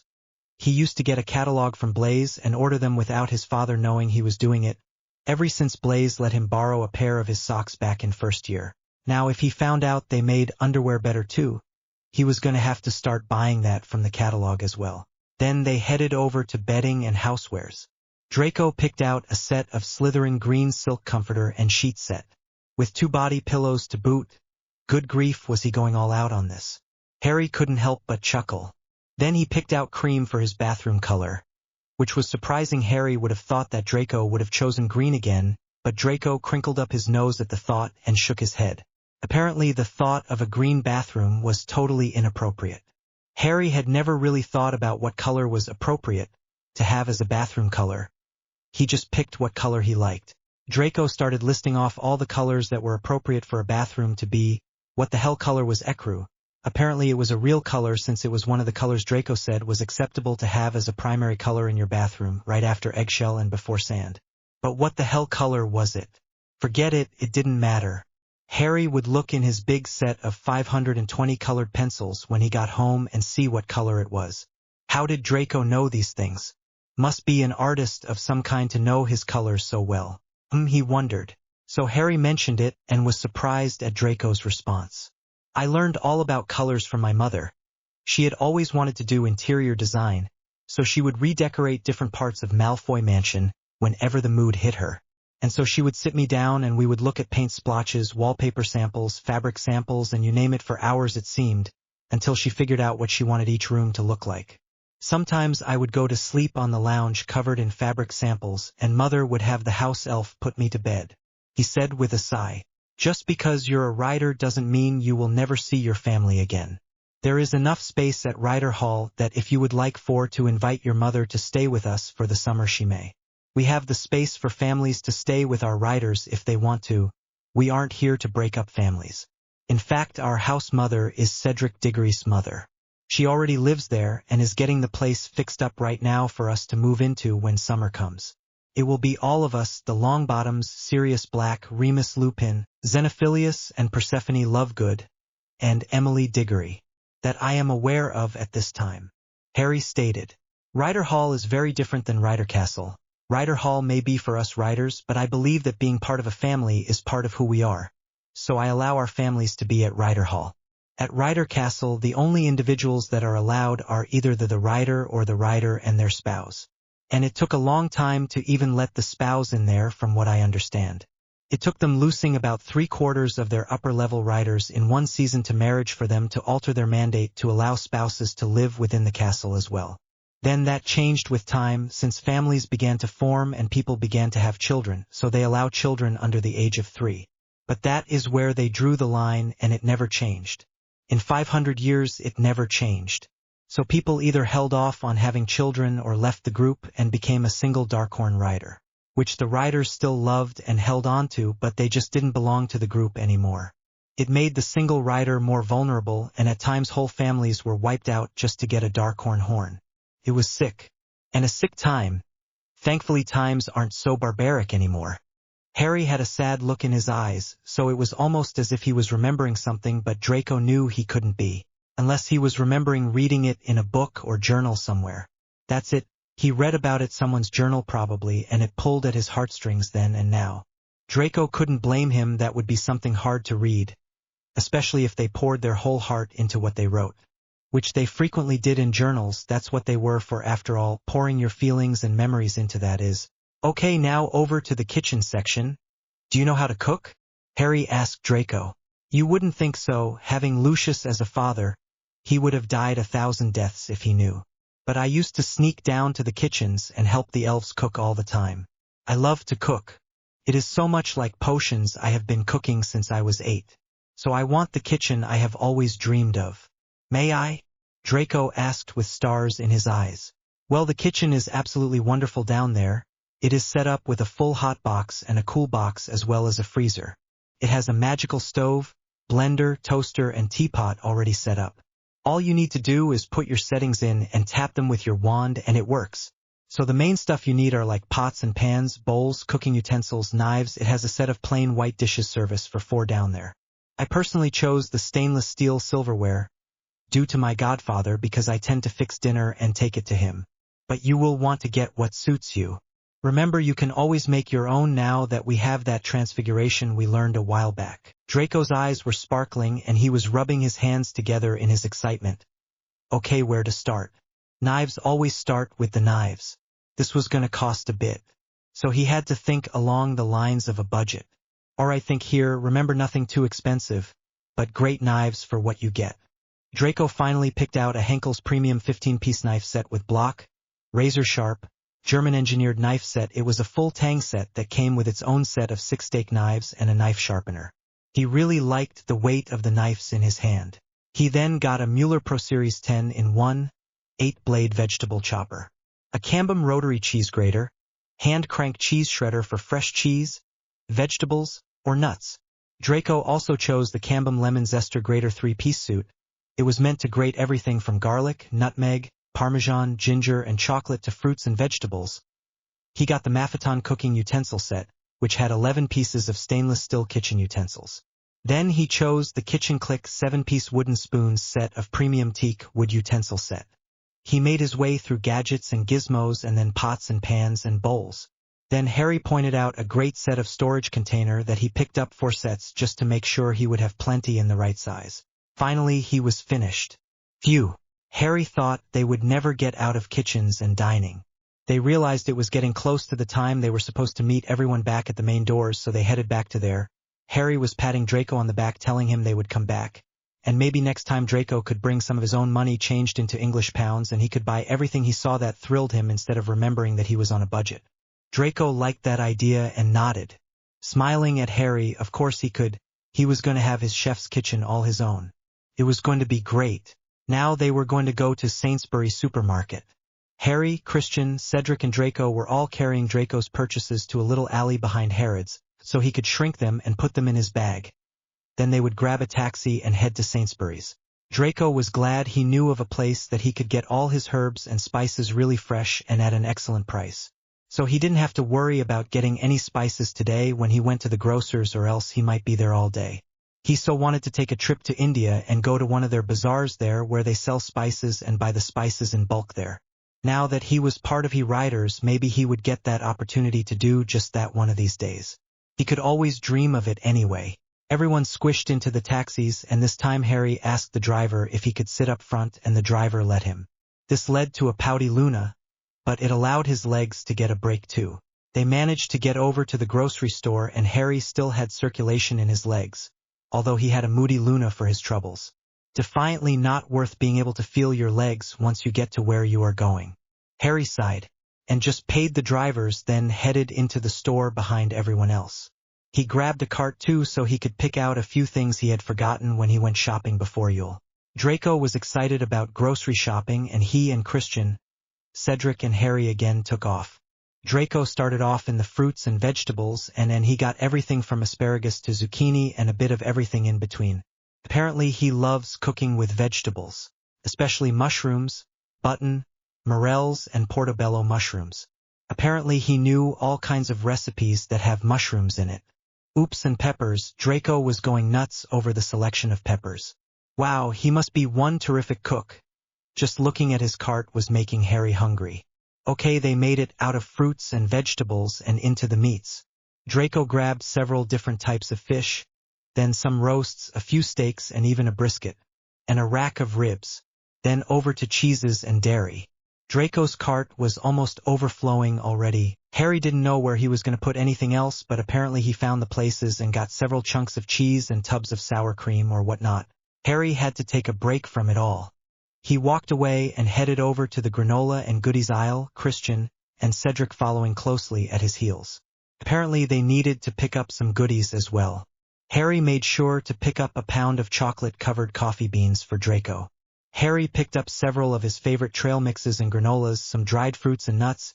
He even picked up some licorices and a couple jellies and 1 pound of chocolate-covered sea salt caramels. Okay, the last thing to get was sandwich stuff.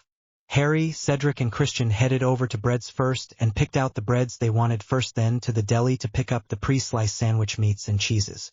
While they were there, they picked up some pre-made sandwiches and items that were pre-made. Harry decided to try the mozzarella sticks and the chicken tenders, as well as the fried mushrooms. With everything Draco was buying, it had got him hungry, so he got a couple of things to munch on for now and paid for it in the deli and let everyone try some.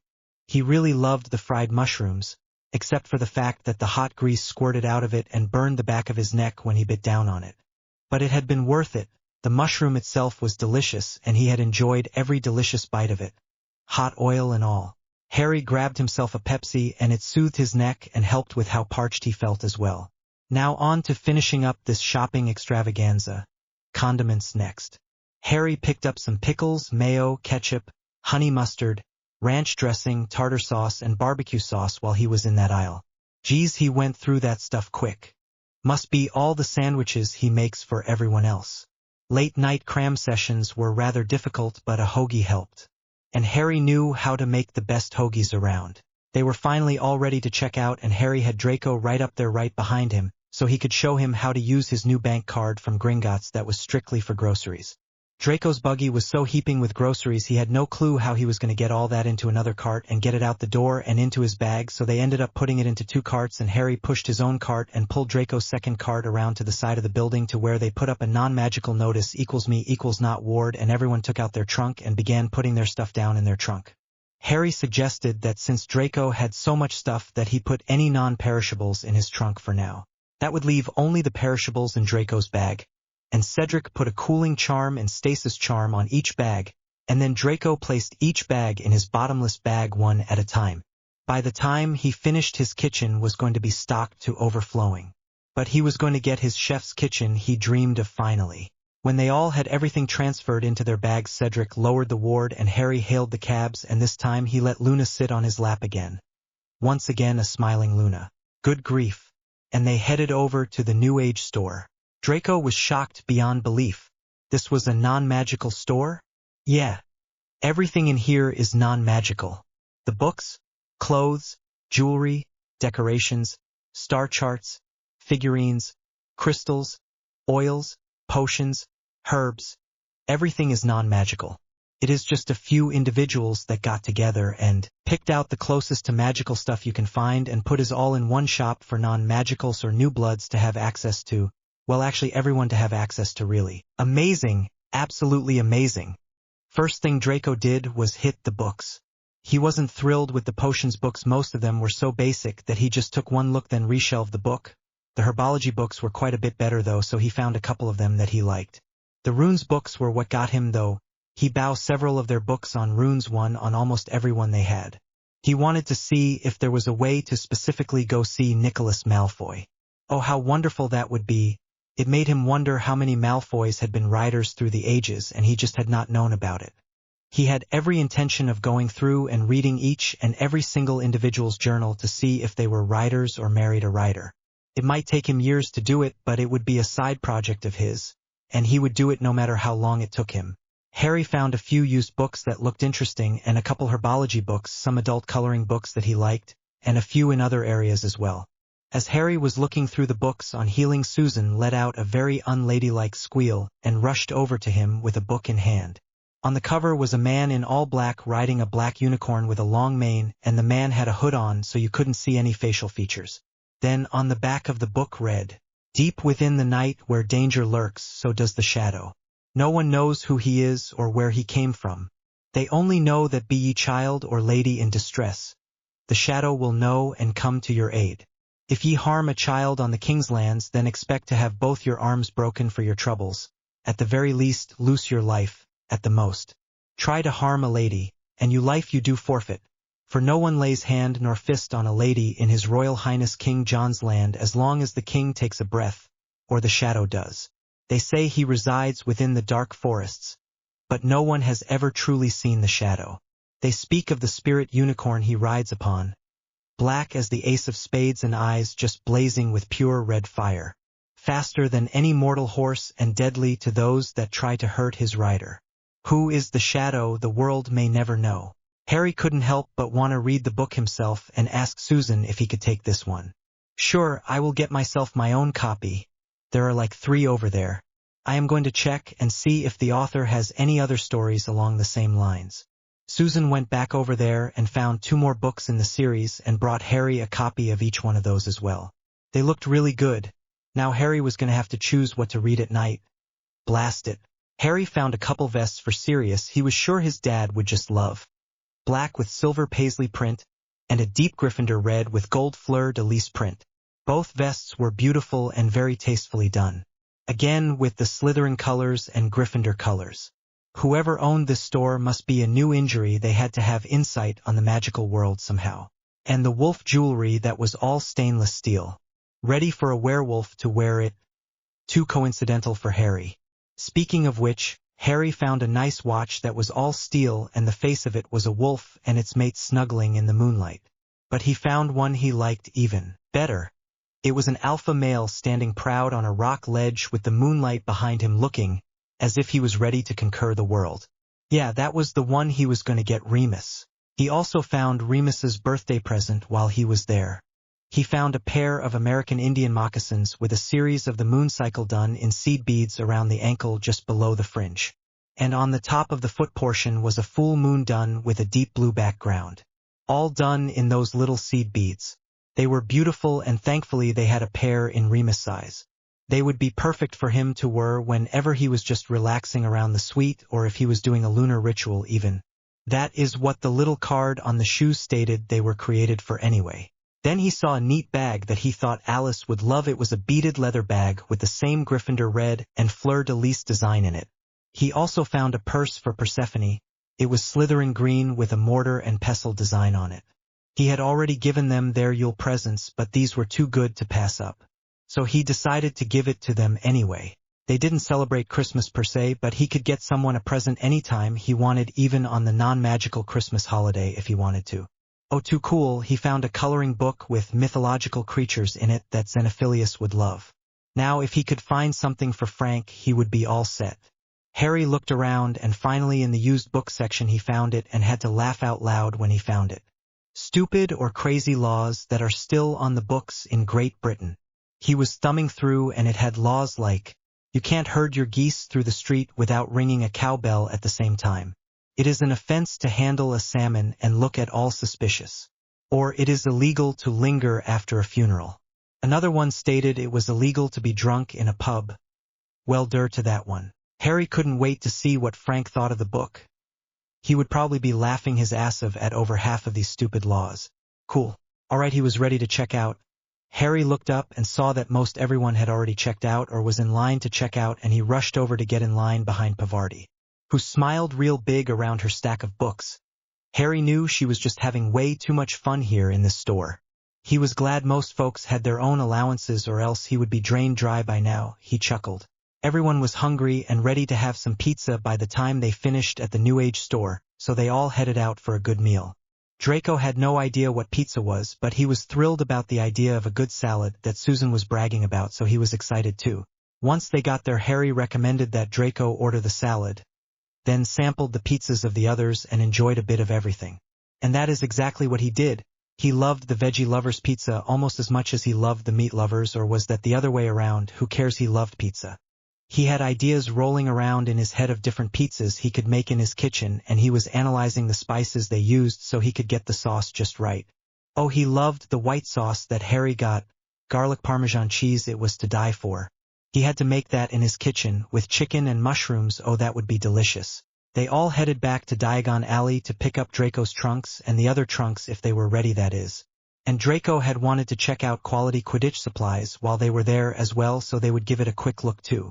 Once everyone made it to Stowe and Packer's luggage shop to see if the trunks were ready, and thankfully they were.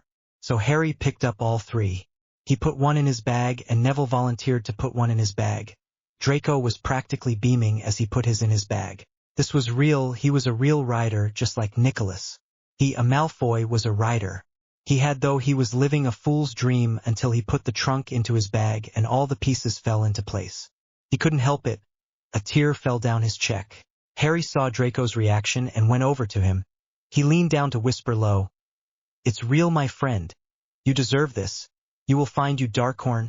I swear." Draco nodded and gave Harry a one-sided smile, still doubting that he deserved it, but he would never doubt anything Harry stated as fact.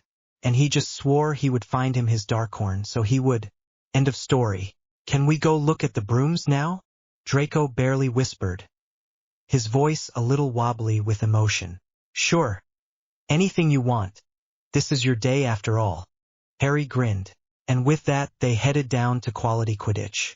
There in the front window sat the most beautiful broom Harry had ever seen. The firebolt, it was amazing, but it also had a tag that said, "For price inquire at counter," which meant it was too expensive to put the price down on paper. Harry hoped that Sirius didn't hear about this broom, or he would probably end up with one. Oh, he would love one, mind you. But he was quite happy with his Nimbus 2000 that he had right now, that Sirius got him 2 years ago. Thankfully, Matthew and James were way too young for the firebolt, or else they would probably be getting one of them as well. Sirius did so love giving brooms. He even admitted that, as soon as Lillian was 5, he was getting her a broom of her own too. Alice had a few words to say about that, but Harry didn't think any of them actually sunk in. This all reminded him, he needed to find out when that Abraxan would be ready to start flying. They would have to start exercising her soon. He would have to ask Luna and see if she knew. The little mare was getting big after all. By summer she should be able to fly without a rider with no problem. 2 years from now she should be able to fly with a rider, and they would have an aerial assault team as well, once she found her rider, that is. That would be interesting.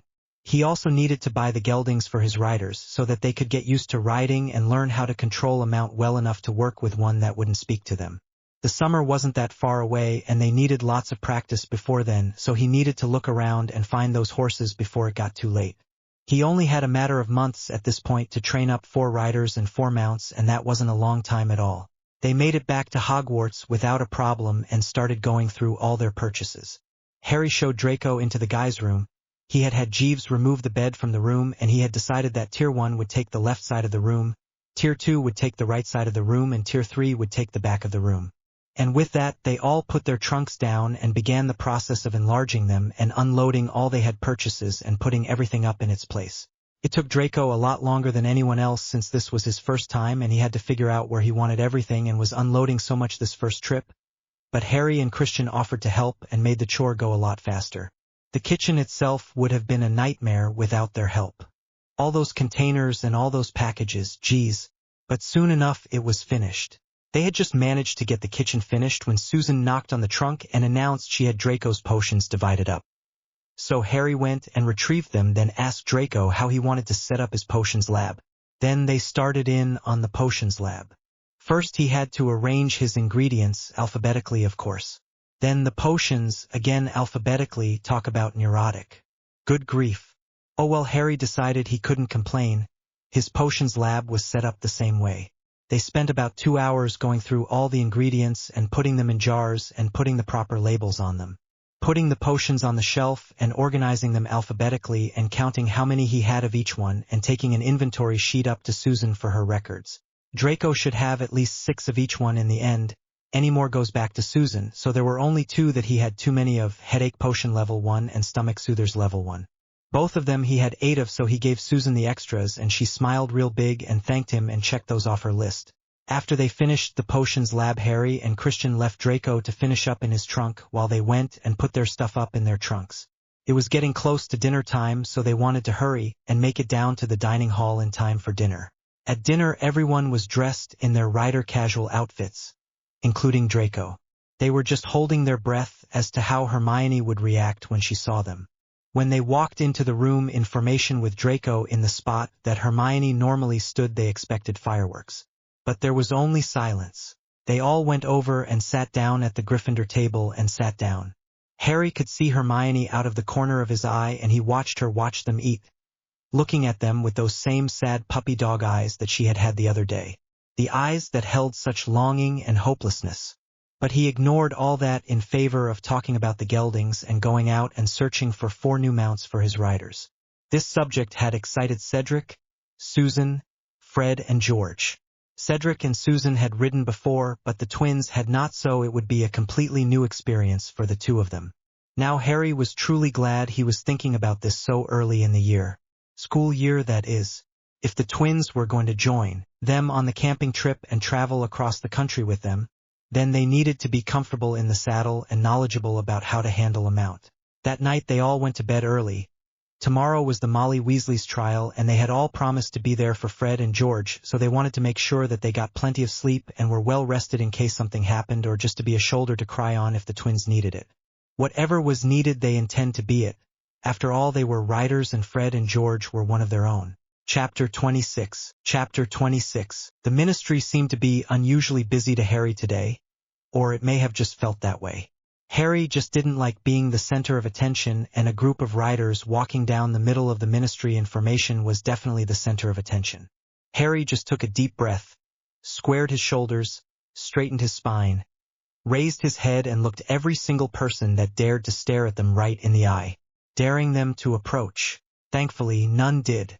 They made it to courtroom 8 without much trouble and went in and sat down.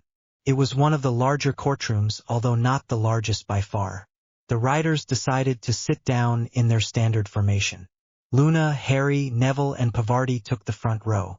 Cedric, Fred, and George took the second row. Christian, Padma, Susan, and Draco took the third row. The courtroom seemed to be just like the one that they had had for Bad Whiskers, but only bigger.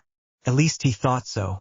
In the center of the room were 2 desks, one for each, the prosecution and the defense, and behind each there were a section of bleachers that were sectioned off with little aisle. The section behind the procession was over half full, and included all of Molly's own children. The section behind Molly had only one individual within it, and she was an older woman of some influence, Harry guessed, due to her appearance. Harry overheard William tell Ginny that Aunt Muriel didn't think it was proper for any Weasley to end up going to Azkaban, and she was here to see that Molly wasn't going to be the first one to do so. Therefore, he assumed the individual in question was this Aunt Muriel person they were speaking of. Molly sat at the defendant desk all by herself, so apparently she had never been able to get a barrister. Harry wondered what she was going to do about cross-examination herself. Hell, cross-examination period. She didn't know anything about being a barrister. Across from the two desks was the judge's podium and a witness seat that faced out toward the rest of the courtroom. There were stadium-like seats over to the right side that held guests and reporters and such. Although there were only a few individuals in the seats yet, Harry was sure by the time for the court to start the seats would be full. People's curiosity just can't let something like a court case that has the words, "attempted murder," in the title of the case go unnoticed. Arthur sat at the prosecution's desk with Ted Tonks by his side. George Weasley was in the stands right behind them ready to take the stand when it was his turn. So was Fred, Harry, and Neville if need be, although Ted didn't think this court would go that far. The judge for the trial was going to be Griselda Marchbanks. Amos Digory, who would normally sit the seat, had too much ire for the riders to judge the trial fairly, it was discovered, and therefore he was excused from the process. Ted Tonks had Amelia Bones, a Dr. Marie Haskenhoff, a psychiatrist, and Madame Pomfrey as expert witnesses for his side. But Molly didn't have anyone listed for her side. In fact, the only witness she had listed for her side was one Muriel Weasley. Then it was time for court, so they closed the doors and posted guards at the doors. All rise. The Court of Ministry of Magic of Great Britain is now in session. The Honorable Griselda Marchbanks presiding. The bailiff's voice called out. For the prosecution there is George Fabian Weasley and Arthur Bilius Weasley, as the aggrieved parties, represented by Barrister Ted Tonks. The bailiff stated. Harry never knew that Mr. Weasley was going to list himself as a party on this as well, but he guessed that made sense in a way. Although he wondered why this was the first time he was hearing about it. He looked over to George and he had a befuddled look on his face as well, but then again so did Fred. In fact, the whole Weasley clan that was sitting close by was looking a bit confused right about now. Well, except for William. He actually seemed to know what was going on and put a hand on his father's shoulder in a show of support. Arthur reached up and placed his hand on William's hand and nodded his head in thanks. For the defense there is Molly Weasley née Pruitt representing herself. The bailiff's voice echoed throughout the courtroom. For court scribe there is Guthrie Weatherby. A young man with red hair trimmed back short and neat, dressed impeccably, came over to a large stack of books at a small table and sat down. He picked the first one off the top of the stack and opened it up, flipping through the pages, then found the page he wanted. He began to write quickly something down. After he finished he turned and set up a dictaquill on the book so that it could write down everything that was said in the courtroom. Once it was set up, Weatherby nodded toward the bailiff. This court is called into session. You may all be seated. Please seal the doors at this time. The bailiff stated, and he walked to the front of the room where the witness stand was located, to wait his next official duty. It was Madame Marchbanks that spoke first. This case we are reviewing today has appeared to spike several auxiliary cases, and we hope to get through those cases as well, so that we do not have to assign secondary dates for those cases to be reviewed and assigned alternative court dates as well. Do bear in mind that if the plaintiff is found guilty of attempted murder, the penalty for such a case is life in Azkaban prison, and may make the auxiliary cases a moot point due to that fact. Bailiff, please read the charges associated with this case and this case alone, please. Harry didn't realize there were that many charges filed against Mrs. Weasley. It was listed as child abuse in the first degree since she used magic against her own son. It was listed as aggravated assault in the first degree because it was against her own family member. And it was listed as attempted murder in the first degree for the same reason. It was against a family member. Harry reached behind himself and placed his hand on Fred and George's clasped hands, letting them know he was here for them. They both gave him a little sad smile and tried to focus on what was being said in the courtroom. Harry looked over to Molly, and she sat there with her chin raised as if she was daring anyone to say any of that was true about her. Aunt Muriel was sitting the same way, with her nose in the air and her chin raised, just daring someone to speak ill of the Weasley family. The rest of the Weasley family seemed to be holding their own. Little Ginny Weasley was holding tight to William, or Bill as he preferred to be called. She appeared to be crying. Harry guessed she had the strongest relationship with her mother than any of them. So this was hurting her more than it was hurting any of the rest of them. At least she had Bill there comforting her. She adored her big brother and he adored his baby sister. You could see that by the way he had his spare arm wrapped around her. How does the defendant plea? The bailiff's voice rang out. Molly's responded, not guilty on all charges. She informed the court. So entered, the bailiff replied. Let the records show that Molly Weasley née Pruitt has entered a plea of not guilty on all charges as of this date, and the prosecution is now free to present its case. Ted Tonks stood up and walked over to the witness stand and turned to face the court and began. I call Molly Weasley to the stand. I object. Molly stood and announced to the courtroom. Why are you objecting, Mrs. Weasley? Madam Marchbanks asked, curious about Molly's reason for this. I would have no way to cross-examine the witness. How am I supposed to cross-examine myself? Therefore, I am not taking the witness stand, and you are just going to have to call this whole foolish thing off. First, in order to cross-examine yourself, you merely need to write down each question as they come to you. And after the prosecution has finished, we will take a break, and you can write up how you want the questions asked. Then after the break you will retake the stand and the bailiff can read the questions out to you and you will answer them accordingly. Second, your objection is overruled and the witness will take the stand. Madam Marchbanks stated and pounded her gavel once. Harry rolled his eyes. Molly thought she had this all worked out, that could just waltz right out the door and all this nasty business would be forgotten. George was all better now, so the less said about what happened the better. Harry couldn't believe the gall of that woman. Harry looked over his shoulder at George, who was just sitting there with his eyes closed, shaking his head, as he couldn't believe she would sink so low as to try and sweep this all under the rug like that. If it hadn't have been for Fulgura, George could have died. Doesn't she realize how seriously she hurt her own son? Molly hesitated, then looked over to Muriel, who nodded, and she got up and headed over to the witness stand and sat down, still staring at Aunt Muriel like she would give her some special signals on what to say or something. The bailiff came over to her and placed a thick book of laws on the witness stand, then stated, raise your right hand and place your left hand on our book of laws.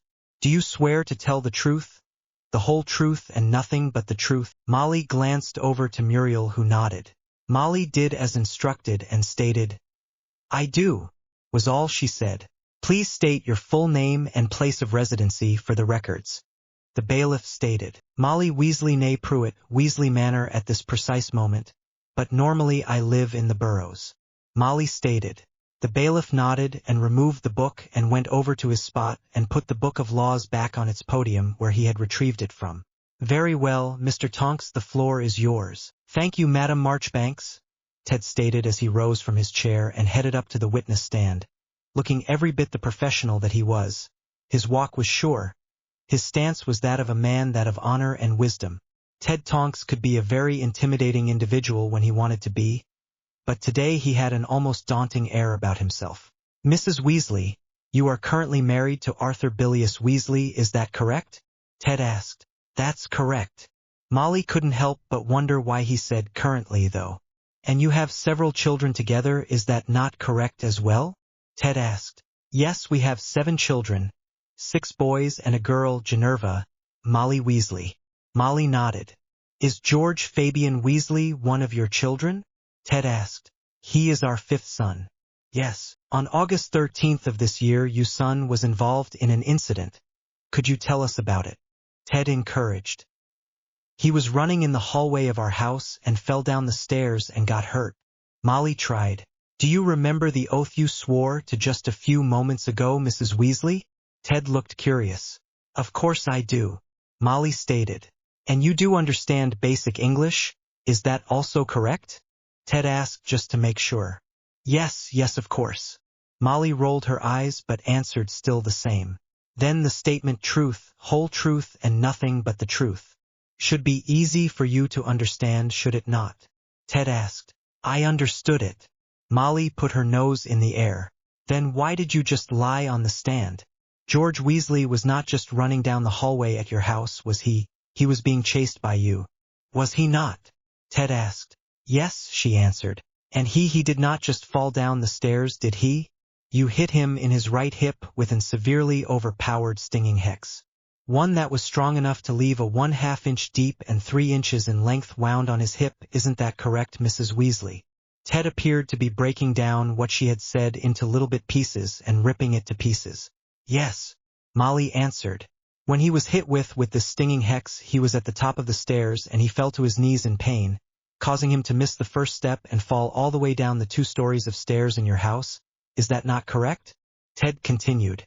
Yes, what could she say but yes to that? She didn't want to answer, but it was the truth. And you stated he got hurt. Hurt, madam, is a bruised knee. George Fabian Weasley, your 15-year-old son, received a broken right arm, a broken left leg, a broken left hip, a broken right leg and a bad break head. Isn't that right, Mrs. Weasley? People in the courtroom gasped at the list of injuries George had received.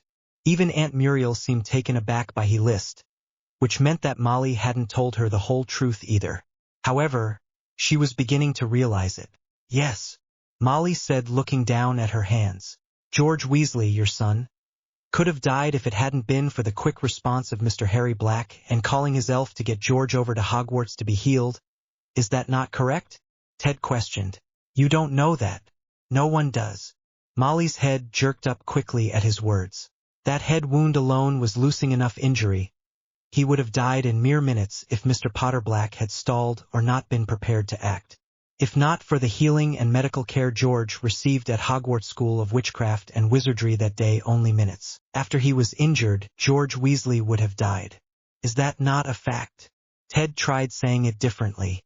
I don't know, Molly finally answered. All right then, let's get down to why were you chasing your son and firing overpowered stinging hexes at him at the top of the landing? Would you mind telling the court in your own words why you were doing so? Ted asked. Yes, I would mind. That is something personal between my sons and myself, and I do not wish to discuss it further.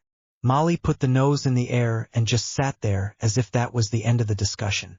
Mrs. Weasley, we fall back once again on the oath you took a short while ago. The truth, the whole truth and nothing but the truth.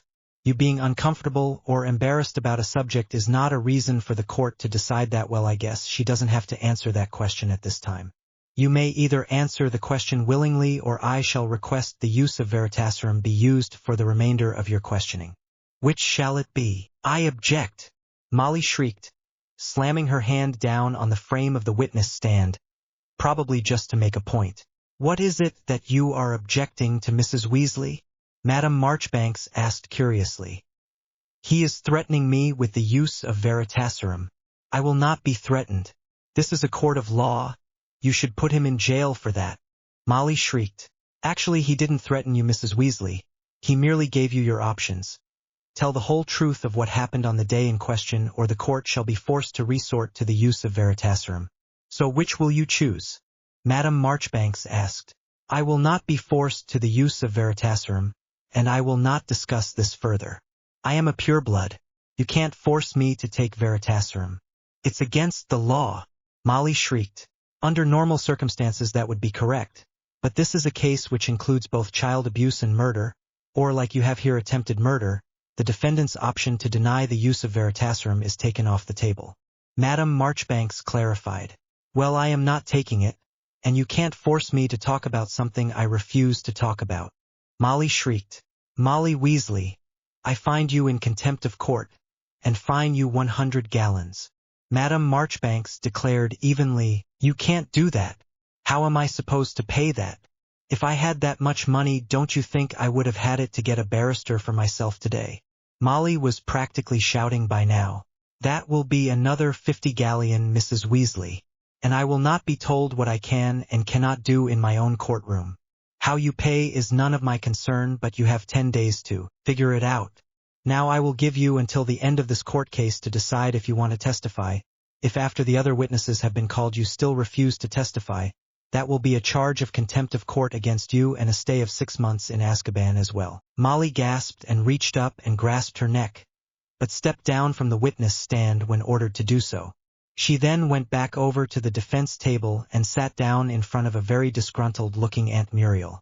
Is the prosecution ready to call their next witness, Mr. Tonks? Griselda asked. It is, Your Honor. The prosecution calls George Fabian Weasley to the stand, please. Ted announced. George gets one final squeeze of his hand from his twin and Harry. Then he stands up and walked over to the witness stand and sat down. I object, Molly shouted, rising to her feet quickly. And what is the reason for your objection, Mrs. Weasley? Madam Marchbanks asked. George is just a little boy. He is far too young to be up there testifying without a parent's permission. And I am his parent, and I do not give him permission to testify. So he needs to step down and go right back over there and sit down. Molly said quite firmly and put her nose in the air once again. Again she had it all figured out. He can't testify against her if she doesn't give him permission to testify since he is still a minor and she's his mother. So all she had to do was say she doesn't give her permission and this whole thing was done and over with, right? Madam Marchbanks shook her head and sighed. You really should have consulted a barrister, if not actually retained one Mrs. Weasley. To the first point, George Weasley's age. As long as he is above the age of 11 and attending a magical school, he is considered old enough to sit in the witness stand. As to the second point, George comes from a patriarchal household, which means that Arthur Weasley is in charge of that household and not you. His word is the only one that we need to get in order to have George be able to take the stand, not yours. Also, there is the point that George Fabian Weasley is a rider, and by being a rider and over the age of 15 years of age, he can be considered an emancipated minor as dictated by Law 707.28, subsection 3. He does not need your permission to take the stand, nor does he require your permission to do anything for that matter. Now your objection is overruled. Please take the stand, young man, and the prosecution may begin any time, Mr. Tonks. Thank you, Madam Marchbanks. George was sworn in and Ted began. George, since your mother seemed reluctant to tell us the events leading up to the incident in question, can you? Yes, sir. Fred and I were in our room working on some things for the riders and organizing our trunks when our mother came into the room. She immediately told us to stop what we were doing and to finish up our homework. We explained several times that our homework was completed, but she refused to believe us. So we brought out all our homework and handed it to her. She threw it down on Fred's bed and asked what it all was. We began picking up scroll after scroll and reading it out to her, telling her what each scroll was. She then told us to redo each one and make it readable, none of that chicken scratch that we normally do. As she put it, we turned around one of the scrolls we had in hand to prove to her that the scrolls had already been written well and were quite readable by anyone. That seemed to frustrate her for some reason. She then told us she wanted us to be working on our schoolwork and not the foolish rider stuff, as she put it.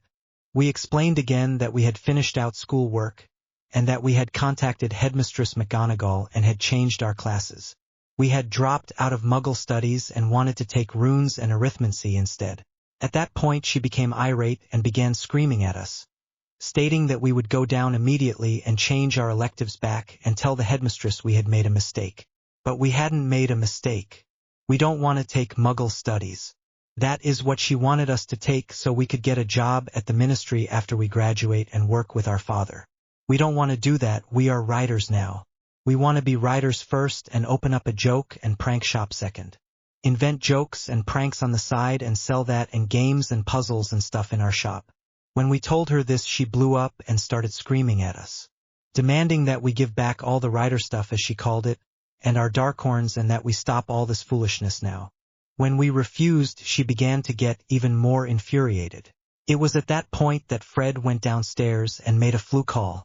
She thought he was calling the headmistress to change our schedule changed back, so she let him go. But he was calling Harry Black. Harry Black and Neville Longbottom came through the flue. They followed Fred upstairs, where they found Molly screaming her lungs out at me and me just letting her do it. When Harry got up there, he asked what was going on and we explained what all was happening. And he said, "So let me get this straight, you're upset because the twins are taking their studies seriously, wanting to take better courses in school that fit their goals better, and have grown up without your say-so, is that correct?" Oh, she blew up on him.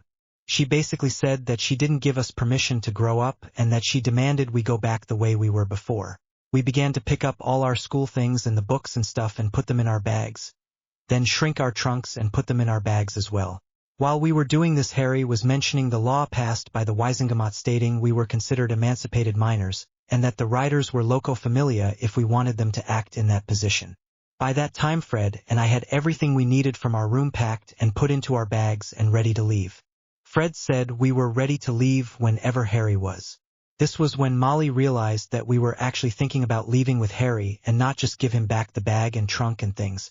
Molly stood in front of the doorway to the room, trying to block our exit, but I moved left and Fred went right. She made a grab for me but missed and then tried to grab for Fred as he raced around her, and I managed to get around her on the other side. Fred ran down the hallway to the stairs and I was hot on his heels. She was right behind us and Harry and Neville were behind her. Molly started shooting stinging hexes as soon as we left the room. Some of them hit their mark. They were strong and getting stronger with each hit. By the time we were getting close to the stairs, Harry was screaming at her to stop, as was Neville. But she didn't listen. She just kept shooting stronger and stronger stinging hexes at me. Finally, when I was inches away from the top step, she hit me with a way overpowered stinging hex. Felt like someone had just struck me or something. I could feel it break skin and myself beginning to bleed almost immediately. The next thing I know, I am falling. I remember hitting my right leg on a step and hearing it break, and then shooting stars going in front of my eyes moments before my left side crashed into the wall and I heard a sickening crunch and a snap and my eyesight was turning gray. Then my head hit a step and everything went black. The next thing I remember was waking up in Hogwarts Medi ward with Madame Pomfrey, Fred, Harry, Neville and Dad standing over me. George took a deep breath and sighed. That was a lot to say in one sitting, no matter which way you look at it. Ted, who had been taking notes here and there, nodded. I have nothing further for this witness, Ted said clearly. Well, I have plenty. Molly puffed up her chest and strutted over to the witness stand and glared at George. What did you think you were doing? Running away from me? You should have just stopped when I told you to stop. Why didn't you stop? If you would have stopped, none of this foolishness would be happening right now. Now I want you and your brother to hand back those rider things and give up that foolishness. Do you understand me, young man? Objection. This is a court of law, not Mrs. Weasley's living room. She is not allowed to lecture the witness nor badger the witness. Objection sustained. Mrs. Weasley either cross-examine the witness or allow the prosecution to move on to his next witness. Madame Marchbanks stated, becoming frustrated with Mrs. Weasley. Well, I never... MFFT. With that, she went over and sat down at the defense table again. Quiet for now. Very well, then you may leave the stand, young man. Call your next witness, please. Madame Marchbanks stated with a sigh. I call Harry James Potter Black to the stand, Ted Tonks called out as he moved over to the witness stand again. Harry got up and went over to sit in the witness stand. After he was sworn in, Ted Tonks turned to Harry to begin.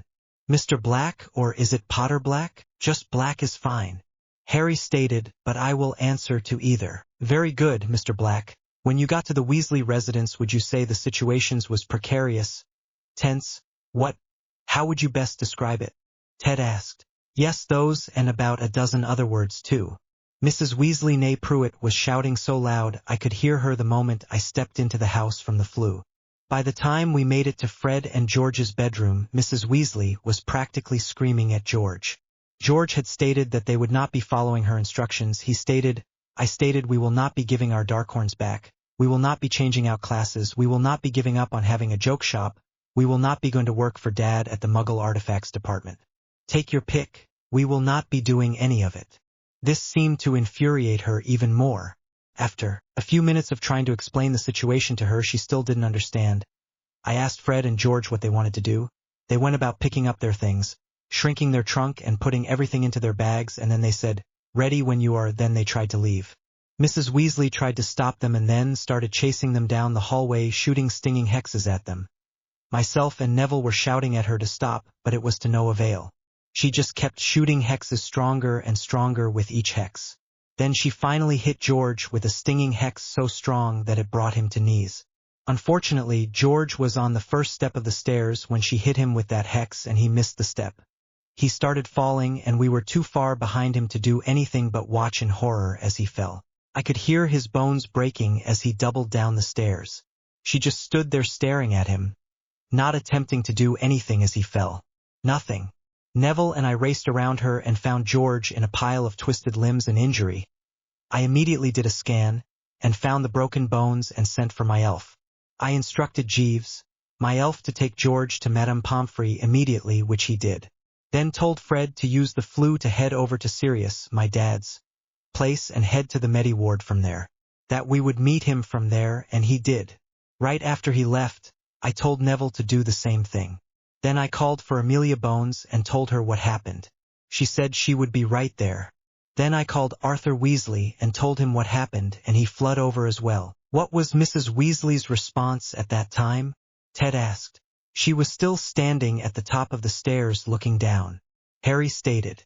Did at any time she show any remorse for what she had done? Ted asked. Not while I was there. She just stood there. She never once tried to come down the stairs and see how George was or go to Hogwarts to see how he was. Nothing. Harry answered. Okay, I think that is all I have for this witness. Ted stated. Molly stood up and went over to Harry and stated. How can you take my sons away from me? After all I have done for you. All the years I've known you, and you turn around and strike me in the back like that. I bet your parents are ashamed of you, young man. Objection. She is badgering the witness again. This courtroom is not her personal soapbox. Objection sustained. Mrs. Weasley, you have been warned once before. One more time I will charge you 50 galleons, and you will be spending some time behind bars for my troubles. Is that understood? Madame Marchbanks frowned at Mrs. Weasley asked. Yes, Madame Marchbanks. She said. Then she turned to Harry and asked, that loco familia foolishness. How does a 13-year-old boy expect to take care of two 15-year-old boys better than I can? Well, I have the funds to make sure that any dream they have they can at least have the opportunity to try for, and if they fail then oh well, at least they had the chance to try for that dream. I have some wonderful, supportive people behind me that love me unconditionally and guide me without trying to control me. I have ability to get them any additional trainer or tutors they want for anything they want more training in or interest they want to explore. Have the funds to pay for their education and make sure that they have their supplies and clothes they need for school without an issue. I try and encourage them in all things in order for them to be the best individual that they can possibly be. I want them to grow up to be independent young men, not slaves to my ideals and desires. I try and make sure I am there to listen and guide them, not control them. I set boundaries and rules that are for their safety and well-being, not for my convenience. And I let them know that if they ever need me, that I am always there for them. Ah, so it's all about your money, is it? It is all about how much money you have compared to how poor we are. Molly got right up against the witness stand and was waving her finger in Harry's face. If you think raising a child has anything to do with money, then you have a lot to learn about raising kids. It's about love, listening, understanding, and the time you spend with them, guiding them, not controlling them, tending to their health, physical, social, psychological, educational, and spiritual needs. It's about being there, keeping them safe, and knowing when to say no. It's about knowing when and how to discipline. It's about letting them make their own mistakes and being there to pick up the pieces if they fall. It's about being there to hold them when they cry and being there to watch them when they soar. It's about letting them know they will never be alone and that you will always be there for them no matter what. It is about teaching them that your love for them is unconditional and boundless. It is telling them that you are proud of them and truly meaning it. It's about knowing in your heart that one day they will be all grown up and on their own, and dreading and looking forward to that day at the same time. It's about sharing in their fears and ambitions. It's about being someone they can be proud of and someone they can look up to. It's about being there for their first kiss, their first romance, and their first love. Supporting them through it all no matter the race, gender, family name, or injury of their chosen partner. Being a parent is about all of those things, but it is not about how much money I have or how big my vault is compared to yours. But you said you had the funds to do all those things, knowing full well that I did not. Trying to make me out to be a bad parent. Molly shrieked at him. That isn't what makes your parenting skills lacking to some degree. First of all, I listens to them, which you never have. Second, I care about what they have to say, which you don't. Third, I haven't shot at them with overpowered stinging hexes, which you have. Fourth, I allow them to be writers, which you are demanding they give up. Fifth, I allow them to choose the classes they want to take, not the classes I deems are best for them to take. Sixth, I am allowing them to make choices about their future. Even if it is a mistake to make it, it is their dream and you wouldn't listen to them about it at all. Seventh, I encourage them to be as inventive and creative as they want to be, which you have always discouraged them, telling them to stop that foolishness. Eighth, I am allowing them to decide if they want to continue on the Quidditch team or not, which you demanded they stay on. Ninth, I believe in them, which you never have. And 10th, I don't try and control them to the point of making them want to run away from home, which you have. Now does that make it a little clearer? Harry asked. See, foolishness, nothing but foolishness. Make their own choices, they're 15 years old little boys. They are not old enough to know what is good for themselves. They need someone else there to make those choices for them. They need an adult there to tell them what is best for them and to make those choices for them. Certainly not a 13-year-old. Molly chided Harry. Objection. She is badgering and harassing the witness again. I will not stand for her to use this courtroom for her to get the opportunity to harass my witness. She already has a temporary restraining order in place for her spouse and children. Do I also need one for Mr. Potterblack as well? Objection sustained. I warned you last time not to badger the witness.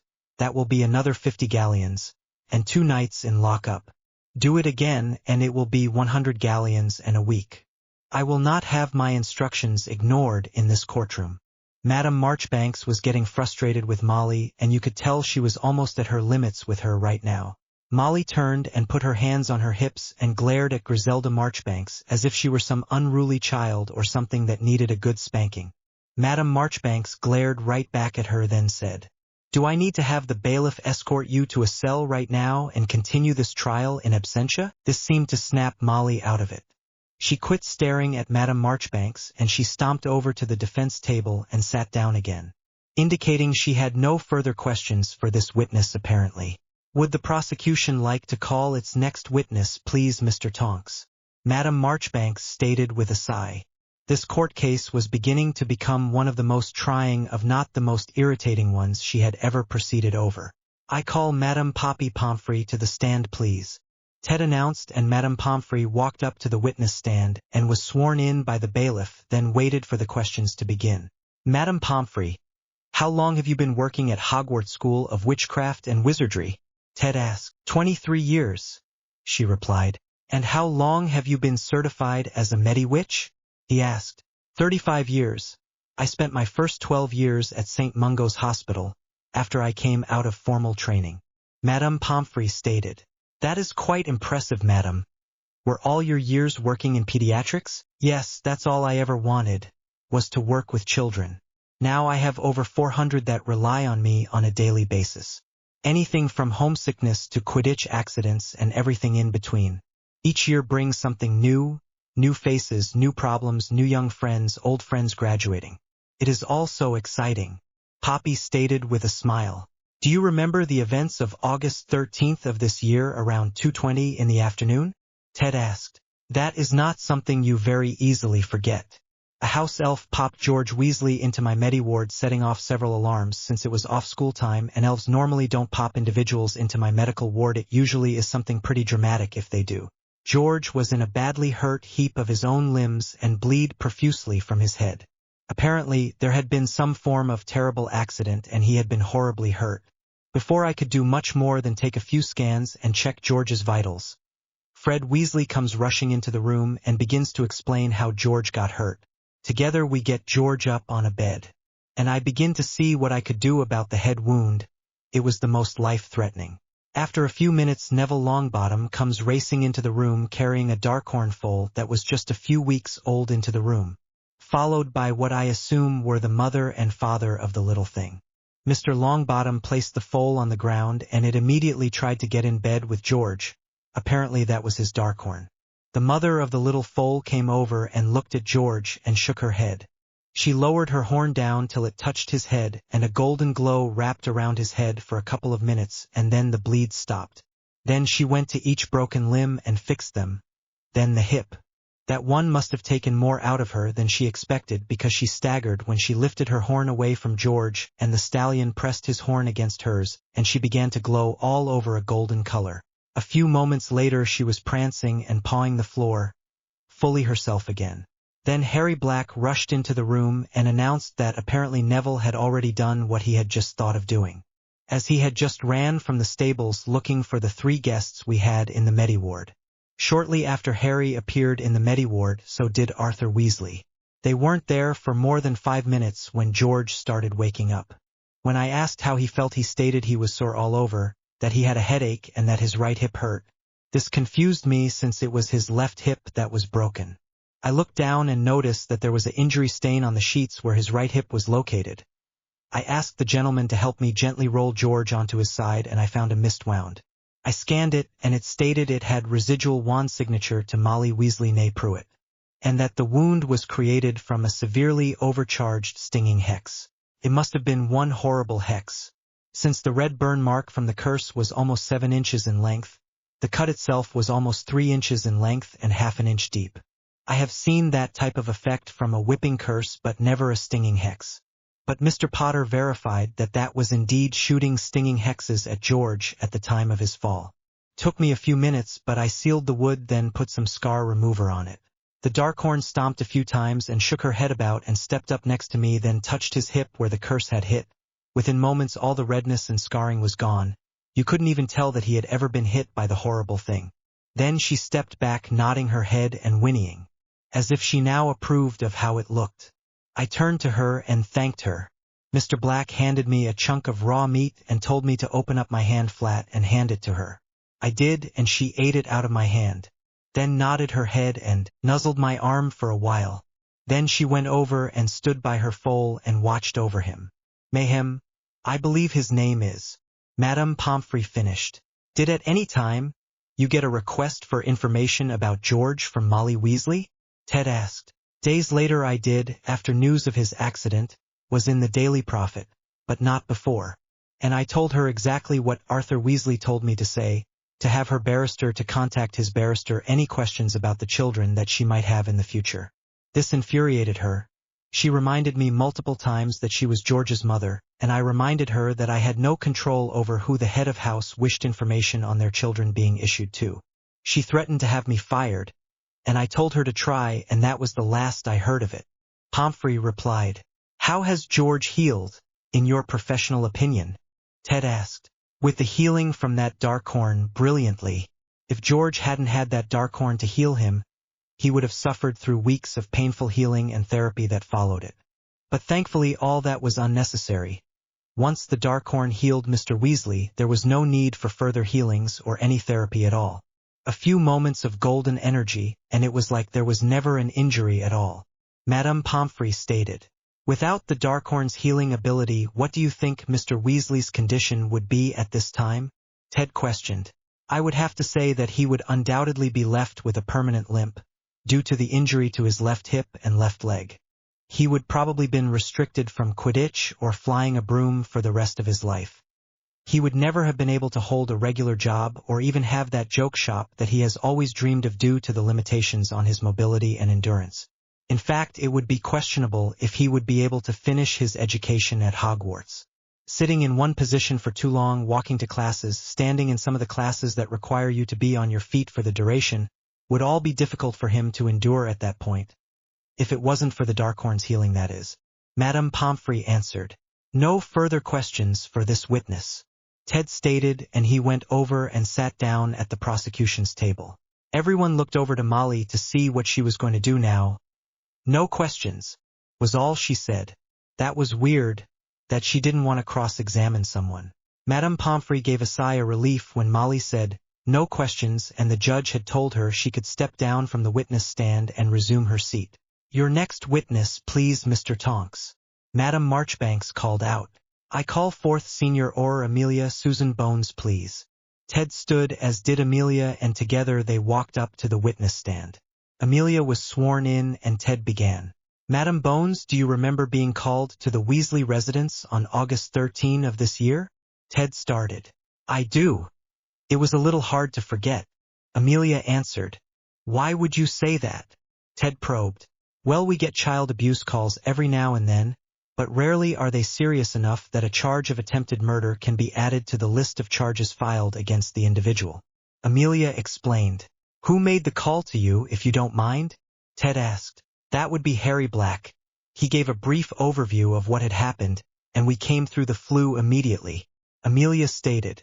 Can you explain what happened after you arrived, please? Ted asked. When we got to the location, I took a look around and noticed a large injury pool at the base of the stairs and Molly Weasley still standing at the top of the stairs looking down at the injury pool. I had Auror Shacklebolt go up the stairs and retrieve Mrs. Weasley and bring her and her wand downstairs. While he was doing that, I got a complete overview of what had happened from Harry Potter Black. He also gave me his memory of the events from the time he arrived at the residence until he contacted me. I then asked Mrs. Weasley what happened, and she said that George tripped and fell, stating nothing about the stinging hex at all. When confronted with the stinging hex, she finally admitted to the fact that yes, she had used the stinging hex on him.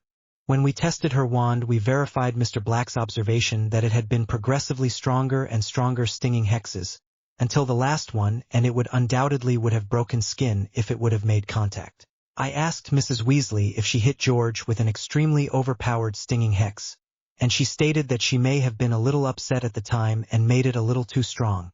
When I explained to her that what she had done was considered child abuse and aggravated assault in the first degree, at the very least attempted murder in the first degree at the worst, she just kept saying it was only a stinging hex.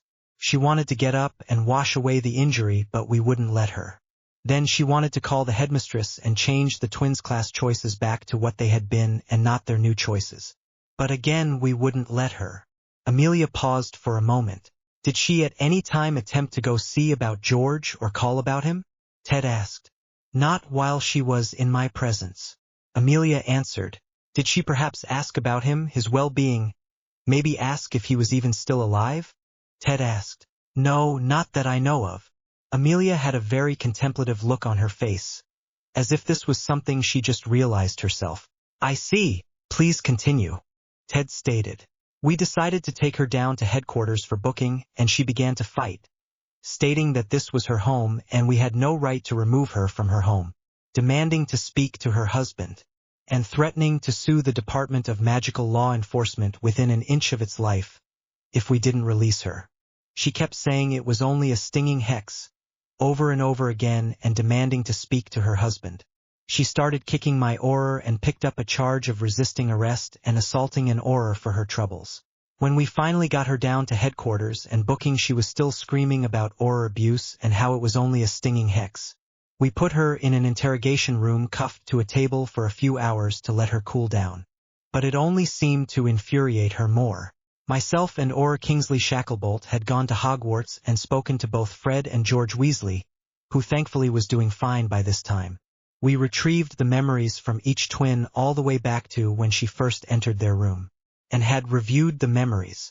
By the time we went into the interrogation room, we knew exactly what had happened from multiple viewpoints.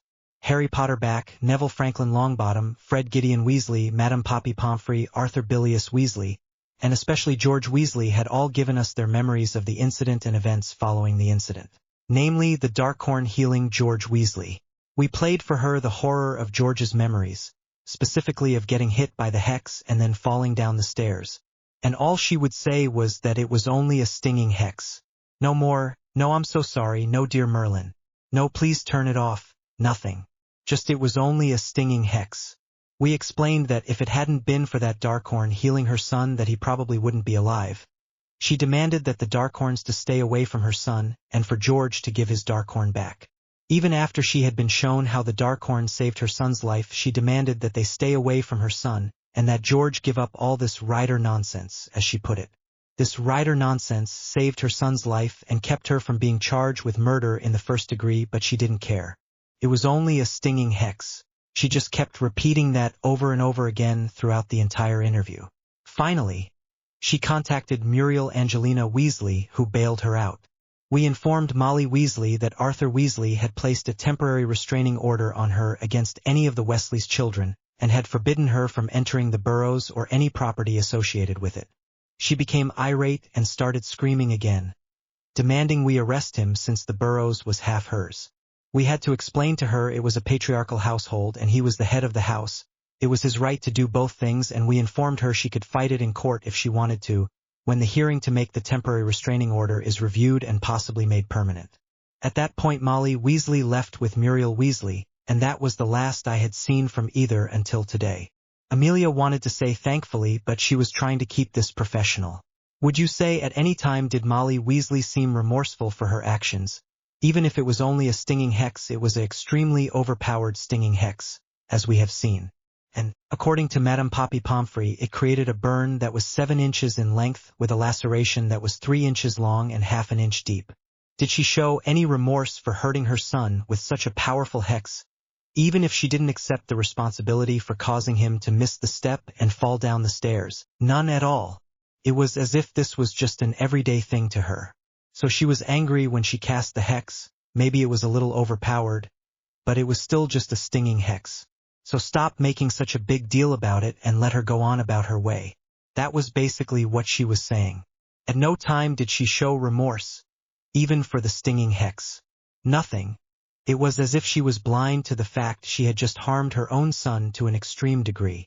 Amelia stated, "Very well. Thank you, that is all I have for this witness," Ted stated. Molly got up, looking rather proud of herself, as if she had all the answers now.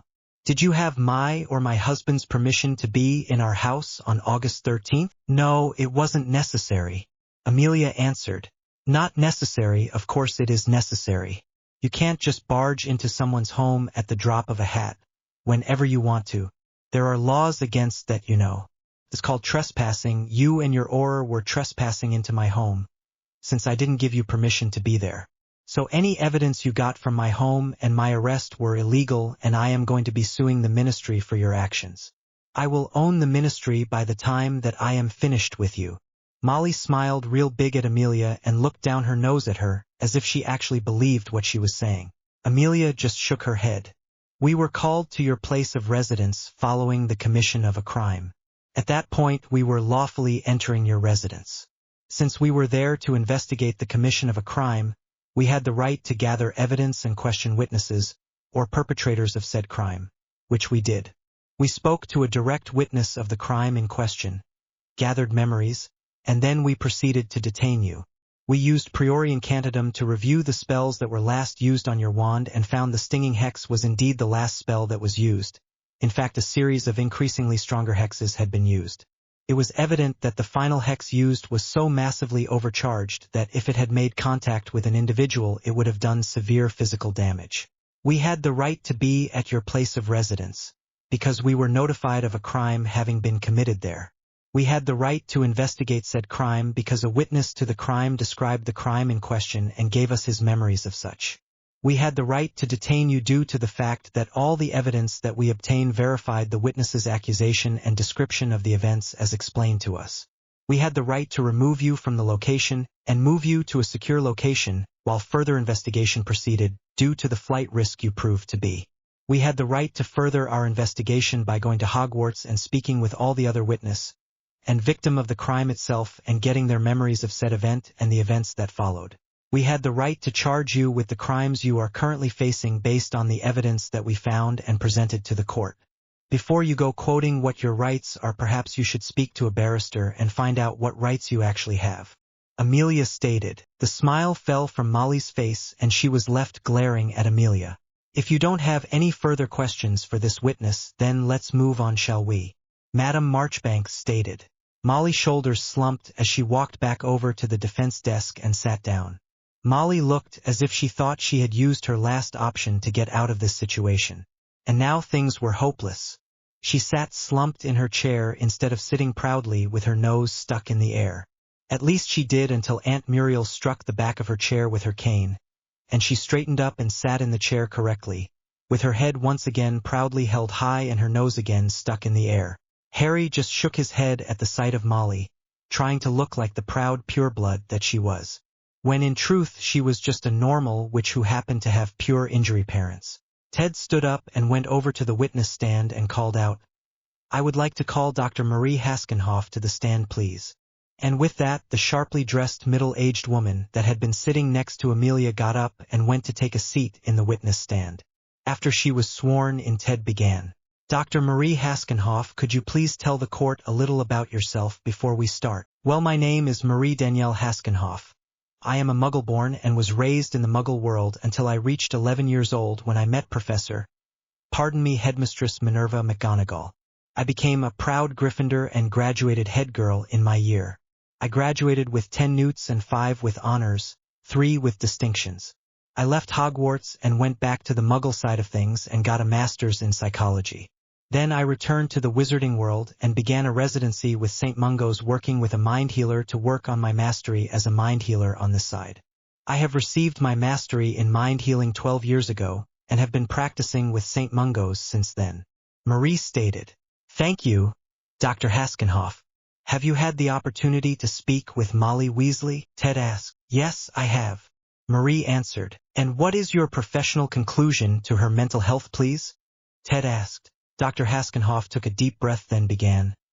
That is a complex thing to explain. First thing that was apparent was that she had little to no empathy for other people, and that included her own children. Second, she had no respect for other people. By that I mean there is absolutely no one she respects for any reason. She doesn't respect anyone's privacy. She doesn't respect anyone's personal space. She doesn't respect anyone's right to make their own choices. She doesn't respect anyone's hard work it took to do something. And she doesn't respect someone's right to be different. She gives out an order and expects it to be followed without question or hesitation. This would make a great sergeant in the military. This does not make for a great mother. Children always want to know why, how, when, who, where, what. They always have questions. It's part of how they learn and part of what allows them to grow up as adults. By denying them that, you are denying them one of the most fundamental means of how they mature and grow up and become successful adults. Then would you consider Molly Weasley a good parent? Ted asked. I object. Molly shouted. And what are you objecting to, Mrs. Weasley? Madam Marchbanks asked. She had no way of knowing if I would be a good mother or not, just talking to me for a couple hours, and I resent everything she has set up to this point. She has no way of knowing any of that just by asking a few questions. Molly said in a huff. Objection overruled. I may surprise you to know, but it is her job to know these things about you with only a few carefully worded questions. Please answer the question. Madam Marchbanks smiled at the doctor and nodded. Dr. Haskenhoff, if you would please? Ted asked. It's all right, people tend to not want to hear the negative things about themselves. As to your question, no, I would not consider Molly Weasley a good parent. Without the ability to empathize to other people's pain or feelings, or have respect in any form for that person, how can you show that individual love? And a child needs unconditional love. Molly Weasley's love has so many conditions attached to it that it is impossible to achieve or obtain. Her whole goal is for them to make her happy, not the other way around. A child must know rules. Her rules are ever-changing. Take this incident with the Darkhorns for instance. At first she was so proud of the twins for being chosen to be riders, but when it became inconvenient to her, she wanted them to give it all back, including the Darkhorns. And that is what she still wants. Even though a Darkhorn saved her son's life, due to the fact that they make George and Fred independent, and allow them to make their own choices, she still demands that they give them up.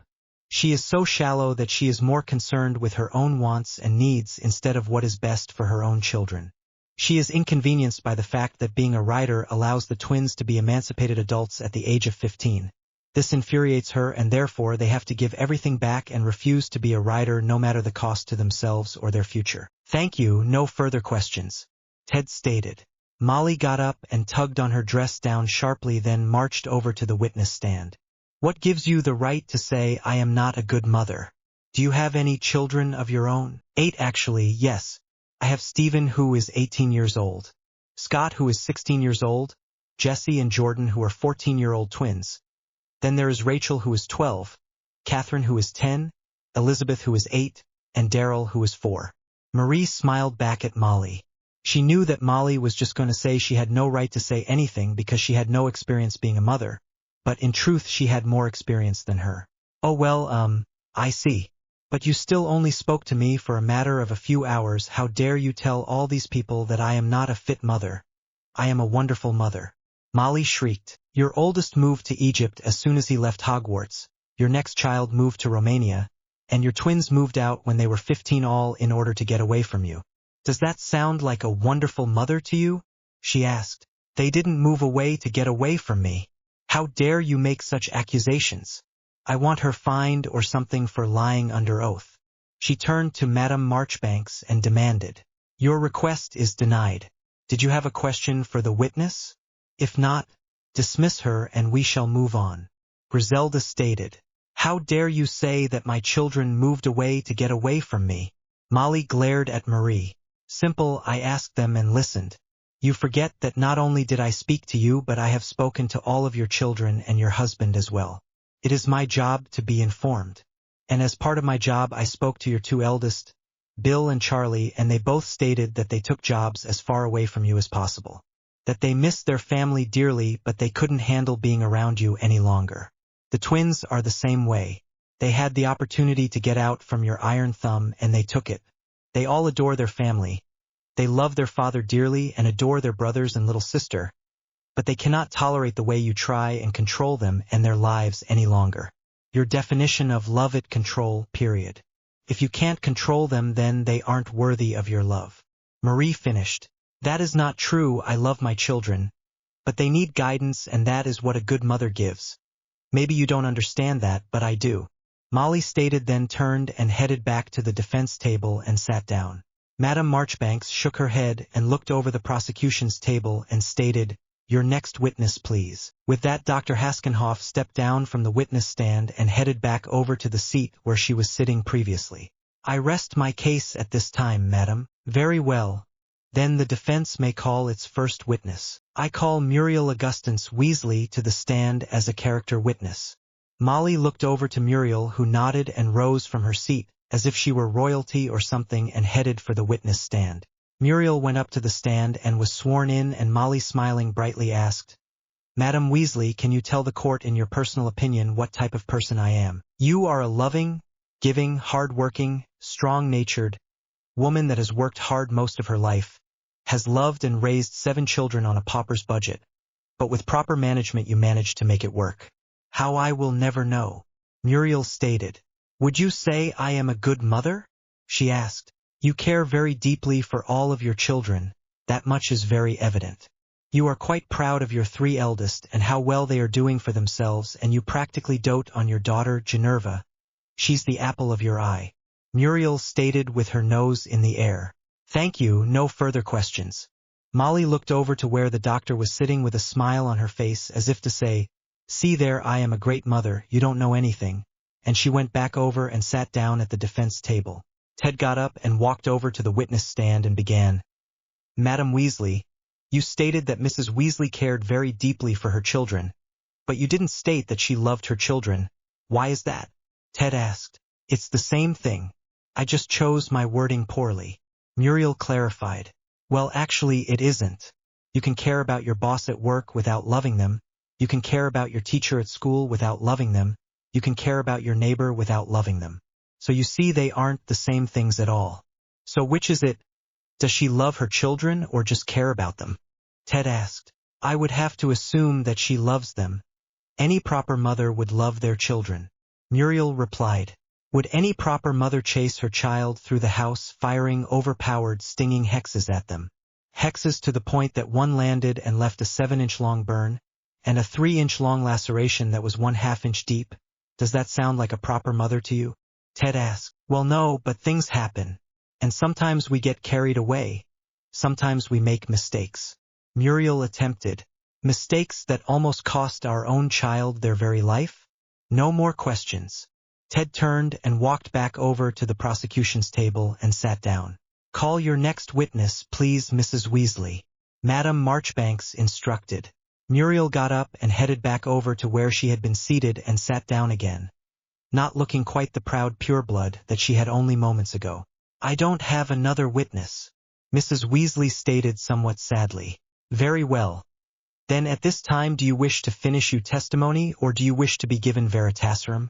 Madame Marchbanks asked. "Neither," she stated firmly, expecting the court just to bend to her will. "Very well, I call in close to this case. I shall make my determination on the guilt or innocence of each charge based on the information I have been presented to me at this time. Oh, and Molly Weasley, you are in contempt of court, again, and that will be 100 galleons and 6 months in Azkaban no matter the judgment that I return with." With that she rose from her seat and headed out a side door which the bailiff opened for her, and he shut the door and stood in front of as if guarding it. Molly looked at the door in disbelief with her mouth agape and eyes shiny with tears. No matter what, she was spending at least 6 months in Azkaban. This can't be happening to her. Muriel stood up and shook her head at Molly. "You just had to be stubborn about that, didn't you? Why can't you just have answered their questions? What could you possibly have said that hasn't possibly already been said?" Now a Weasley will be going to Azkaban. Can't believe you. And you can just find a different place to get the galleons from. Because I certainly won't be shelling out the galleons to cover your stubbornness nor your stupidity during this trial. Muriel put her hands on her hips and glared at Molly as if daring her to say something. At the prosecution table things were a little more cheerful. Arthur asked Ted what he thought. I think that her guilt of innocence is not in question. Only the amount of time she should spend in Azkaban is in question. I am betting somewhere between 20 years and life. She has already irritated the judge enough for 6 months, so I am betting it is going to be a heavy time frame. At least that 20 years is the absolute lowest she will get. Technically speaking, she could get as little as 5 years if they pass on the attempted murder and stick with the aggravated assault in the first degree. That one has a term of 5 to 99 years by itself, depending on the severity of the assault and injury. Basically, I am expecting for the judge to call innocent on the attempted murder, and call at least 20 years on the assault with a possibly of a review of the case after 10 years or so. Ted stated, 20 years, you think it will be that long? I be all grown you, married and having children of my own by the time before she is let out. Ginny said crying. At least you will get to date and marry whoever you want and you won't have her telling you who she wants you to marry. Or having her setting up dates for you to meet boys that would make you a good match like she did with me and Charlie. She kept trying to set us up with girls that she though would make good wives as soon as we turned 16. Even after Charlie told her he preferred boys, she kept picking out girls for him to meet. It was so awkward, it was pathetic. You can marry right out of Hogwarts, wait a few years, or hell if never want to marry, that's fine with us. As long as you're happy, that's fine with us. As long as you're happy, that's the only thing that matters with us. Bill stated. Yeah, but any bloke you decide you marry we get to check out first, Charlie stated. Ginny giggled and leaned on Bill, her tears slowing down. Arthur couldn't help but smile at his boys. He knew that Molly's matchmaking had caused been awkward for the boys. But he didn't know it had left such scars in their life. Especially poor Charlie. He knew Charlie preferred boys to girls. And he remembered the awkward times that Molly had set Charlie up with girls up to meet young women. He had begged her to quit, but she kept doing it, and that was shortly before he accepted the position of dragon tamer in Romania. He couldn't help but wonder if that was one of the reasons that Charlie had moved so far away from them. It was almost 2 hours before Madame Marchbanks came back into the room, and they called the court back into session. You may be seated. Molly Weasley née Pruitt, please stand. Madame Marchbanks stated. Molly stood and waited impatiently for Griselda's next words. Molly Weasley, on the charge of attempted murder in the first degree, I find you innocent. On the charge of aggravated assaulted in the first degree, I find you guilty and sentence you to 20 years in Azkaban. On the charge of child abuse in the first degree, I find you guilty and sentence you to 20 years in Azkaban. On the charge of assaulting an Auror, I find you guilty and sentence you to 5 years in Azkaban.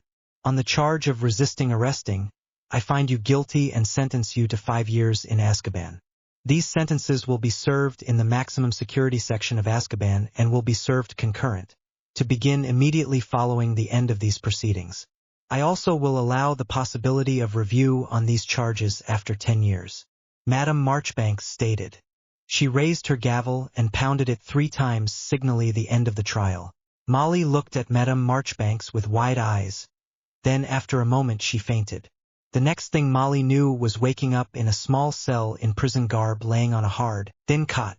She looked around the cell at its small room with a toilet in one corner and a single cot in the other and nothing else. There was a small barred window for light to come in the room, but that was it. Her wand was gone. All of her belongings were gone. She was helpless and trapped in this room. Suddenly the terror of what was going on hit her, and she screamed. I demand that you stop these attacks, Cornelius shouted. I would love to minister. Unfortunately, I don't know when the attacks are going to happen nor where. It is hard to stop something from happening when you don't know when or where it's going to happen. Amelia gave the minister her best bored look. You knew there was going to be an attack on St. Mungo's, you told me so. Therefore you knew it was going to happen. I want this to stop. You said that there was a possibility that there will be an attack on Azkaban. I want you to stop that. I want you and your people to make sure that doesn't happen. Do you understand me? I am getting too much mail associated with these attacks and I refuse to let this continue. We were given a warning that an attack might happen and a vague idea of when it might happen. The window for when he might attack was several months long.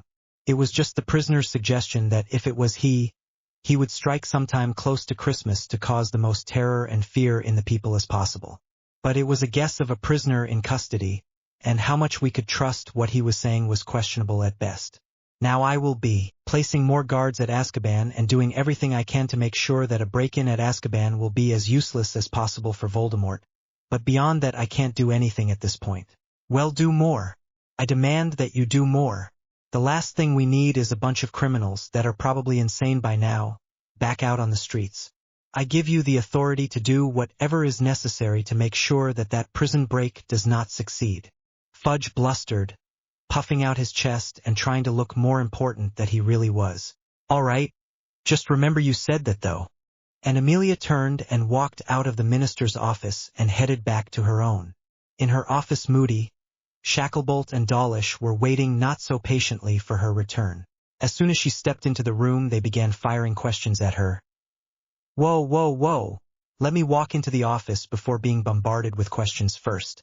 Geez. And she went over to her desk and sat down, then nodded. Moody started. So what did the injured fool want? He want us to prevent the attack on Azkaban that might be scheduled to happen sometime before school lets out for the summer. Amelia stated in a dull monotone voice.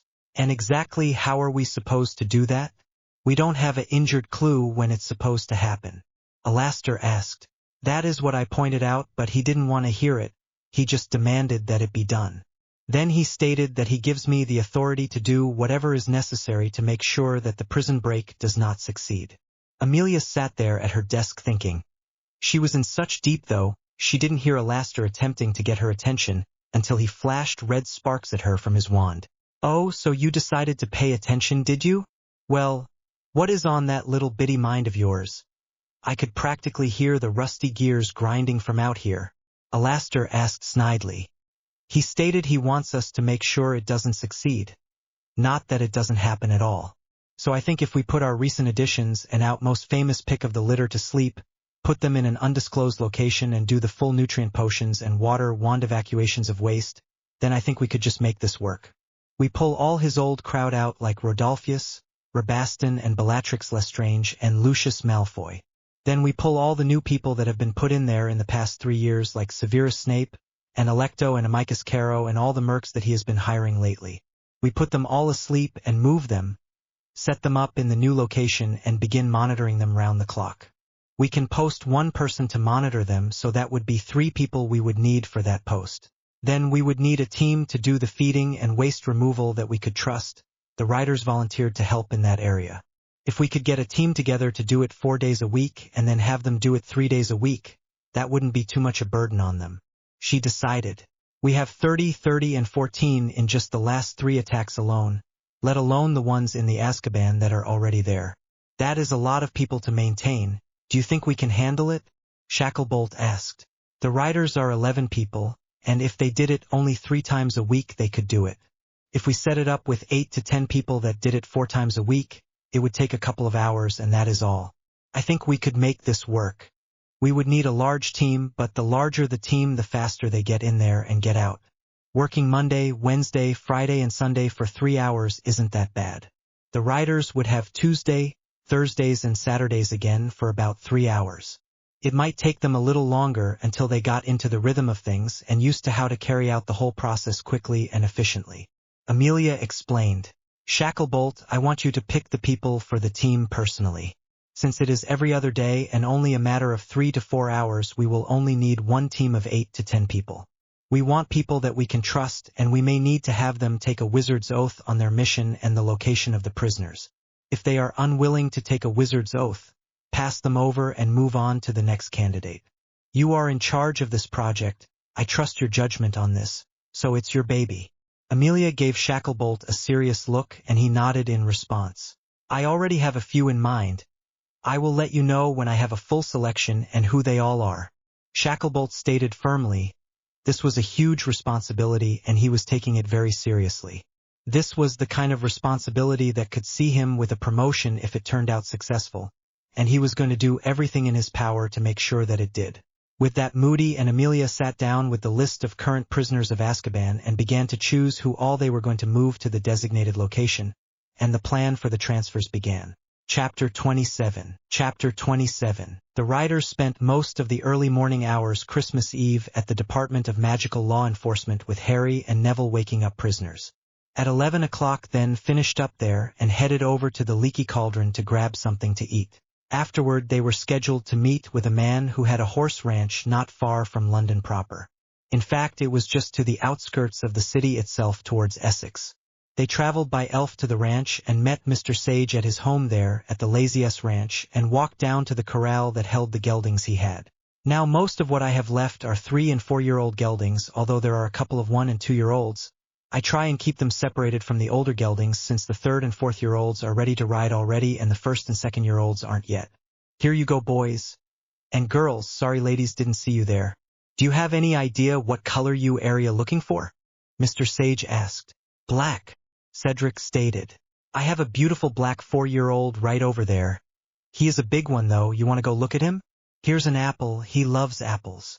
The man reached into the barrel that was beside the corral and picked up an apple and handed it to Cedric, then led him to the gate of the corral and opened it for him, allowing him into the corral. They all watched as Cedric approached the large gelding, and Cedric had cut the apple in half. As soon as the sweet scent of apple touched the big boyish nose, he was heading Cedric's way. The black horse stood there staring at Cedric's outstretched hand that held the half of an apple, and he slowly walked forward. He kept coming, the scent of the delicious fruit calling to him. Soon he reached over and took it from him gently and nodded his head, munching happily on his prize. Cedric reached over and patted the large horse. The gelding wasn't as big as Storm or Thunder, so he probably wouldn't be as big as Justice would get.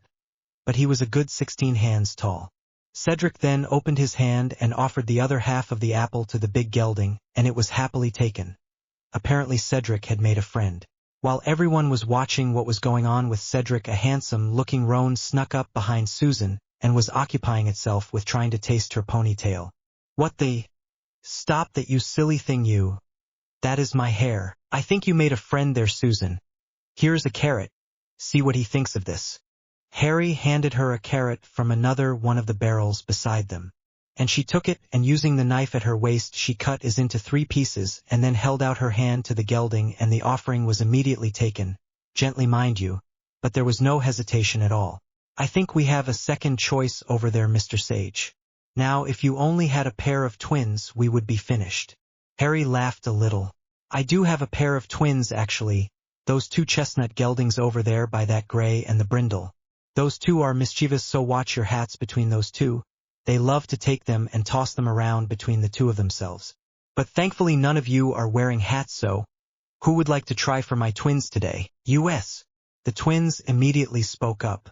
The aged man snickered. He should have guessed. Twins. Okay, boys. Here you go. And he handed each on an apple, and they walked into the corral and over to the chestnut geldings. Before they got there they grabbed their knives out of their back pockets and cut the apple in their hand in half like Cedric had done and put their knife back. Then when they went up to the one they chose they were practically trembling with anticipation of the goodie. The horses could smell the apple halfway across the corral, and now they could see it. They stomped the ground in anticipation. When they saw the twins with their hands outstretched walk towards them they gladly met them halfway and snatched the wonderful apple off their hands. Then a second piece replaced the first, and they took that one happily as well. Now they were searching all their pockets and clothes for a third piece. Fred and George were laughing like crazy at the twins' antics. Harry laughed at the twins' antics and his twins clowning around with them. I think we found the last 2 we need, Mr. Sage. Now all we have to do is get them separated from the rest. We can get them to Hogwarts and I can take care of the payment. Not a problem. Let me get your people some bridles and reins and they can lead their choices right on out of the corral, and then you can have them picked up however you choose. Just 1 second. And Mr. Sage walked into his shed and came back with 4 bridles and reins, and he went up to each one of the horses and put them on the horse, then handed reins over to the individual that had chosen that horse. The chestnuts are 3-year-olds, but the other 2 were both 4-year-olds. So the black and the roan will be a little calmer and more used to the bridle and reins than the 3-year-olds. They have all been saddle broke and ridden quite a bit. These are the ones I keep around for tourists and hikers and such. so they are all real gentle to work with. I think the chestnuts are the most ornery out of the bunch that I have here. We have stallion and mare Darkhorns that they will be housed with. Do you think that will be a problem? Harry asked. Not at all, they have been housed with standard horses, unicorns and thestrals all, so Darkhorns shouldn't be a problem either, he said. Harry smiled as Susan, Cedric, Fred and George led their choice of mount out of the corral and over to him. Each one was all smiles. The chestnut geldings that Fred and George were leading were more like prancing their way over than walking, but that was all right, they seemed to be having fun with it. Once they got over to where they were out of the corral, Mr. Sage shut the gate and Harry called for Jeeves. Hello, my friend, I need you, and whomever you wish to help you, to pop my riders and their mounts over to the stables at Hogwarts. Then come back for me in a few minutes. Is that all right? Harry asked. Suddenly there were an elf for each horse and rider there, and in the next moment they were gone. Harry went over to Mr. Sage and asked how he wished to be paid. Ring is fine. The goblins will be happy with that. Mr. Sage was very proud that some of his geldings were going to be used by the riders and gave them a hefty discount on the price because of it. Harry was very happy with the end results. His riders were happy and the price was very good. It was well within the area that he was expecting. He also bought several bags of feed and some apples and carrots for the horses while he was at it, just to make sure he got what they were used to eating, and he got the location of the feed store where Mr. Sage bought his feed from, so he could buy more in the future when they need more. But that shouldn't be for a while now.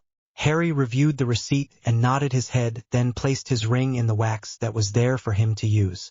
And with that he was ready to go. Jeeves showed back up ready to take Harry back to Hogwarts. Harry pointed out the stack of feed and the barrels of apples and carrots that he had bought, and Jeeves popped them over to the stables, then came back for Harry. Another pop and Harry was back at Hogwarts in the stables. Fred and George were brushing down there too, while Cedric was brushing down his black, and Susan was combing throned the mane of her roan. Its mane was nearly the same color as her hair. Harry couldn't help but wonder if that was the reason that Horse liked her so much. So what are you guys going to name them? Harry asked. Cedric looked into the eyes of the black and said, Shadow.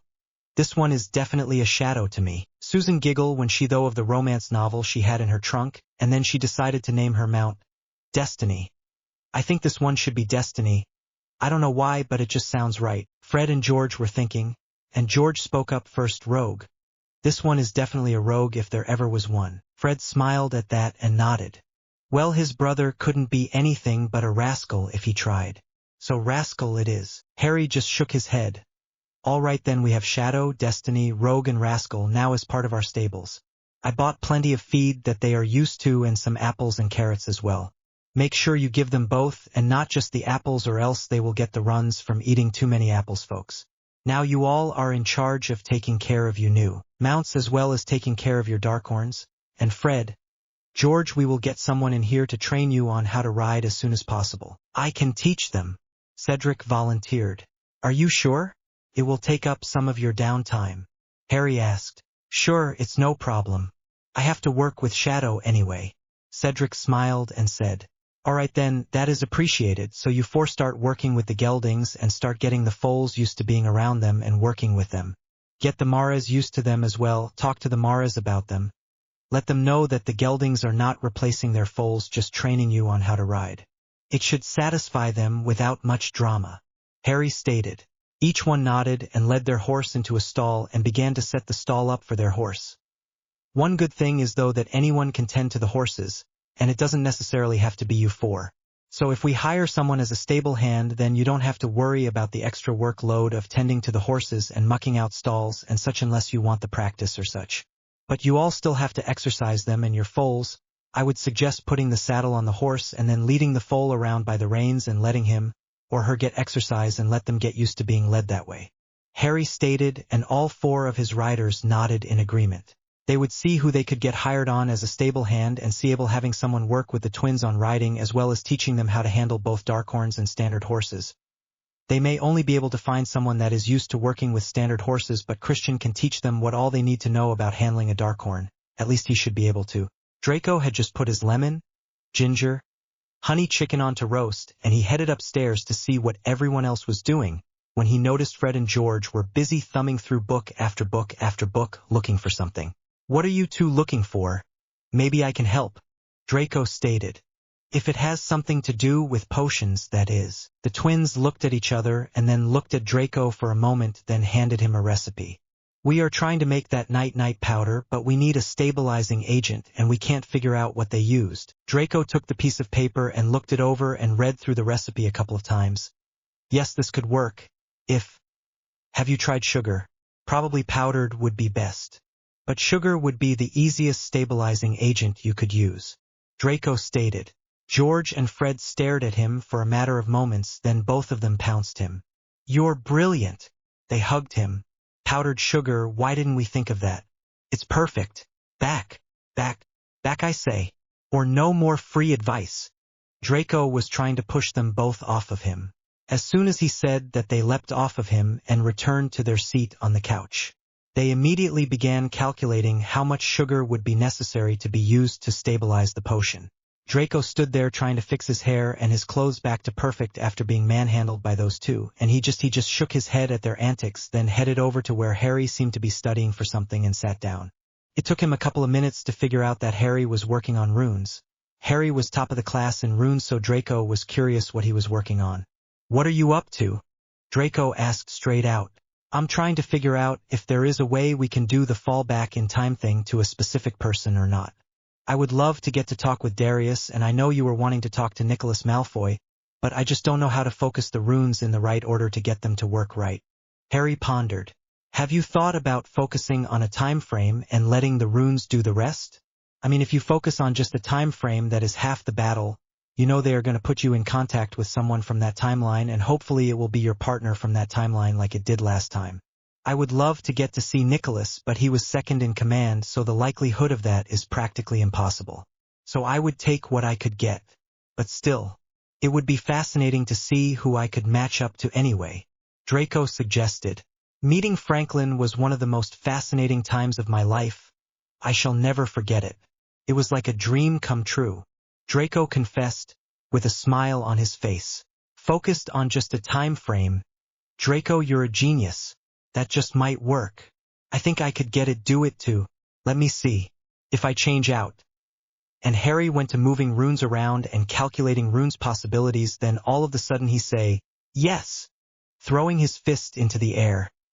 "This just might work. Now all I have to do is charge the runes and see if they work." With that, he presses his wand to the final rune, and suddenly his eyes lost focus, and he appeared to be staring off into distance. Draco waited there, desperately wanting to hear about his success on this project. It took about 3 minutes for Harry's eyes to return to their normal sparkling selves. It has seemed like forever when Harry's face broke out into a huge smile, and he looked over to Draco and grinned like never before. "Well, did it work?"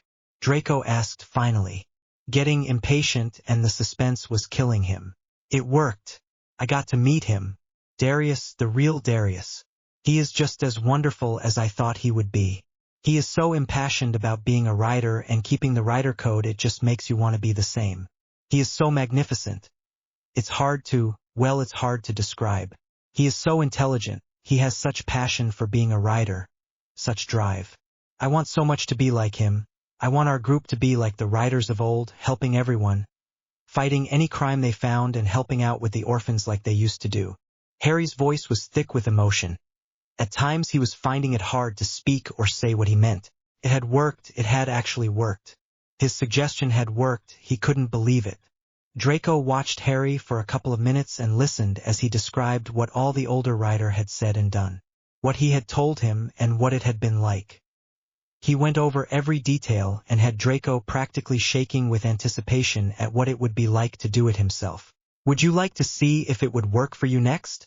Harry asked Draco, noticing the sparkle in his eyes as he spoke of everything that Darius had said and done. Yes, please." Draco tried to calm down his excitement, but it didn't work very well. So within minutes Draco was staring off into space with a glazed look on his face. At least here he was. Elsewhere, he was having an extremely exhilarating conversation with Maxwell Barrington, his counterpart in this group. Max was not only the rear guard, but he was the main cook as well. Again, something they had in common. They were swapping recipes back and forth when he walked into the room. Nicholas Malfoy, smiling up a storm. Darius had mentioned they might be having a guest soon and that he should go talk to him. "Greetings, I was told to come meet you. My name is—" "Nicholas Malfoy?" Draco said in almost reverence. "Yes, but you seem to know me, however I don't seem to remember you." "I am sorry." Nicholas apologized, blushing ever so slightly. Draco shook his head. "No apology necessary. I am you many times great-grandson." And then he proceeded to explain the rune array to the two men and how he had gotten there and how their entire group had met their counterparts from the last group that had formed, and how they had all passed away from Spanish influenza. How their rule of no one but riders had cost them almost 3/4 of all the riders they had before it was changed, and somehow with the change 20 years later came the influenza. So it was damned if you do and damned if you don't. Allow the families to be here, then naturally the men get lonely and head out to find their own families and become solitary riders, which is extremely dangerous for them and their Darkhorns.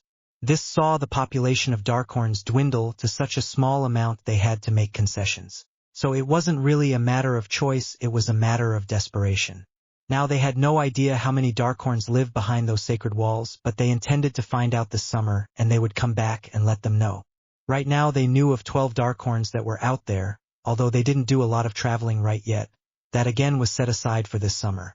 They talked for hours, exchanged recipes. Draco even made Maxwell a pizza, which he loved, and wrote everything that Draco was doing down step by step so he could repeat the process himself. "By the gods themselves, this is delicious," Maxwell said as he tasted the chicken and mushroom on Parmesan and garlic Alfredo sauce pizza. "All you have to remember is white sauce for fish and fowl and red sauce for red meat, and you can invent dozens of different pizzas. Oh, and vegetable-only pizzas taste best on the red sauce from what I have found. They need that little bit of a kick. Now if you are doing a mushroom-only pizza, then by all means go with the white sauce, but otherwise us the red. I think I am going to have a blast with these recipes you have left me with, young one. I haven't had any new recipes in ages. Thank you for the exchange. I am sure the men will pass on their thanks the next time I see you." Draco noticed that things were beginning to get a little fuzzy. So he quickly said his goodbyes to Nicholas and Maxwell, and then the next thing he knew he was back in Sirius's room staring at Harry, who was watching him closely. "Oh my effing god. I met him, I actually got to meet Nicholas Malfoy. Oh my god." Draco reached over and grabbed a hold of Harry and gave him the biggest hug he could. "Thank you, thank you, thank you."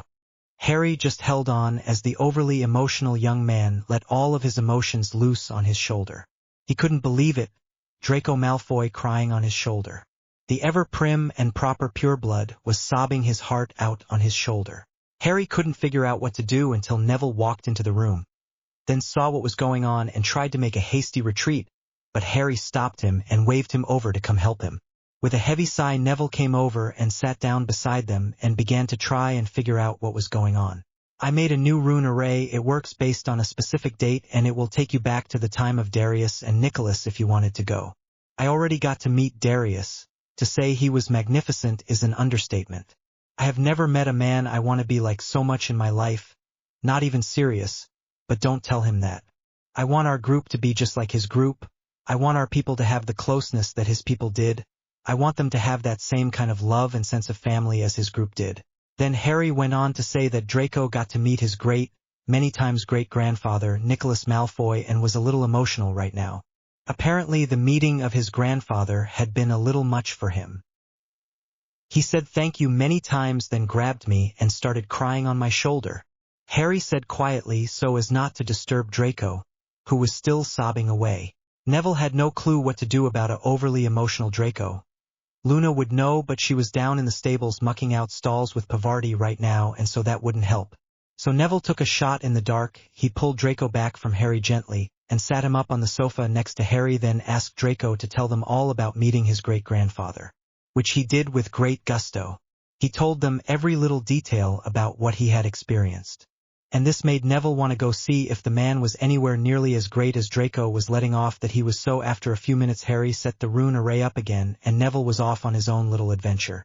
Neville came back quiet, and soon a silent tear fell down his cheek. "I see what you mean. Nicholas Malfoy was a great man. I hope that I can even be half the man he was. Sweet Merlin, what they have all been through, what they fought for and lived through, what they have done, and have gotten done.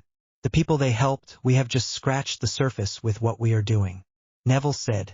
Harry nodded. He felt the same way after he had met with Darius. There was so much more that they could be doing for the community. What are the two of you doing? Fred asked, curious now that they had finished their little project. Yeah, what's up? George asked. Harry managed to find a way to go back to Darius and Nicholas's rider group, and we have each met our counterpart in the group. Would you two like to try it? Sure. Absolutely. Okay, here is the rune, so you just...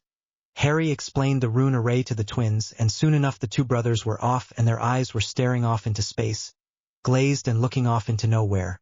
It took almost 3 minutes for them to come back, but they both popped back. Fred was first, then George came back within moments of his brother.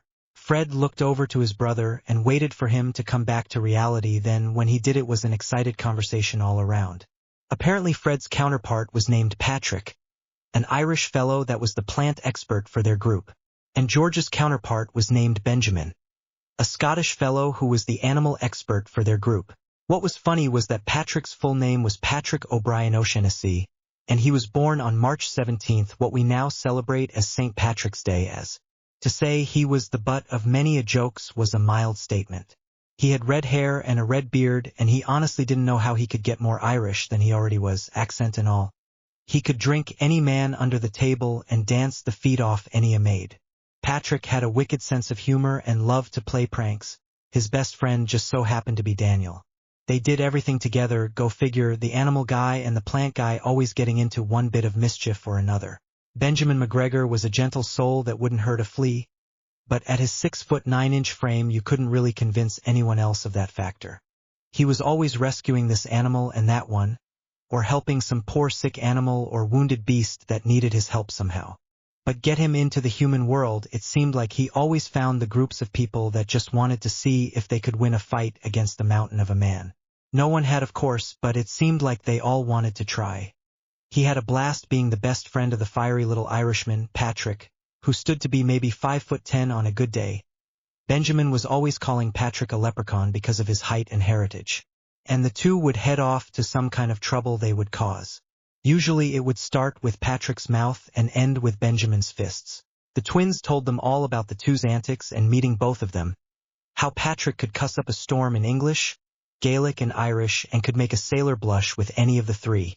And how gentle and sweet the giant of a man seemed. Even though he was huge and could probably tame any beast you put before him. He was so mild-mannered and sweet really that it was impossible to believe. Everybody took one look at his huge frame and immediately assumed that he was a real scrapper, when in truth he would rather be playing with puppies than fighting. He was just such a oxymoron in himself, it was unbelievable. He had a huge thundering deep voice, but he rarely ever spoke above a whisper. But if he did, everyone listened. On and on they went about their two new friends, everything from the fact that Patrick made homemade whiskey in the back of his garden to the fact that Ben usually slept in the stables whenever the storms got real bad, just to make sure that the storm didn't bother his animals too much. Patrick had a mare named Essence and Ben had a stallion named Duncan, that had been mates since they first met and had 5 colts together, 4 males and 1 female, so far that is. And Patrick hated it whenever either of them or the foals got too upset in the bad storms come rainy season. Things got a little choppy at times when the twins went into their normal twin speak, but Harry and Neville managed just fine. Although Draco had to stop them and shout, "Complete sentences, will you please? Geez, you're giving me a headache." They just laughed and tried to humor him. Although the twin speak didn't get much better. They were just too excited to slow down too much. He guessed he could understand it and let them carry on. Even if it was indeed giving him a headache. Before nightfall everyone had met their match in that timeline. The last to meet theirs was Luna, and she loved Catherine, who was Miss Prim and Proper. Catherine was the librarian for Ryder Castle, but she was also one of the best telepaths in Great Britain. Catherine could locate a bad guy just by zoning in on their thoughts and ferreting them out. She had never missed once, and if fate had anything to do with it, she never would. Later she planned on marrying Maxwell Barrington after a nice long courtship, which was only proper, mind you. Everyone continued to talk about their experiences until dinner time, and through dinner, it seemed like they all had wonderful stories to add and new ideas to bring up. Each story just added to its predecessor, and together they managed to come up with a wonderful picture of what it was like back in Darius's time. Amos Digory sat at his study desk staring at the two pieces of paper that made him more miserable than he had ever been in his whole life. In his left hand he held the notice that his son, his Cedric, had managed to make top slot for his age group in grades this term, getting straight O's, 5 with honors and 2 with distinctions. His son, the son he had kicked out of his very home. The son he had kicked out of his life was doing so well without him. Doing even better now that he wasn't in his life anymore. In his right hand he held the divorce papers. Emily really was going to go through with it.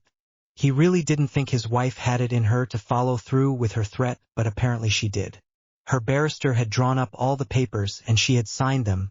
All he had to do was sign them and it was finalized. They would be divorced. Everything would be separated accordingly, but then again everything was already pretty much separated after she had left and had taken Topsy with her. That elf had taken almost all the furniture and all her clothes and the dishes and food that was in the house with her. He had been forced to buy all new if he wanted to stay here, that is, and since he had nowhere else to go, he figured he might as well stay while he could. And well, it looked like now that was his end of the line. Since with a divorce the house would revert back to hers as well. Since the house was heritage property of her family to begin with, that is, he had lost his son. He had lost list wife. And now he was going to lose his home. And all because of his own stupid actions. All because of his own stupid curiosity and need to be a show-off. He had fought against it since he was little, but in the end he was always a show-off. That's all he was. A petty show-off, and it had cost him his world. There wasn't any way he could get any of it back now. It was too late. He couldn't just apologize and hope that they would forgive him. He had done it one too many times. Over something too big this time. Something that would cost his son his life. Maybe if he could just figure out a way to win them back. Perhaps he could make himself useful to Cedric by being his eyes within the ministry. Yes, that was it. He could be Cedric's secret spy within the ministry and tell him everything that was going on in the ministry that no one was supposed to know. Like this crazy Triwizard tournament that the minister was so proud of.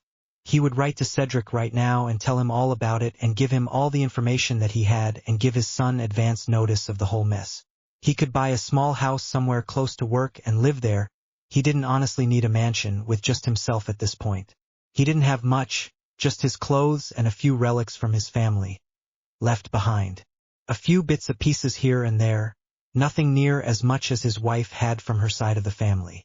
Nothing so grand, so eloquent or so expensive as what Emily's side of the family had left her.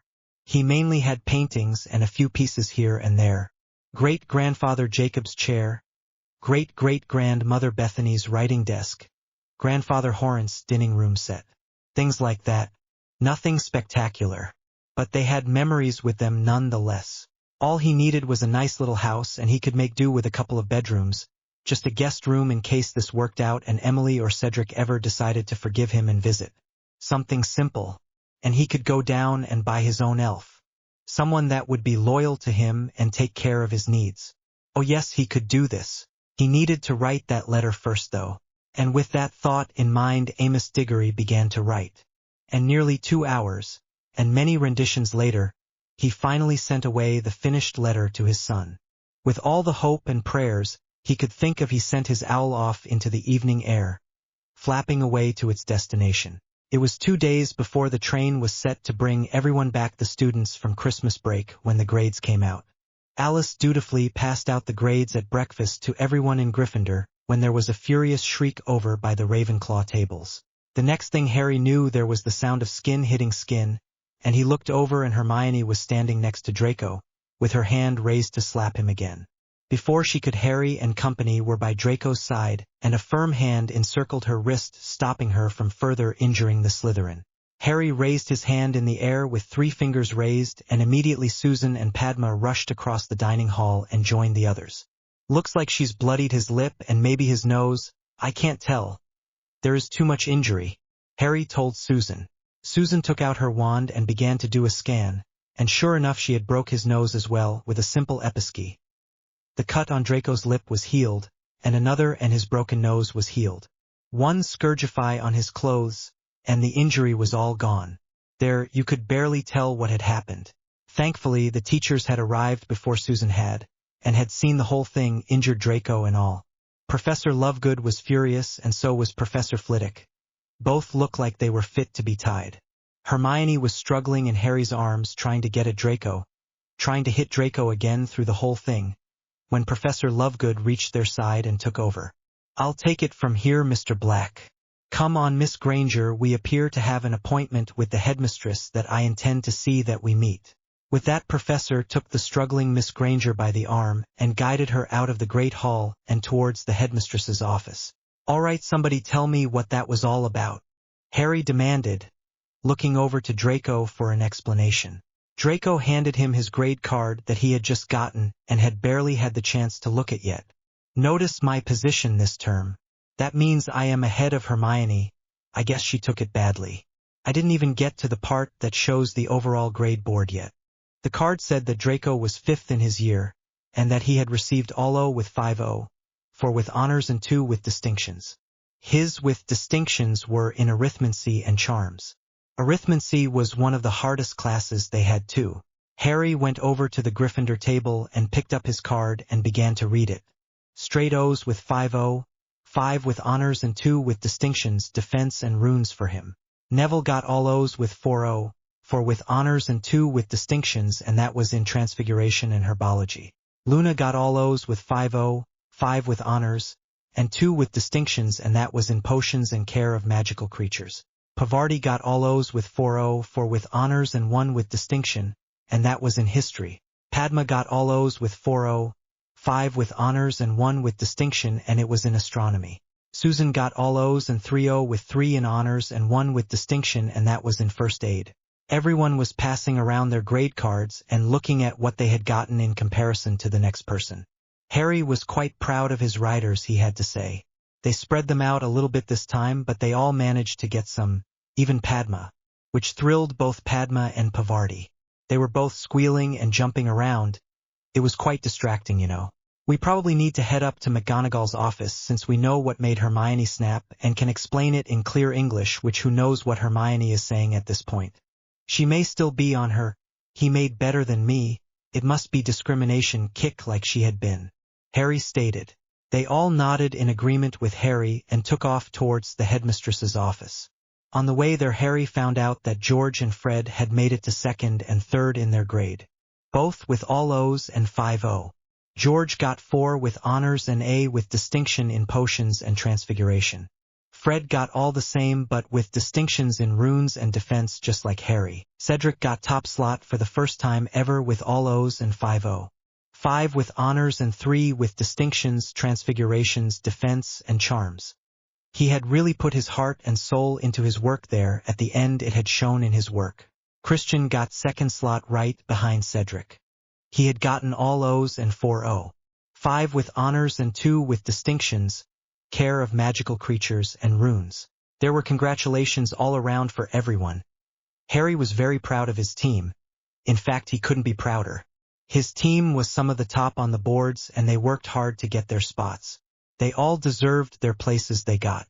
Now to deal with Hermione.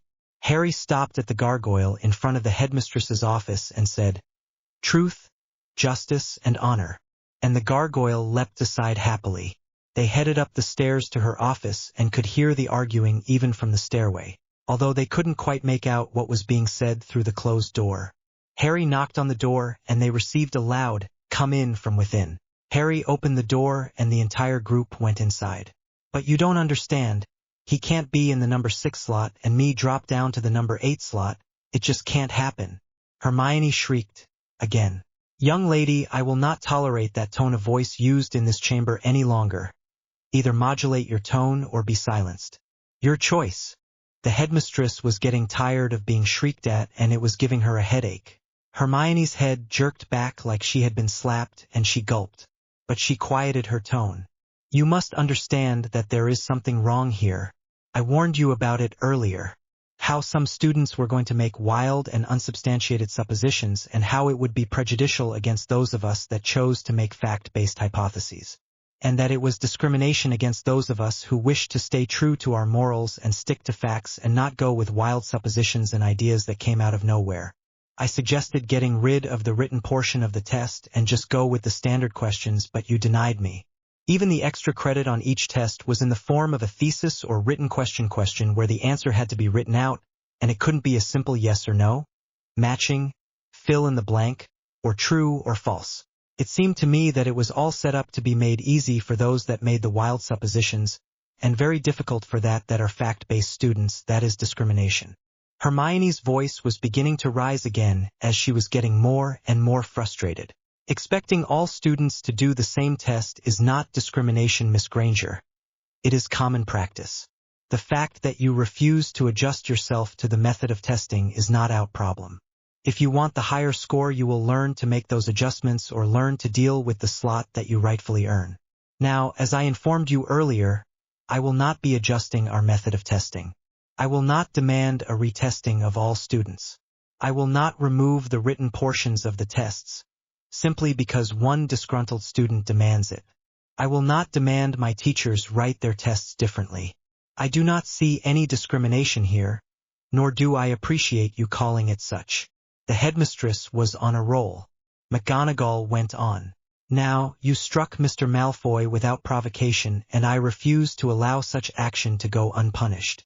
Professor Flitwick, Professor Lovegood, how do you wish to handle this? McGonagall asked. The two professors were standing off to the side whispering together, and then they both nodded and turned to the headmistress. It was Professor Flitwick that spoke up. Due to the fact that the attack was entirely unprovoked, we would like 100 points and 2 weeks suspension as a punishment at this time. Then Professor Lovegood spoke up. Also, if this kind of behavior repeats itself, it will be another 100 points and a month's suspension next time, and if it happens a third time, it will be expulsion. Suspension. Hermione shouted. I can't be suspended from school. I have never been suspended from school. Well, there is a first time for everything. You physically attacked a student, it was an unprovoked attack, and you have yet to give us a valid reason for the attack. The only reason you have given us is that he made better grades than you on the end-of-term test and got a better slot than you. Hence you felt it your right to attack him. That about sums it up, Professor, Harry stated. What do you mean? Professor Lovegood asked. At the end of term, Hermione announced that if even one person got better scores than her, she would throw a huge fit and she would see to it that the way they graded the test would be changed. Then she marched off to Professor McGonagall's office to see if she could convince them to chance the way they were grading the test while the grading was still in process. That didn't work. And now that the final results came through, she did not move up the grading board at all. In fact, she moved down a slot with both Susan Bones and Draco Malfoy moving up. I guess Draco moving up 2 slots was just more that she could tolerate, and she attacked him. This time she decided mere words wouldn't change anything, so she resorted to a physical response and attacked physically. Thankfully, she didn't use her wand. Yes, if she had used her wand, we would be looking at an expulsion instead of merely a suspension for 2 weeks. I am tired of bullies thinking they can get away with it in my school. The headmistress stated firmly. I am not a bully. Hermione came back such gusto you almost wanted to believe her. Almost. What do you call someone that slaps someone just because they made better grades than they did? I call them a bully, McGonagall stated. And I will not tolerate bullies in my school any longer. Now we are going to contact your parents, and let them know you are suspended and that you will be returning home for 2 weeks. I will have an elf pack your things for you while we do that. Professor Flitwick took the hint and went over to the fireplace and contacted the Grangers. Thankfully, it was early enough in the day they hadn't headed off to work yet and were home. They came through the flue immediately, and were surprised to see the room quite so crowded. But they headed over to Hermione and asked her what was going on. Hermione just stood there with her head hung low and refused to talk about it. So they turned to Professor Flitwick, whom they knew was her head of house. Hermione slapped another student in the dining hall unprovoked today, and as punishment she has been given 2 weeks suspension. He stated quite distinctly. She slapped someone. For no reason?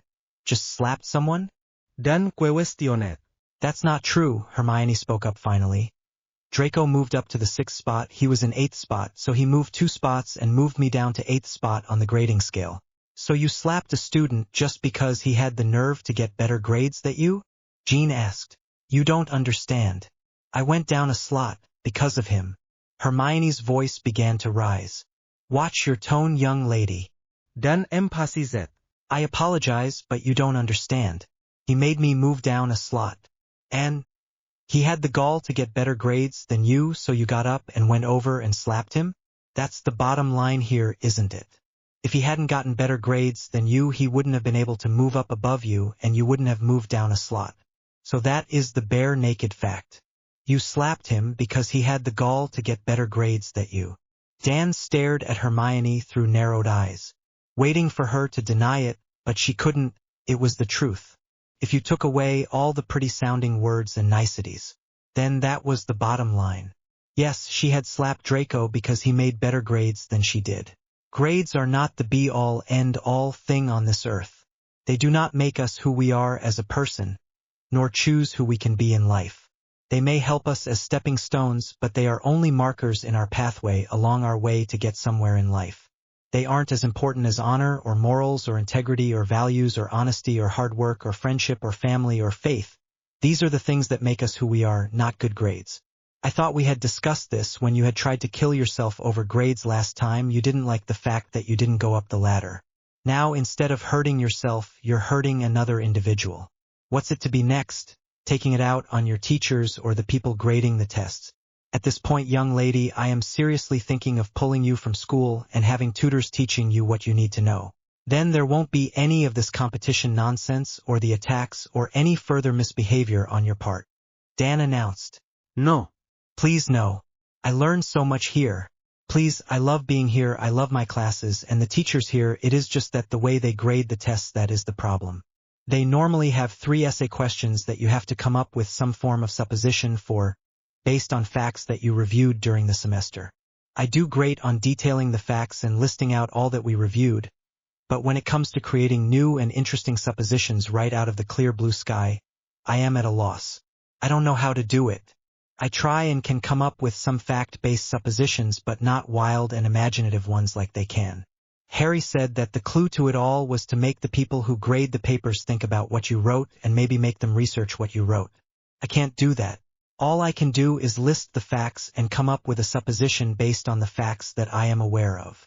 Hermione stated, her voice becoming more and more sad as she went along. So you learn how, just like everything in life. You learn and you gain experience by trial and error. You don't act out against those that already have figured it out before you. That is petty, and I did not raise a petty child. I raised an intelligent and hard-working child that thrives with a challenge. Now you will serve your 2-week suspension, and we will get you a tutor for your questions for your end-of-the-year tests now, so that when time comes you will be well prepared for your test. We will have them doing most questions that lead you to learning how to write these suppositions appropriately, and by the end of the year you will be able to do it. I will hear no more about you hitting or hurting another student for any reason. Unless it is in self-defense, you never raise your hand against another individual. Or in your duty as a writer, of course. But that is another subject entirely. Dan stated, a tutor to teach me how to do the essay questions, really? That would be brilliant. If I start now, then by end of term I should have it down pat. I should be able to get back my spot. Oh, Daddy, you're brilliant. I am so sorry I caused such a problem. I am sorry, Mr. Malfoy. I was in shock of the situation. I didn't realize what I was doing at the time. I humbly beg your forgiveness, although it is not deserved. Hermione looked over to Draco with watery eyes and pleaded. Draco decided to take the writer's way out and stood up straight and tall, then stated, apology accepted, Miss Granger.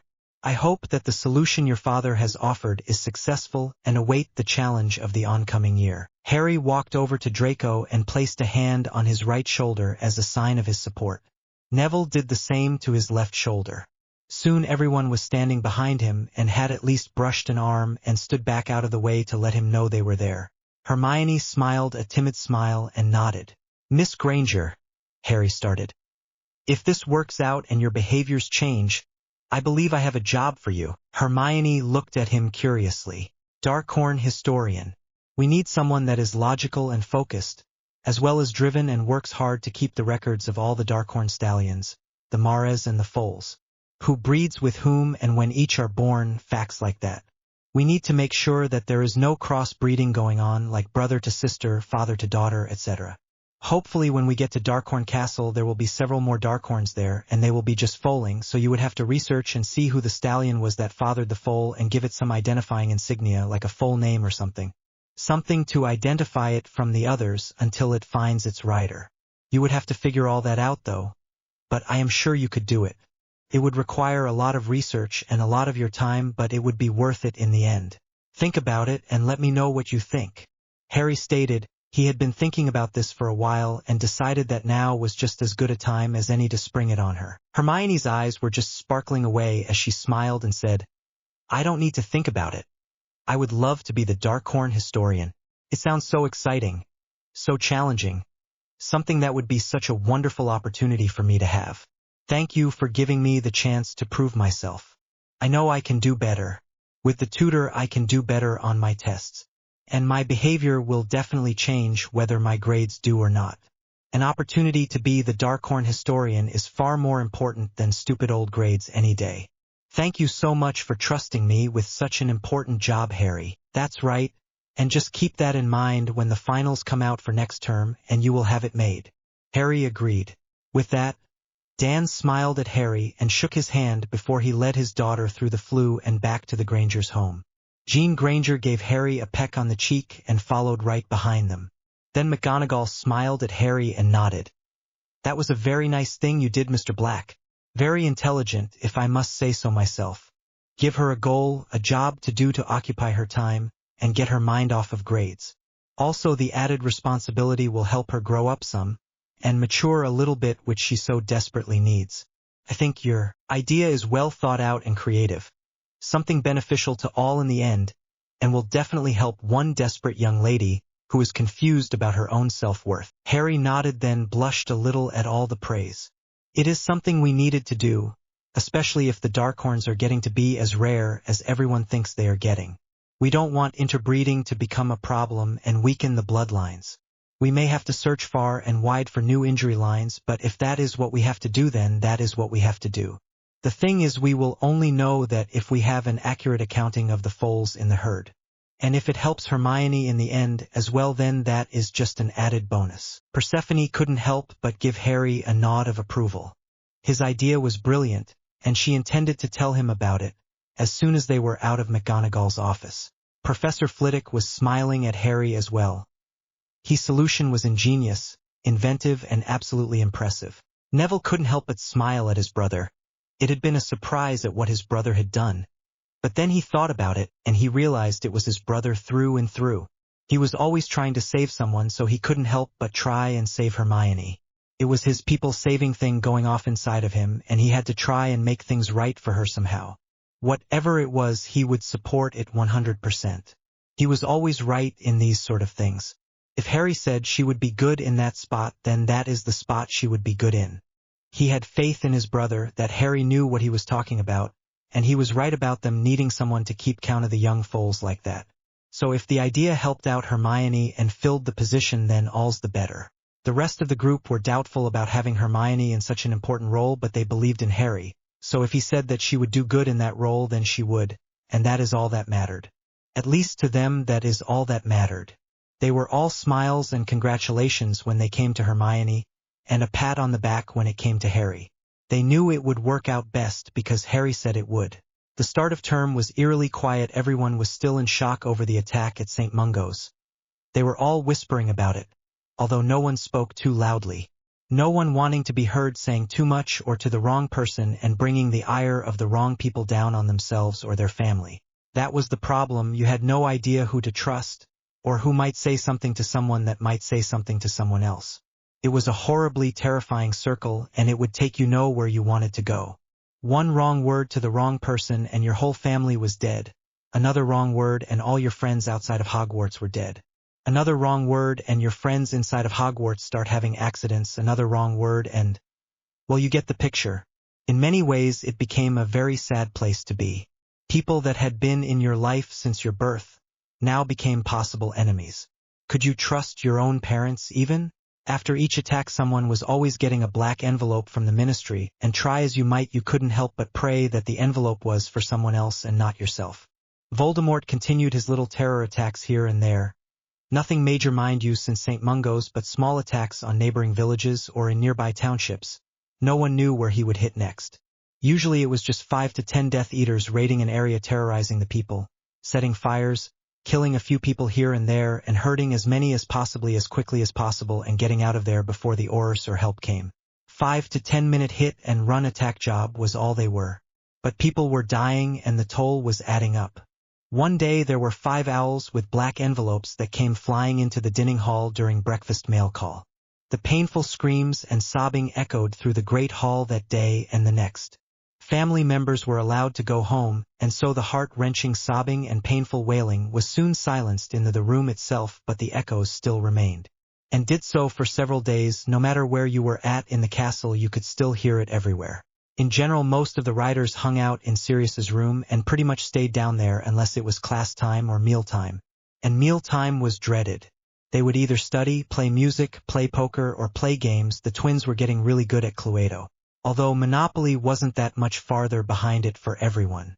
They were beginning to understand just why games were such a popular thing and why they would make a great addition to their store. Sometimes the kids would take off and head up to the room of requirements and take a look around the room of lost things again. They took Draco up there and let him see if he could find a second wand, and of course he did, and several daggers and a sword he liked too. In fact, he found several pieces that he liked, but he narrowed it down to just the one sword and like 6 daggers. Can never have too many of those. He also found a glorious cape that he just loved. It was a dinner cloak according to Draco. It was a deep shade of green with glistening silver edging around both it and the hood. It appeared to be made out of velvet if Harry was not mistaken, but a richer velvet he had never felt before. It was definitely made for someone who had money, and was a pure Slytherin as well. They kept on finding books in the room, and finally Harry just told Jeeves to gather up all the books in the room and take them over to Rider Hall, catalog them with the other books they gathered from the room and make them a list of all the books, and had left it at that. Well, Jeeves was thrilled with the work. But then one day he came back with the list and it kind of shocked everyone. The list had 627 books on it. Yeah, you heard it right, 627 books from the room of requirements in all. Apparently Jeeves had counted the ones that everyone had in their personal collections as well. Then he went and alphabetized each book and wrote out a complete list of all the books and gave it to Harry, and he copied the list for everyone, so that if they wanted to borrow a book, all they had to do was ask Jeeves for the book and he could run and get it for them. It had been a huge job, but apparently Jeeves had loved doing it, to do so well at it. Luna and Pavarti were thrilled speechless when they saw the list. They just kept going through the list, writing notes next to certain books and making notes all over the pages of the lists of books. It was hilarious. Well, Harry couldn't really say much actually, because he had little numbers by the books he wanted to read in the order he wanted to read them in, so they had also gotten into the habit of spending quite a bit of time down at the stables working with the Darkhorns. They had introduced everyone to the new saddles, and they were teaching Fred and George how to ride using the geldings, that is. The foals were getting used to being led around next to the geldings, and they didn't seem to mind it one bit. The Maras were a little harder to convince, but when they saw Fred and George trying to learn to ride, they quickly calmed their objections and began to help with the tutoring processes as best they could. They would speak to their young and get their specific foal to talk to the matched gelding and instruct it what to do to make the whole thing easier on the rider. And of course to calm the geldings as well. The 2 days passed quickly and in a blur of activity, so it was like they never had a moment to rest. Thankfully, it kept them from worrying about Voldemort and what all he was up to, and the whole Hermione issues or any other major issues they seemed to be having right then. Finally, it was time for the train to arrive, and the kids started to make their ways up to the castle and into the dining hall for the feast. Harry noticed there were a couple of Slytherins that didn't show back up after the break. He wondered if it had something to do with the whole Voldemort thing. He hoped not, but he honestly couldn't think of another logical reason for 3 7th-year and 2 6th-year Slytherins to not show up after the break. There was also 2 Ravenclaw 7th-years, a Hufflepuff 6th year and a Gryffindor 7th year that were missing as well. Whether because they fled to get away from Voldemort or the more likely situation, joined him, mainly due to the whole age situation. The fact remained that they had 9 students that were no longer at Hogwarts, and Merlin helped them if they came into the sight of the Riders, since the Riders do not discriminate on the age of their hostels any more than they do their injury status.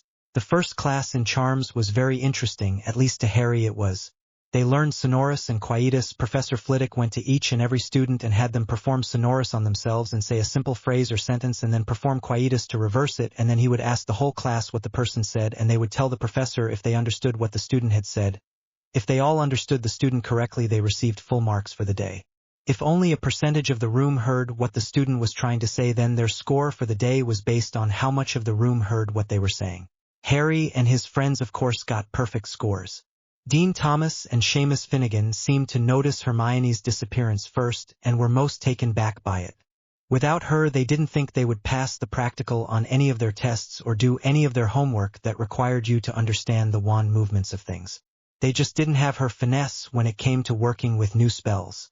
She had a skillful way about her that she could practically paint the wand movements in the air, while they basically fumbled about and jerked their wand here and there hoping it was something that was similar to what they were expected to do. Luna and Pavarti took pity on the two Gryffindors and helped them out, and showed them the wand movements in slow, gentle movements until the two had it down pat. When Flitwick came around the second time to the two, they both got the charm down perfectly and got full marks for the day. To say they were thrilled was an understatement. Transfigurations was a blast. They got to learn how to turn a bird into a water goblet. Now this was better than the rat into a teacup, but still, who would want to drink out of a bird, really, people? Everyone made it to the classroom and sat down, waiting patiently to see what new transfiguration Professor Black had come up with today. Well, considering there was a cage full of parakeets, they all figured out they had to turn the little birds into something. Today we are going to learn Vero Verto. It is the incantation to turn a bird into a water goblet. It is a mere swirl and jab of your wand, and there you have it, a beautiful water goblet.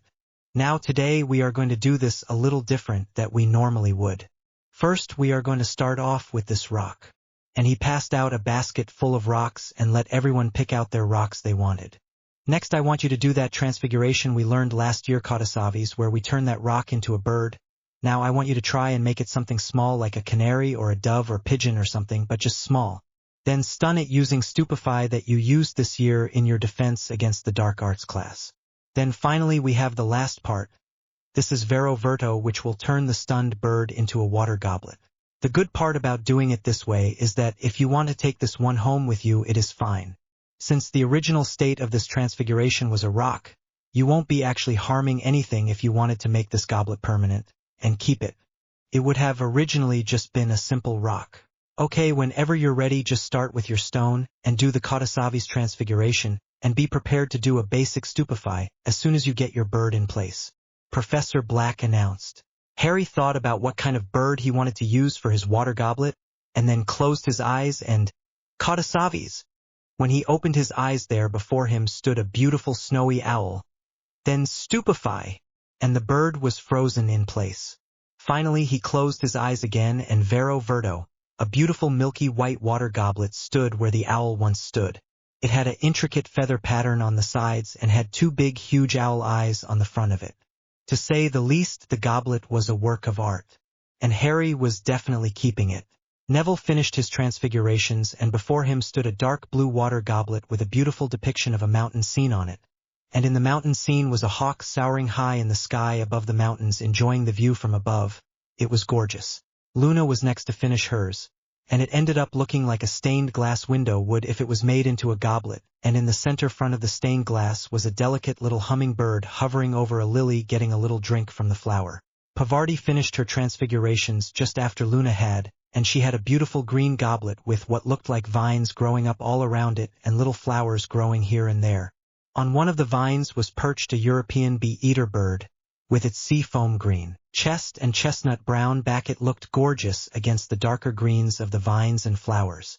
It looked like it was just waiting for some tasty treat to come buzzing by.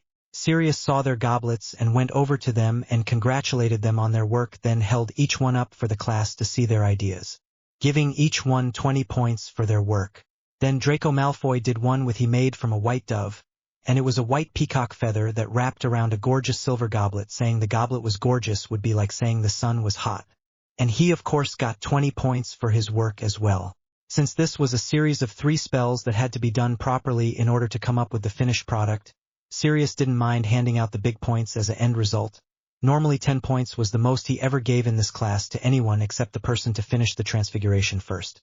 But the way he had it figured today, he was giving each person 10 points for the new transfiguration, then 5 points for each of the other spells that were needed to finish the product. Or the other way around backward, really. Ah! Sirius shook his head at his own little funny and went right on to looking at the next person's creation. After about half the class had finished their first water goblet, he passed out a second stone and allowed those that had already finished one a chance to make a second, which the riders did with gusto. This time it was Luna that finished first. In the same stained glass motif she had used for the hummingbird, she did a beautiful peacock with all its brilliant feathers. This looked like the start of a glorious collection of goblets for her to have. Each stem was royal blue down to the base, which was emerald green. And those two colors were intermingled throughout the edging on the goblet. Harry was next. This time he had a goblet that was flat on one side that had a scene of a bunch of guinea hens pecking away in a yard of an old barn with chicks all around them. The rest of the glass was made to look like the feathers of the guinea hens. All in all, the effect was quite astonishing. Pavarti was next. Hers was of a mallard duck, and the picture showed an old hunting shack with hunters in it trying to shoot the ducks down while the duck lay hidden safely in the tall grass merely feet away from them, safe and sound. And the goblet itself was made to look like the reeds that the duck was hiding in, except for the area that the scene was depicted on. Neville had a penguin mother with her young sitting on its feet nestled deep into the feathers of its stomach for warmth. The rest of the glass was done in black with just a hint of a rim of gold around its edges. Draco did a close-up rendition of an albino peacock's feather. In all its many shades of white and off-white, he depicted the beauty and delicate nature of the single decorative feather of a male tail feather. The rest of the goblet was done in soft white. This would be the perfect complement to the other goblet he had made earlier. Such an exquisite pair, it was almost breathtaking. Mr. Malfoy had just finished his second goblet when they heard the bell go off for lunch, so everyone put up their things. Had the professor cast the necessary spell on their goblet to make them stay permanent, and put their new transfiguration projects away in boxes and into their bags. Then they all headed off to lunch. Next they had defense against the dark arts, and as they were waiting for the doors to open, Draco came over to talk to Harry and Neville, and they were generally talking when the doors opened up to allow everyone to enter into the classroom. This time Zabini decided to sit on the same row as Draco, just like he did in potions, and Draco just smiled and welcomed the company. They had been friends since they were 3 years old and enjoyed each other's company quite well. They were working quite a bit with Vince and Greg lately, whenever Draco wasn't with the riders, that is. Draco guessed his old friend missed him some and was trying to get a little Draco time any way he could get it. Welcome back, folks. I hope you are prepared to knuckle down and work, because we have a lot to cover this term, and I want to make sure we get it all covered before finals. Primarily, we are going to be working on protective spells from now until the end of semester. Shields mostly, to be more specific, I am talking about Protego. But not just the standard Protego, but Protego Maxima, Protego Tot Alum, Protego Specula, Protego Caligo, Protego Diabolica, and Protego Horribilis. Those are just a few of the many forms of Protego that exists at this time. But they are the ones used most frequently. Today we are going to do a quick overview of what each one does and its strengths and weaknesses. And when we are finished, I want each of you to pick one of them out and write me a 20-inch essay about that specific type of Protego. Tell why you would use that type of Protego and why you would pick that one over the other forms, when you would use it and when you wouldn't. Professor Lovegood explained. Now if you give me a little history of the spell, then all the better, but it isn't mandatory. First we have the standard Protego. It is a standard all-around protection spell. It will give you a standard shield. Now depending on how much magic you put into the shield and your wand movement, it can cover you entirely in a strong shield with enough practice, as we saw with that of Mr. Black and Mr. Longbottom's shields. Otherwise it is a monodirectional shield that is basically a single directional shield for most people and can be developed to be quite thick or strong with enough time and magic. The main thing to making a strong Protego is learning how to push enough magic into the spell and using the proper wand movement when you are creating the shield. One of the biggest problems most people have with this shield is improper wand movements. Fixing that one issue can solve most, if not all, of your problems with this spell. Professor Lovegood reiterated. The next one on the list is Protego Maxima. Now this is just like Protego, except that the strength of it is approximately 4 times that of a standard Protego. Now this spell will pull quite a bit of magic from you in comparison to just using Protego, so the first time you use it you will definitely be able to tell the difference. If you have problems holding a strong Protego, I would hesitate before attempting Protego Maxima. This spell is for those individuals that have mastered Protego and are looking to go to the next level. The wand movement on this one is to merely to point your wand skyward and say the incantation. It will summon a practically impregnable magical protection barrier around you. I will say that this incantation cannot block the 3 unforgivable curses. Protego Tot Alum is just like the standard Protego, only it is about 10 times as strong as the standard Protego, and the consequences are a significant drain on your magic. The first time you use it you will definitely feel the difference between the two. If you have problems with a standard Protego, do not under any circumstances try this one. You will end up unconscious. If you are good at the standard Protego but in desperate need of a wide area total protective shell around yourself and about 10-foot shell, then by all means this is an excellent choice, but remember the drain and be prepared for it. The wand movement is merely a raised wand, nothing fancy, nothing slick. Just raise your wand and say the incantation in a normal tone of voice. It can keep out any intruders or curse except the 3 unforgivables. Do bear that in mind while you make your choice on which spell to use.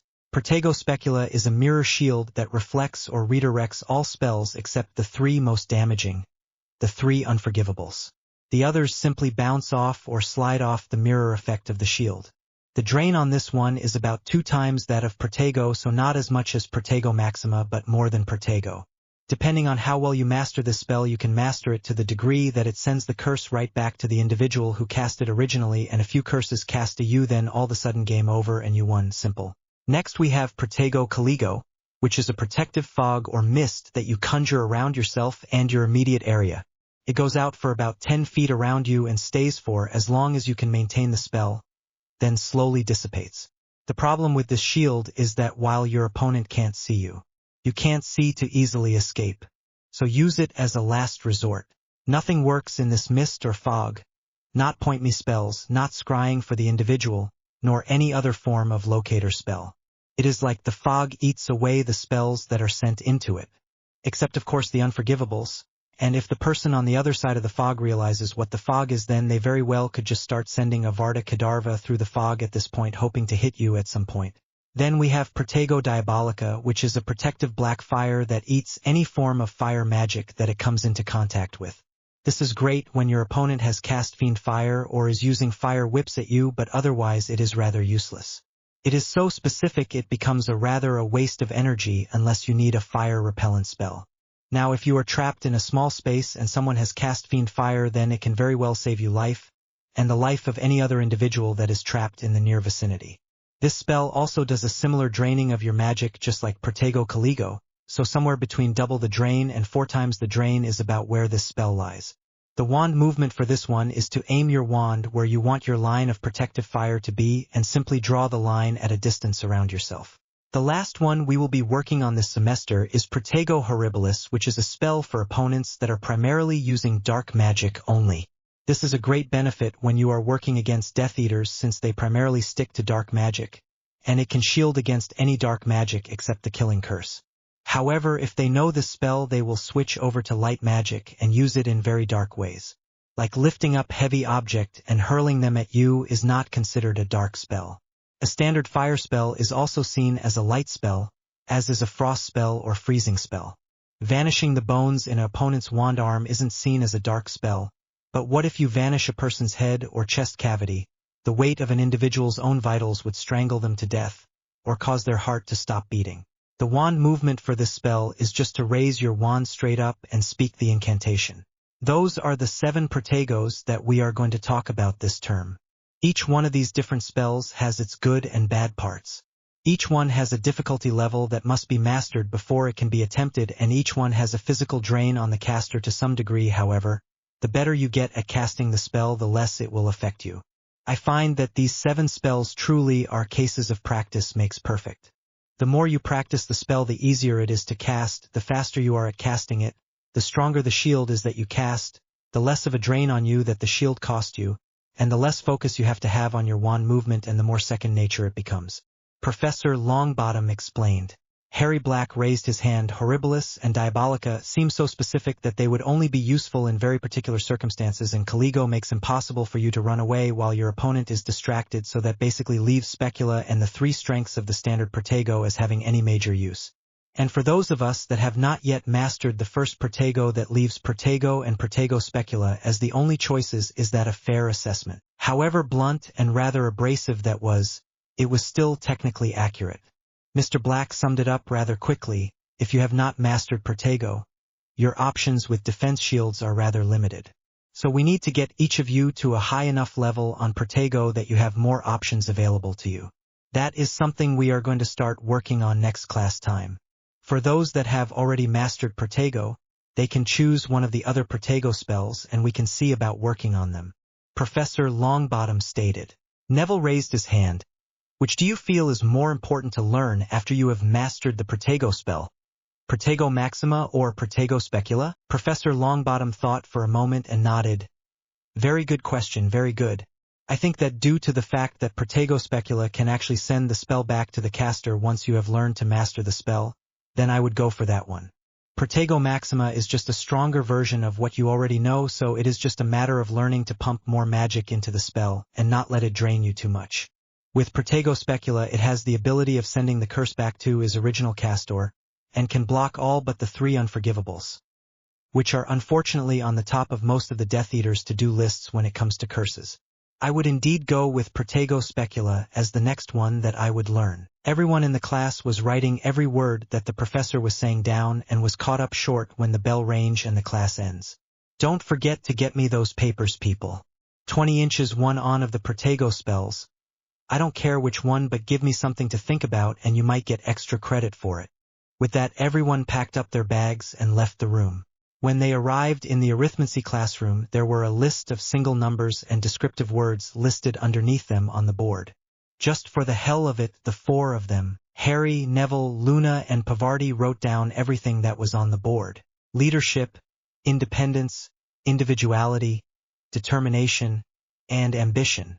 Harmony, peacemaker, cooperation, tact, and sensitivity. Creativity, self-expression, optimism, lighthearted, and communication. Practicality, stability, organization, detail-oriented, persistence, hard work, freedom, adaptability, adventure, dynamic and curiosity, caring, service, responsibility, family-oriented, and nurturing, introspection, spirituality, analysis, logical and intuition, power, success, material abundance, authoritative and achievement, humanitarianism, compassion, selflessness, tolerant, and universal love. It was getting real close to the time for the bell to ring when Professor Vector followed the last of the stragglers into the classroom.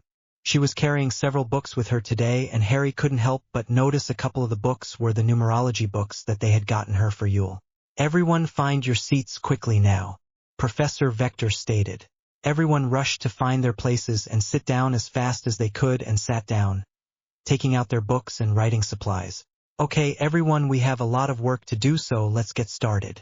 We are going to be spending the rest of the term focused on the meaning behind each number individually. On the board behind me you will see in the most basic terms a few words that give you an idea of what each number represents. The way you find out what number you are is simple. You take your birthday and add the numbers together. If your birthday is August 8th of 1965, then you take 881965 is equal to 37, then 37 is equal to 10, then 10 is equal to 1, so you are number 1. The number 1 means leadership, independence, individuality, determination, and ambition. The number 1 is a doer, a powerful force that produces results. The number 1 is aggressive, a necessary trait for creating and not allowing anything to limit its potential. The 1 is the spearhead, always in the forefront directing and leading others. The number 1 tends to have a pretty straightforward view on life, despite its many complexities. They trust their own ability to discern right from wrong and don't waste time worrying about abstract ideas, and rarely following any path that doesn't fall in line with their result-oriented goal. The number 1 is no preacher, no philosopher, no spiritual explorer, nor dreamer and certainly not an idealist. They are the ruthless conquerors, the warriors extraordinaire. They will try to force their viewpoint on you but will have no desire to hear yours. Befriend a 1 and you have a friend for life. Stand up to a 1 and you may lose the fight, but you'll gain admiration. Working for a 1 you will be pushed to the limit, abused at all hours, and incapable of living up to unreasonable exceptions. But you will also become the best you can be. The child of a 1 will always have unreachable goals thrust upon them. They will find their parent to be impatient, demanding, and confrontational, but one of the most dedicated of protectors out there as well. Professor Vector stated.